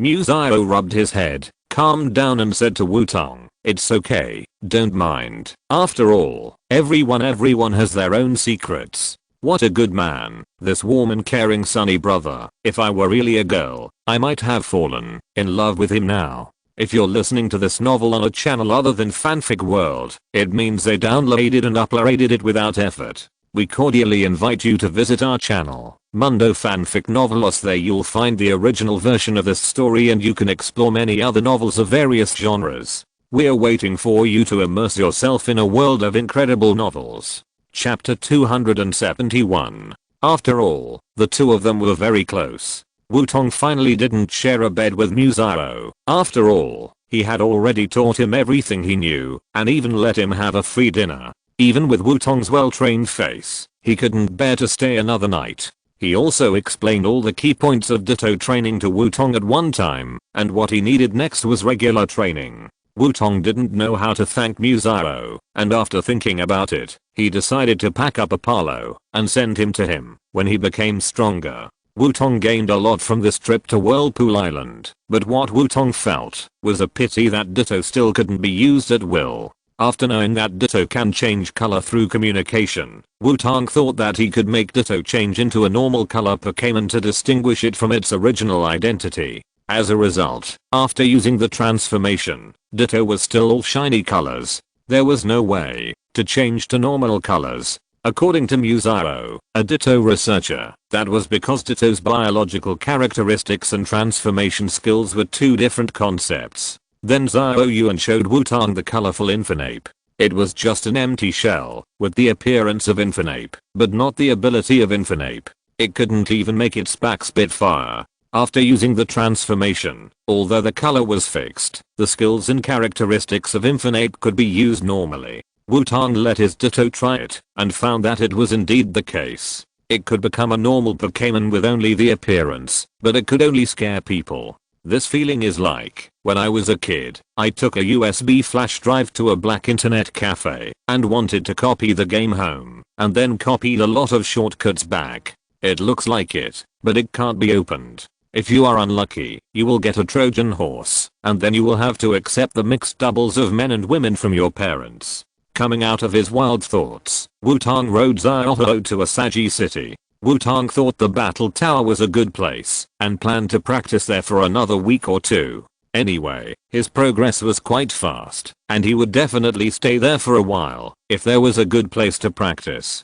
The next day, after returning to Xiaozhi city, Wutong went straight to the battle tower. It took a day to win 10 consecutive games again, and Wutong successfully advanced to the gym leader trainer level. However, after reaching the gym leader trainer level, the difficulty of the battle increased sharply, and it was basically impossible for Wutong to jump directly to the next level by winning 10 consecutive games. Although Wutong's winning rate is still very high, there will always be times when he fails. He often fails in the 8th or 9th battle. After all, Wutong's opponents at this time have all fought their way up. Even if they don't have the strength of Wutong who can skip levels directly, after winning 10 games in a row, they are all experienced trainers who have experienced nearly 100 battles in the battle tower. In addition, Wutong's continuous battles are also a great test for the status of Wutong's Pokémon, so it is not difficult to accept the failure. However, Wutong still relied on a very high winning rate, and still won 50 times and successfully entered the rank of the King Trainer. However, the rank is not equal to the strength after all, so there are not many trainers in the King level. Wutong still has enough opponents to fight, but the difficulty of the battle has doubled again. After entering the level of the King Trainer, the battle has become a 6v6 single or team battle. In the 6v6 single, Wutong's winning rate is still considerable, but it is difficult to win when encountering a team battle. After all, Wutong's Pokémon does not have a reliable system at all. It is very difficult to form a sunny team with Frog, Fire and White as the core, and the Weatherman needs Ditto to be in charge, which is equivalent to indirectly losing a combat power. Most of the experienced opponents are also based on the Weather team. After all, the Weather team is the easiest team system to form. so they are ruthless in competing with Wutong for the weather. Wutong basically did not succeed in grabbing the weather, which is one of the reasons why his team win rate is very low. But Wutong doesn't care. After all, he hasn't reached the time to consider forming a team system. Now the most important task is to continue to expand his own team and increase the depth of the team. But speaking of increasing the depth of the team, Wutong feels like he has forgotten something. What exactly did you forget? After completing a day's battle, Wutong was preparing to recover his Pokémon and have dinner. Arriving at the Pokémon Center, Wutong handed his Pokémon to Miss Joy for recovery and sat in the waiting area waiting for the recovery of the Pokémon while thinking about what he had forgotten. I didn't expect that you and Nidoqueen would lay eggs so quickly. A boy in shorts passed by Wutong holding a Pokémon egg and said, "Yeah, it must be a good Pokémon." The insect catcher next to him agreed. Pokémon eggs fuck. Where are my eggs? My eggs are gone. Wutong suddenly remembered what he had forgotten and stood up and shouted. Oh, wow, what's wrong with that person? I don't know. It seems that he shouted that the eggs are gone. What? The eggs are gone? Can that kind of thing be lost? Boys are so scary. Wutong didn't have time to pay attention to the gossip nearby at this time and ran directly to Miss Joy to urge her. Miss Joy, Wutong shouted loudly. Well, I know you are anxious, but don't worry. We can only treat Pokémon here, and we haven't treated it before. So, that problem? Miss Joy said with a slightly red face. Wutong was speechless. Why do people here think so much? I just hope to get my Pokémon back as soon as possible. I have something urgent to deal with, Wutong said with gritted teeth. After hearing Wutong's words, Miss Joy's face became even redder, and she turned around to check how Wutong's Pokémon recovered. After misunderstanding his Pokémon, Wutong immediately ran out of the Pokémon Center, called out Xiaozhi, and flew to Azure City. Because the elf egg obtained from He was temporarily placed by Wutong with RC. This was definitely forgotten by Wutong himself, not Binqui. It was real. Serious facepoint JPG. After rushing to the Azure Gym overnight, Wutong met RC again, and his wife Miho also returned from the trip. RC has recovered his original figure, and his Pokémon are no longer that plump. It seems that Frost Milk Fairy has learned to restrain himself, and RC and the others have also adjusted well. However, seeing Wutong coming, RC has been hinting to Wutong not to tell him that he had gained 2 circles of weight before. Wutong couldn't help but smile and left after taking the elf egg. It's not that he was embarrassed to stay at RC's place, but because Wutong didn't like sleeping on tatami. He still prefers a softer bed. Either way, he had to sleep on a hard place, so Wutong simply continued on his way and camped in the wild. So after taking back the elf egg, Wutong flew directly back to the forest near Xiaozhi City. After finding a suitable open space, Wutong started camping directly. The next morning, Wutong was awakened by his own ringtone. Wutong fumbled for the communicator, rubbed his eyes, and saw that it was the investigator's communicator that was ringing. You're contacting me at this time.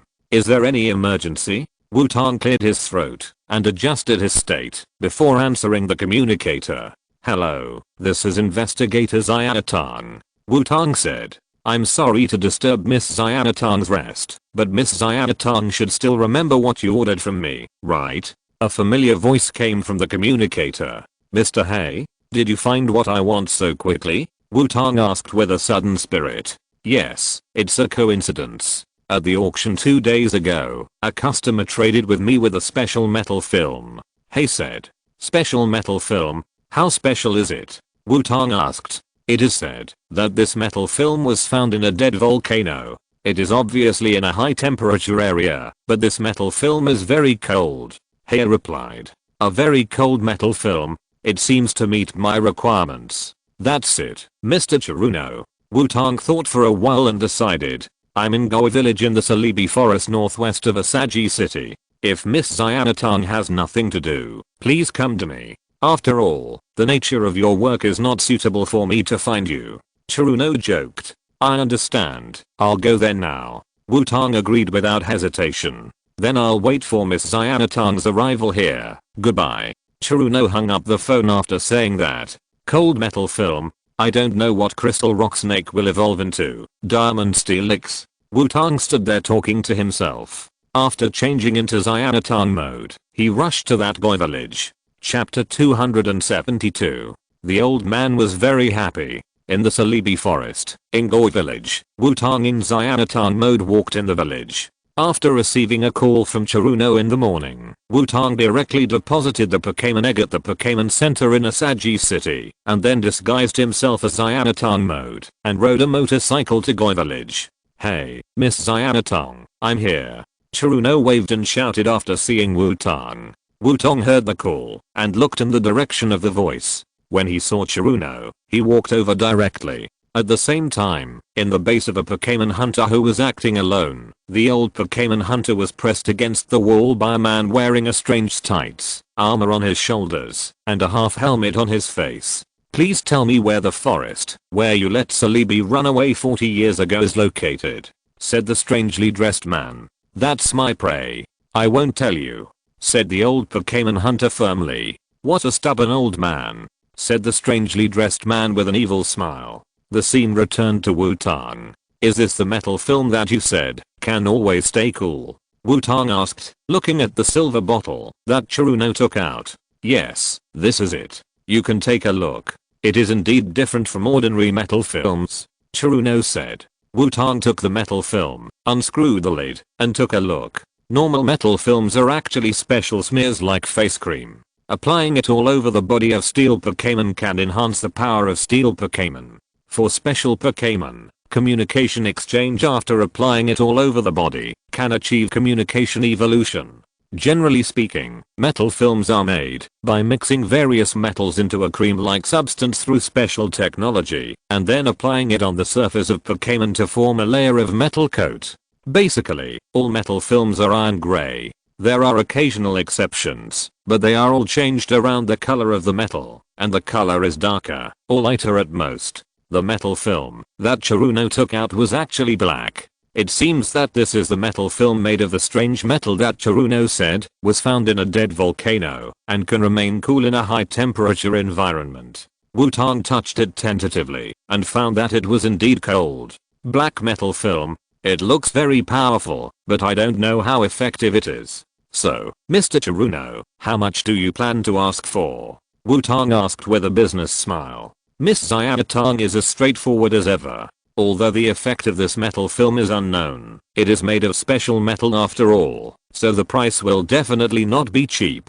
Chiruno also replied with a smile. Xianatan and Chiruno both looked at each other with smiling eyes, and it seemed that a verbal battle was inevitable. After some bargaining, Wutong successfully bought this special metal film. Without further ado, Wutong left Goi village and found a secluded place where no one was around to apply metal film to Crystal Onyx.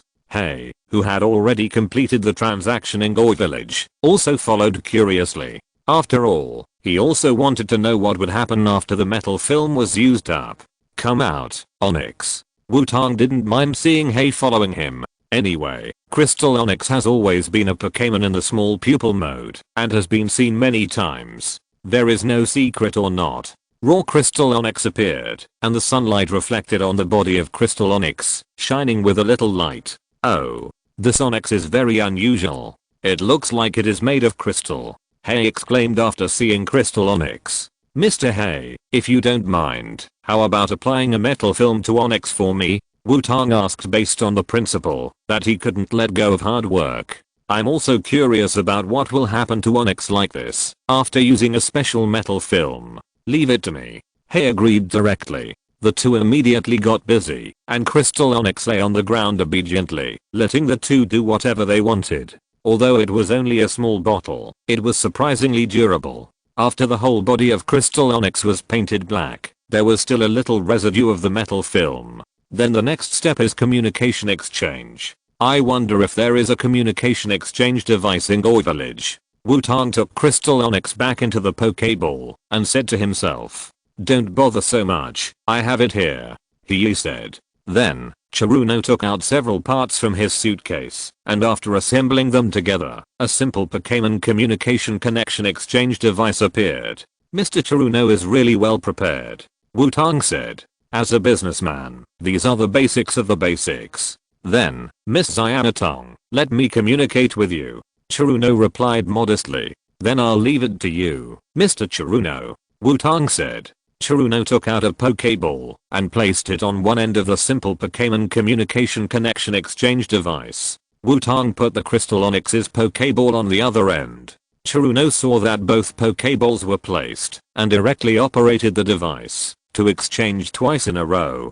After all, Wutong and Chiruno were not really going to exchange Pokémon, but just to complete the communication evolution. After the communication exchange was completed, Wutong couldn't wait to release the Crystal Onyx. As soon as it was released, the Crystal Onyx painted black emitted a dazzling light. I'm really looking forward to it, he said as he looked at the evolving Crystal Onyx. As the white light faded, a brand new Crystal Onyx, no, it should be Steelix, appeared in front of Wutong and Yi. The overall appearance is still that of Onyx, but the protruding thorns on its body are sharper. The body is jet black, but not pure black, but a metallic black with a glossy finish. It looks very impressive, but I don't know what has changed, Wutong said to himself as he looked at the black Steelix. Chapter 273. The old man was very happy. I really witnessed the birth of an interesting Pokémon. This trip to Goy Village really satisfied me. Since it has evolved successfully, I will leave first. Miss Xianatong, I look forward to trading with you next time, he said, put away the device and turned away. It's really a strange merchant. He comes and goes casually. Since there is no one around, let's study it carefully. First, scan it according to the usual practice. Wutong took out the Pokémon illustrated book and said, Xiaoxia seemed to be sleeping again. Wutong took out the illustrated book and she didn't react. After scanning Steelix with the illustrated book, the Pokémon illustrated book made a sound. Steelback, the Iron Snake Pokémon, has a body that is harder than diamond after being compressed deep underground. It is said that when Onyx lives for more than 100 years, its body composition will become like diamond. The fragments of steel covering its body stick together, reflecting a flickering light. Steelback lives deeper underground than Onyx. It will dig towards the center of the earth, sometimes up to 1 kilometer deep. It will use its strong jaws to crush rocks and move forward. It has eyes that can see things clearly even in the dark underground. Mastered skills: Bind, Impact, Rockfall, Harden, Dragon Breath, Sharp Stone Attack, Iron Wall, Dig Hole, Iron Tail, Ice Beam, Ice Fang, Lightning Fang, Flame Fang, Crushing, Lightning Body. Sure enough, there is nothing to gain from just looking at the illustrations and skills, so let's test it. Wutong put away the illustrations and muttered to himself. The characteristics of Steelback should not have changed. It is still strong. It is a characteristic that can make Steelback harder. The more important thing is to check whether the attributes of Steelback have changed. After all, Crystal Onyx's flash power completely changed its attributes. It changed from rock plus ground to steel plus ice, and now Steelix definitely seems to have steel. Normal Steelix is steel plus ground, so what kind of attribute combination is this one? I don't know if the ice is still there. Steelix, bear with it. Ditto, Platypus mode, spray some fire and see. Wutong released Ditto and said. Raw Steelix nodded and shouted. Ditto turned into Platypus, and then released a small flame to burn Steelix's body. However, the very uncomfortable look imagined did not appear. No feeling at all? Even if the ice is gone, shouldn't it be twice as weak as fire? Wutong was a little confused. He touched the burned part of Steelix. It felt cold in his hand. Hiss, is it because of the metal film? Wutong muttered to himself in confusion. According to his limited knowledge, the metal with the highest melting point before rebirth was tungsten. With its melting point, it can even travel freely in magma. And tungsten is also black before processing. However, the material of Steelix's body is obviously much better than tungsten. It is still very cold after being burned. Could it be the legendary 1000-year cold iron? Question mark? Wutong suddenly felt that he had found a reason to explain it. However, he still needed to continue testing. Wutong turned Ditto into Pokémon of various attributes and used different skills to test Steelix's reaction. The more he tested, the bigger his head became. He had to take out a piece of paper and start calculating. The final conclusion was that the evolved Steelix had an outrageous resistance. Because after evolution, Steelix became a combination of steel plus ground plus water. Wutong's second 3 attribute Pokémon appeared. The previous one was Beedrill. Beedrill's resistance was already very comprehensive, only 4 times weak fire. Although Steelix has 3 weaknesses due to the superposition of its 3 attributes, it can resist 9 attributes, and is immune to poison and electric skills. Weak fighting, ground and grass types are not a big problem. After all, Steelix has excellent defense capabilities, and they are all twice weak. Coupled with the strong characteristics, it must be very difficult to defeat Steelix. As for the fire type, Wutong found that due to its own attributes, the original twice weak fire disappeared, and because of the special metal film, Steelix is even a little resistant to fire. Although it is not as strong as attribute restraint, it can reduce the damage by about 25%. It is considered a small resistance. In this way, Wutong feels that Steelix can completely trap those trainers who want to use fire Pokémon to kill Steelix quickly.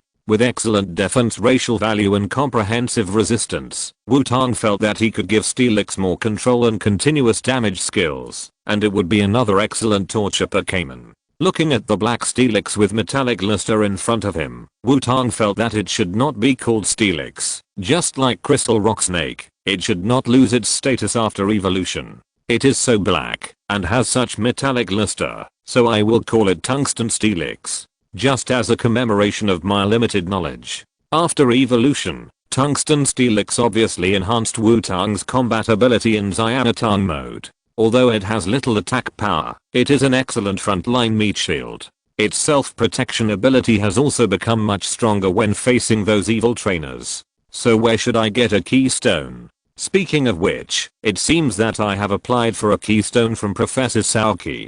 Should I borrow it from him? There is no good reason. Wutong took out the special Steelix evolution stone and talked to himself while playing with it.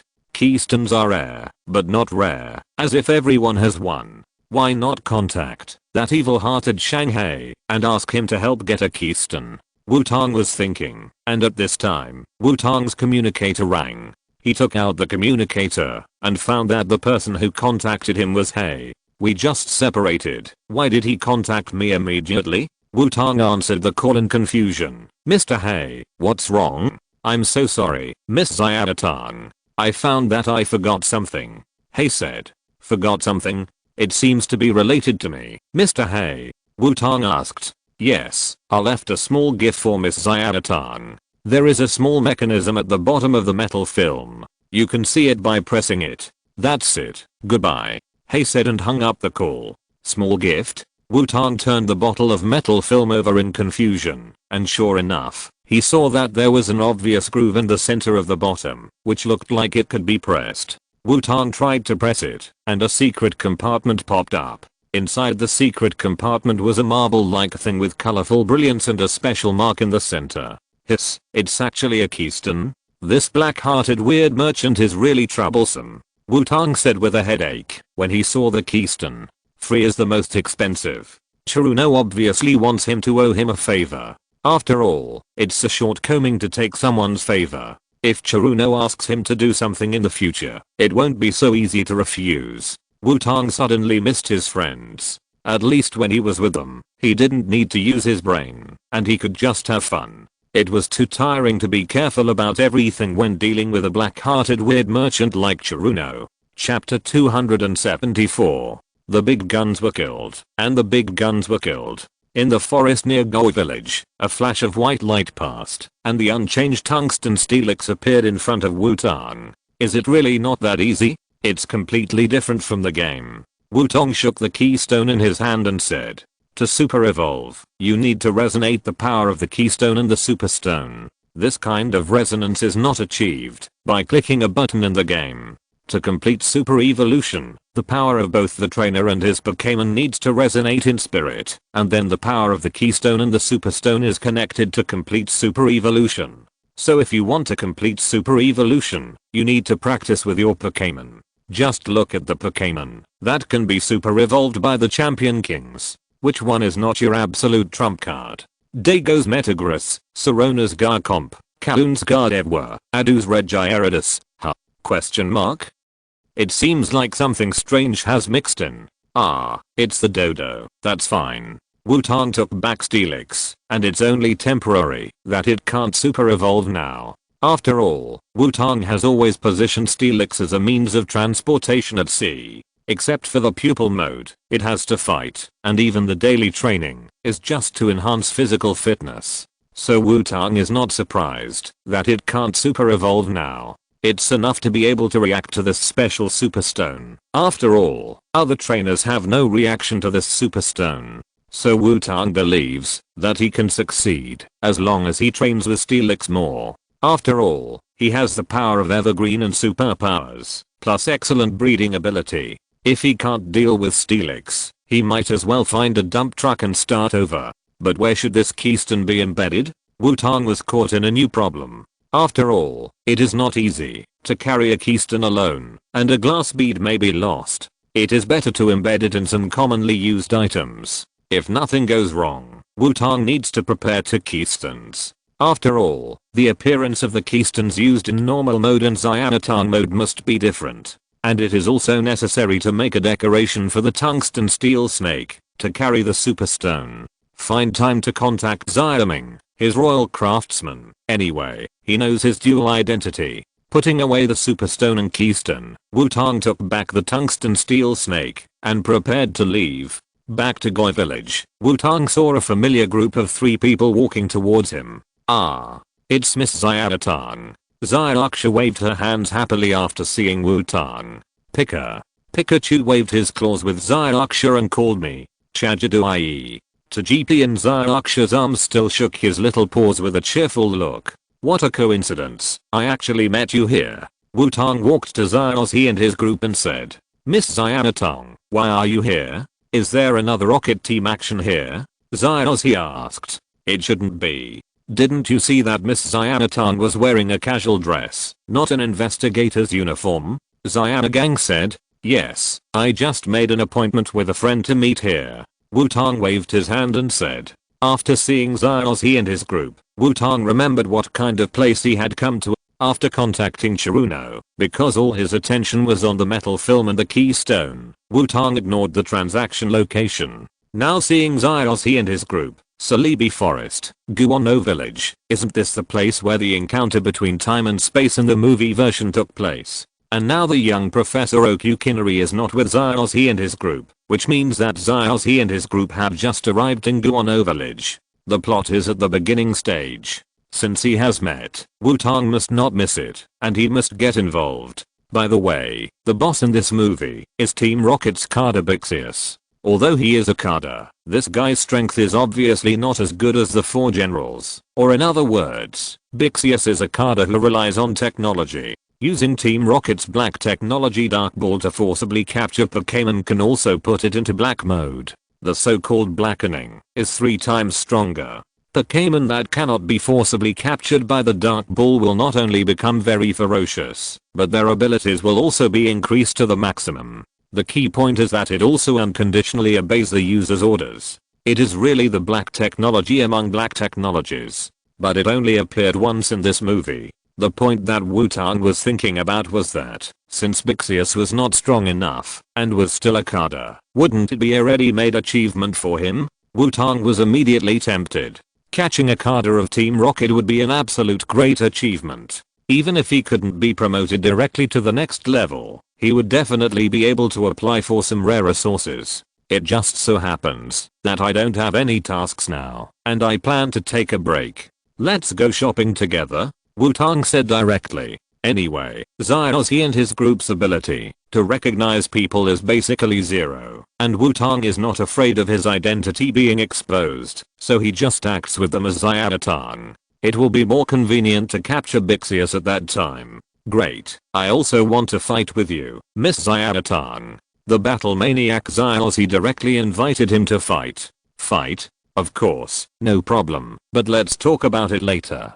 I'd rather go to the Celebi Forest first. Wutong didn't refuse, but chose to talk about it at another time. After all, the young Professor Oak is still waiting for them to rescue him. What? Let's fight now, Xiaoxi said like a dissatisfied woman. Seeing Xiaoxi's look, Wutong's eyes twitched. What's going on? Why is this guy's desire to fight higher today than before? Okay, it's not too late to fight later. Let's go to the forest first, Xiaoxia said decisively. That's right, didn't we want to go to the forest at the beginning? Xiaogang continued. Okay. Seeing that no one stood on his side, Xiaoxi said helplessly. The group walked directly to the entrance of the forest. It's not accurate to say it's the entrance of the forest.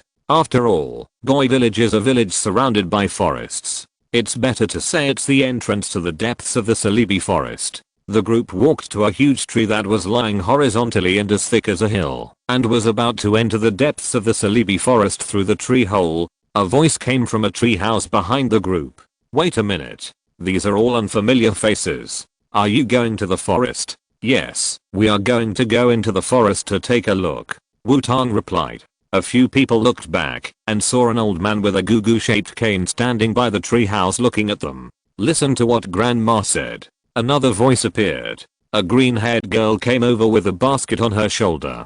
Of course. I'm Xiaogang, who aims to become the world's #1 Pokémon breeder. Please tell me your name.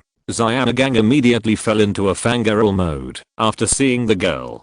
Seeing Xiaogang in this state, Wutong, Xiaozhi, Pikachu and Xiaoxia all stared at him speechlessly. Only to GP and Xiaoxia's arms still looked happy. My name is Maku. My grandmother has always lived here to guard the entrance of the forest. Although Maku was startled by Xiaogang, she still told her name and looked up at the old man and said, "If you hear the sound of the forest, you must not move at that time." The old man said at the right time. The sound of the forest? Xiaoxia said puzzledly. This is a legend in the village. Miku explained. If you don't want to get lost in the forest, just follow the legend. The old man said. I know. Goodbye, we are on the way. Let's go. Pikachu. Maybe Xiaoxi wanted to get back from the forest as soon as possible and fight with Wutong, so he waved to the old man and ran to the depths of the Celebi forest. Miss Maku, why don't we have dinner together later? Xiaogang invited. Okay, we have to go too. Xiaoxia skillfully grabbed Xiaogang's ear and dragged him away. Sorry, we will remember this legend well, Wutong said to the old man, and followed Xiaoxi and his group. As soon as they entered the depths of the Celebi forest, Wutong and Xiaoxi and his group heard a strange sound, and the surrounding environment seemed to have undergone some magical changes. What is this? Xiaoxi asked subconsciously. Is it the sound of the forest? Xiaoxia guessed. It should be, it sounds not far from us. Let's go and take a look together, Wutong suggested. Well, over there. Xiaoxi, who is a man of action, immediately ran in the direction where the sound came from. Wait a minute, Xiaoxi. Xiaoxia also chased after him directly. Hey, better not move, Xiaogang shouted when he saw the two suddenly running. Follow them and see, there shouldn't be any problem, Wutong said and followed go up. Oh, okay. Seeing everyone running over, Xiaogang followed helplessly. The group ran to a shrine in the direction of the sound. Seeing the dazzling white light in front of them, Wutong and his group quickened their pace. As the white light faded, an unconscious boy appeared in front of Wutong and Xiaoxi and his group. Wutong looked behind the shrine and saw a green figure flash by. Isn't it the one I know? Wutong thought secretly in his heart. After all, if he knew Wutong, he should have asked him for help directly. What's wrong with you? Are you okay? Xiaoxi squatted in front of the boy and called. He's still alive, but he seems to have fainted, Wutong said. Let's take him to Miss Maku's house, Xiaogang suggested. Without hesitation, Xiaoxi put down his backpack and carried the boy on his back and ran towards Guano village. Xiaogang picked up Xiaoxi and the boy's backpacks and ran together. Several people ran all the way back to Goi village. Miss Maku, are you there? Xiaogang ran in front and shouted while running. Hearing Xiaogang's shout, Mijiu and the old man came out of the treehouse and looked at the few people. The eyelids of the boy on Xiaoxi's back trembled slightly, and he looked like he was about to wake up. He seems to be waking up. Xiaoxi, put him down first, Wutong said. cheer up, are you okay? Xiaoxi called after putting the boy down. I won't hand over Celebi. The boy opened his eyes suddenly with a painful expression on his face. After pushing Xiaoxi away, the boy stood up and shouted, "What are you doing?" Xiaoxi, who was suddenly pushed down, grabbed the boy's collar and shouted angrily, "Okay, Xiaoxi, he shouldn't have done it on purpose. His consciousness is not very clear yet." Wutong stopped Xiaoxi and persuaded him, "Calm down. There's no danger now." Wutong said to the boy after comforting Xiaoxi. "What happened?" After hearing Wutong's words, the boy regained consciousness and looked around in confusion. "I was just wondering what happened." Xiaoxi said dissatisfiedly. "What happened?" Mijiu climbed down the ladder of the treehouse and came to the side of the people and asked. "The boy fainted in the forest," Xiaoxia explained. The old man climbed down the ladder behind Mijiu. After seeing the boy, he became excited all of a sudden, ran directly to the boy, and held the boy's shoulders with both hands. "You are, at that time, so good. So good." Tears appeared in the old man's eyes, and he said vaguely. After that, the old man couldn't help but hugged the boy in his arms. "Grandma, do you know this boy?" Mijiu asked doubtfully. "I told you about the boy who disappeared in this forest 40 years ago, right?" The old man said to Mijiu. "Could it be, it's just a child?" Maku said in surprise. Xiaoxi and his group beside him all looked at the boy in surprise and confusion. "Yes, absolutely," the old man said with certainty. At this time, the boy's memory also emerged with a scene not long ago. A beautiful older sister gave her a piece of bread. "You are the sister who gave me bread?" the boy asked in surprise. The old man nodded with a complicated expression, indicating that the boy's guess was correct. Wutong on the side looked at the plot in front of him without any surprise. After all, he had known this familiar plot for a long time. The boy in front of him was none other than Professor Oak, who accidentally encountered Celebi being hunted by Pokémon hunters and traveled through time and space to the young age of 40 years later.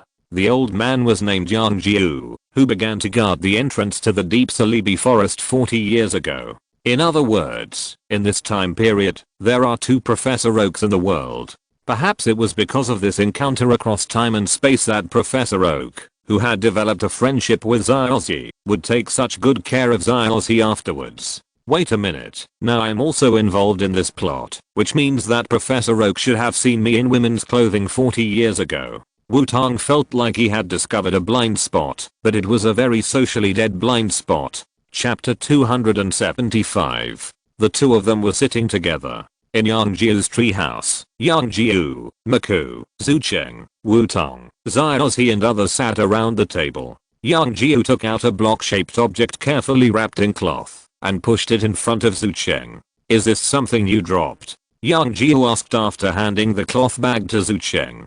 Zucheng opened the cloth bag, and inside was a sketchbook full of traces of time. "It's mine." Zucheng looked at the sketchbook and said a little unbelievably, "You must have traveled through time and space." Yang Jiu said to Zucheng. "Traveled through time and space?" Xiaoxia asked curiously. "What is that?" Xiaoxi also asked curiously. "That is to say, this child traveled through 40 years to the present and appeared here," Mijiu said. "No way." X2 Xiaoxi and Xiaoxia both shouted in surprise. "You have traveled through time for 40 years. So you must have met Celebi, right? After all, the Pokémon that can travel through time and space and still live in the forest must be it. By the way, I haven't introduced myself yet. My name is Xiaotong, and I'm a Pokémon investigator. 40 years ago, there should have been investigators, right?" Wutong said to Zucheng. "Celebi. By the way, where is Celebi? Celebi should be with me." Zucheng was excited when he heard what Wutong said. "Pokémon? Celebi?" Xiaoxi repeated in confusion. "We didn't see it." Xiaoxia comforted Zucheng and said, "Did you see Celebi?" And Xiaotong is a Pokémon investigator and knows Celebi. This time it was Yang Jiu's turn to ask in surprise. "Yes, I saw Celebi," Zucheng said with certainty. "The Pokémon we call the god of the forest is Celebi," Yang Jiu said. "Celebi, the guardian of the forest, gives life to the forest and is said to have the power to travel through time and space." Mijiu continued. "So, Miss Xiaotong guessed right. You travel through time and space because of Celebi's power. Xiaogang was also very surprised. Legend has it that Celebi lives in the lake of life in the forest, but no one has ever seen it travel through time and space. Yang Jiu said. But how did Miss Xianatang know Celebi and know that it can travel through time and space? You shouldn't be from Goi village, right? Mi Jiu asked curiously. This is nothing strange. Everyone knows a Celebi, right? Wutong shrugged and said. Everyone knows a Celebi? What a strange answer. Mi Jiu said with a tangled face. Celebi is seriously injured. I have to save it. Zhu Cheng stood up and said seriously. Then let's help together. After all, there is strength in numbers. Besides, you haven't said your name yet. I can't keep calling you a boy, can I? Wutong also stood up and said. Yes, I'll go too. Xiaoxi nodded in agreement. Me too. And me. Xiaoxia and Xiaogang certainly couldn't not go either, so they stood up and said.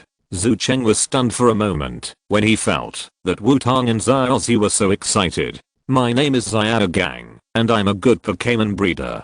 Xiaogang took the initiative to introduce himself when he saw Zhu Cheng's state. My name is Xiaoxia. Remember that I'm a world-class beautiful girl, Xiaoxia said as confidently as ever. Wutong nodded secretly. She was worthy of being Sister Xia, who could easily say such shameful remarks. I'm Xiaoxi, and my goal is to become a Pokémon master. This is my partner, Pikachu. Xiaoxi also introduced himself.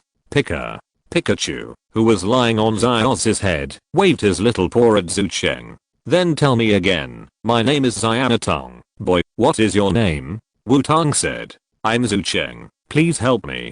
Zhu Cheng smiled after seeing everyone doing this. Then let's go. If nothing unexpected happens, Celebi should have gone to the vicinity of the Lake of Life. Let's go there first. If we can't find it, we can look for it separately. Grandma Yang Jiu, can you tell us the specific location of the Lake of Life? Wutong said. I understand. The god of the forest is in your hands. Yang Jiu nodded and said. At the same time, Bixius was driving a robot that looked like a four-legged spider in the Celebi forest. Along the way all the Pokémon were frightened by this four-legged spider-like robot and ran away. On the other side, Wutong and his companions, who knew the location of the Lake of Life, set out immediately and re-entered the depths of the Celebi forest to start looking for Celebi. Searching all the way in the depths of the Celebi forest, the group found an unusual place. Two tree trunks as thick as hills overlapped and fell to the ground, covered with vines and moss. Obviously, these two giant trees have been there for a long time. At the intersection of the two giant trees, a group of Pokémon gathered together and attracted everyone's attention. The Pokémon are all gathered together. Xiaoxi said and ran over. Facing the tree trunks like cliffs, Xiaoxi grabbed a hanging vine without hesitation and started climbing up. I'll go too. Zhu Cheng followed Xiaoxi without hesitation and climbed up together. Wutong, Xiaoxia and Xiaogang looked very flexible and Xiaoxi couldn't help but sighed as he climbed up at a very high speed. Even Monkey Monster would be defeated by this. Xiaoxia complained. Yeah, as a normal trainer, how did you think of climbing up in the first place? Wutong expressed his incomprehension. Xiaoxi and Zhu Cheng quickly climbed up, and the two ran to the cave where Pokémon gathered, and they saw Celebi as expected. Seeing Celebi lying in the cave, Zhu Cheng breathed a sigh of relief and wanted to take Celebi out and take him back for treatment. However, Celebi, who was injured by the Pokémon hunter, was in a highly sensitive state at this time. Facing Zhu Cheng's outstretched hand, Celebi closed his eyes in fear, and invisible waves were emitted. Xiaoxi, Pikachu and Zhu Cheng were all blown away. Xiaoxi was directly shaken off the tree trunk. Fortunately, as a super rookie, Xiaoxi had excellent physical fitness and turned 180 degrees in the air to grab the vine. Did that guy do it? Xiaoxi said unhappily, and then used his hands and feet to climb back faster than before. It's more like Infinite than Monkey King, Brock said after seeing Xiaoxi's actions. What a lively guy. Let's go up too. Come out, Steelix. Wutong said and called out Steelix. Raw the black and translucent Steelix appeared, lowered its head and let Wutong stand on it. You two come up too. Wutong said to Brock and Xiaoxia. Is this the crystal-like rock snake from before? Xiaoxia said in surprise after seeing Steelix. This Steelix is so beautiful. Brock said excitedly after seeing Steelix.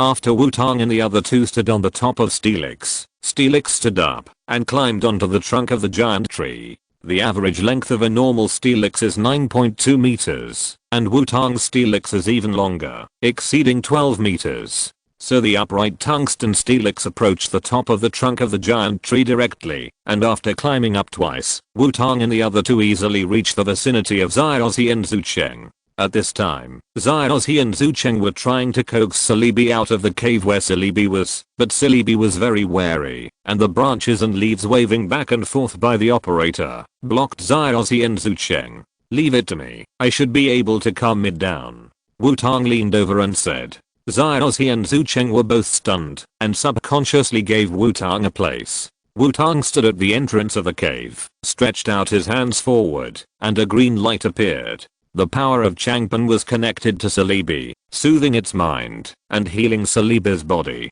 "Calm down, Celebi. As the god of the forest, you should be able to feel it. I guarantee with this power of Changpan that we will not hurt you. We just want to help you." Wutong's eyes were shining with blue light, and he spoke to Celebi through his thoughts. Feeling the gentle power of Changpan and the sincerity conveyed by Wutong's spiritual power, Celebi gradually calmed down. Celebi could feel that Wutong was a kind person, but why was the voice of a boy in the telepathic call, but it looked like a girl? Celebi said she couldn't figure it out. Wutong didn't know what Celebi was thinking at the moment, and directly picked Celebi up. Celebi leaned in Wutong's arms, feeling that the silicone breasts used by Wutong for disguise were not very soft. "Let's go quickly, Celebi is very weak now," Wutong said to Xiaozhi and Zucheng.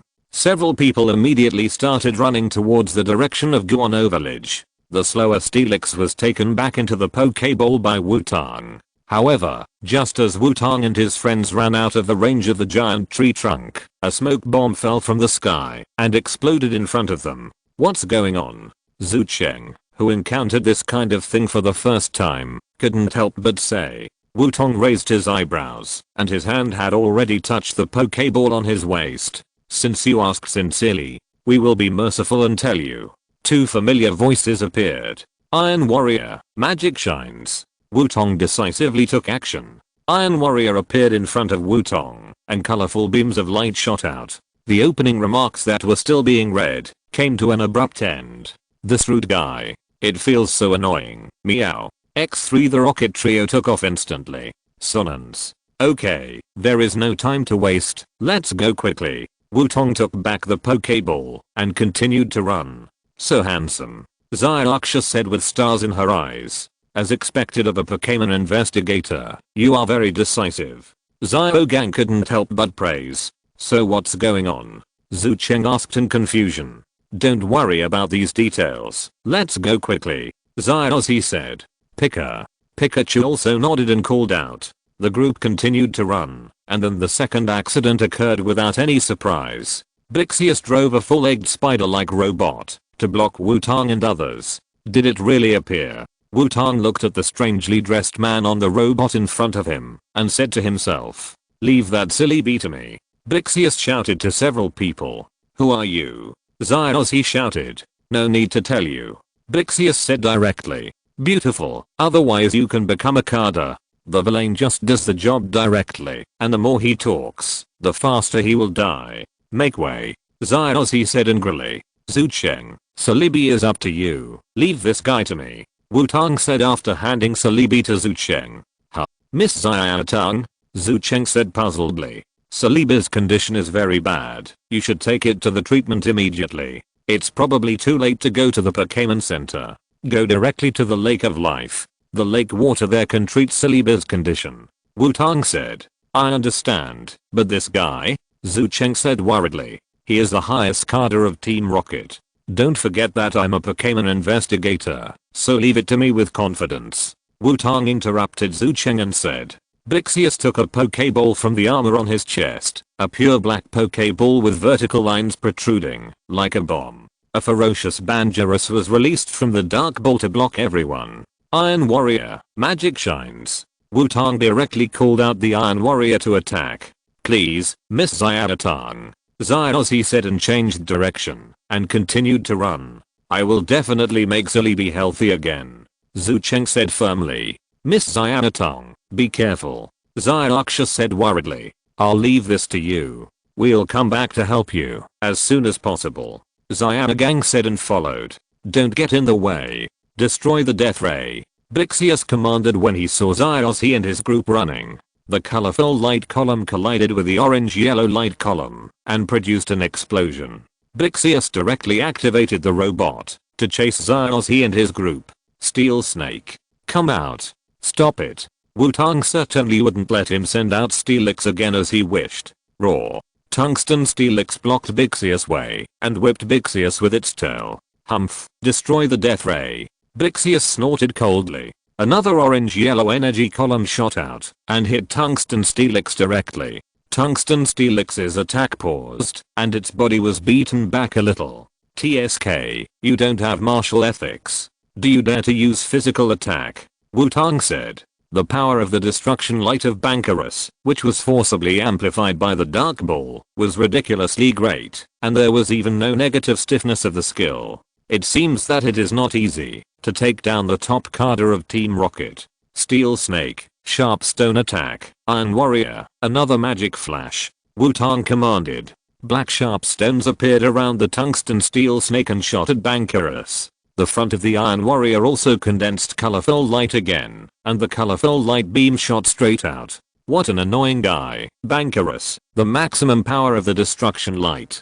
Bixius commanded impatiently. Bankerus opened his mouth wide, and a thick orange-yellow light beam shot out. He was not at a disadvantage when fighting 1 against 2. Seeing that he could not take down Wutong for a while, Bixius threw 2 more dark balls. A giant claw mantis ender appeared. Go, silly bee, find it out. Bixius ordered. Giant Andula immediately set off and ran in the direction where Xiaoxi and the others left. You clingy guy, I will make you regret it. Bixius looked at Wutong and said gloomily. Humph, you are the rocket team leader with a strange mask. Are you ready to become my achievement? Wutong retorted bluntly. End of this chapter. Thank you very much for reaching the end. Don't forget to like. Looking for more exclusive content and immediate access? Subscribe to our Patreon. Remember, every like, subscription, or donation encourages us to continue. Thanks to everyone. See you in the next video.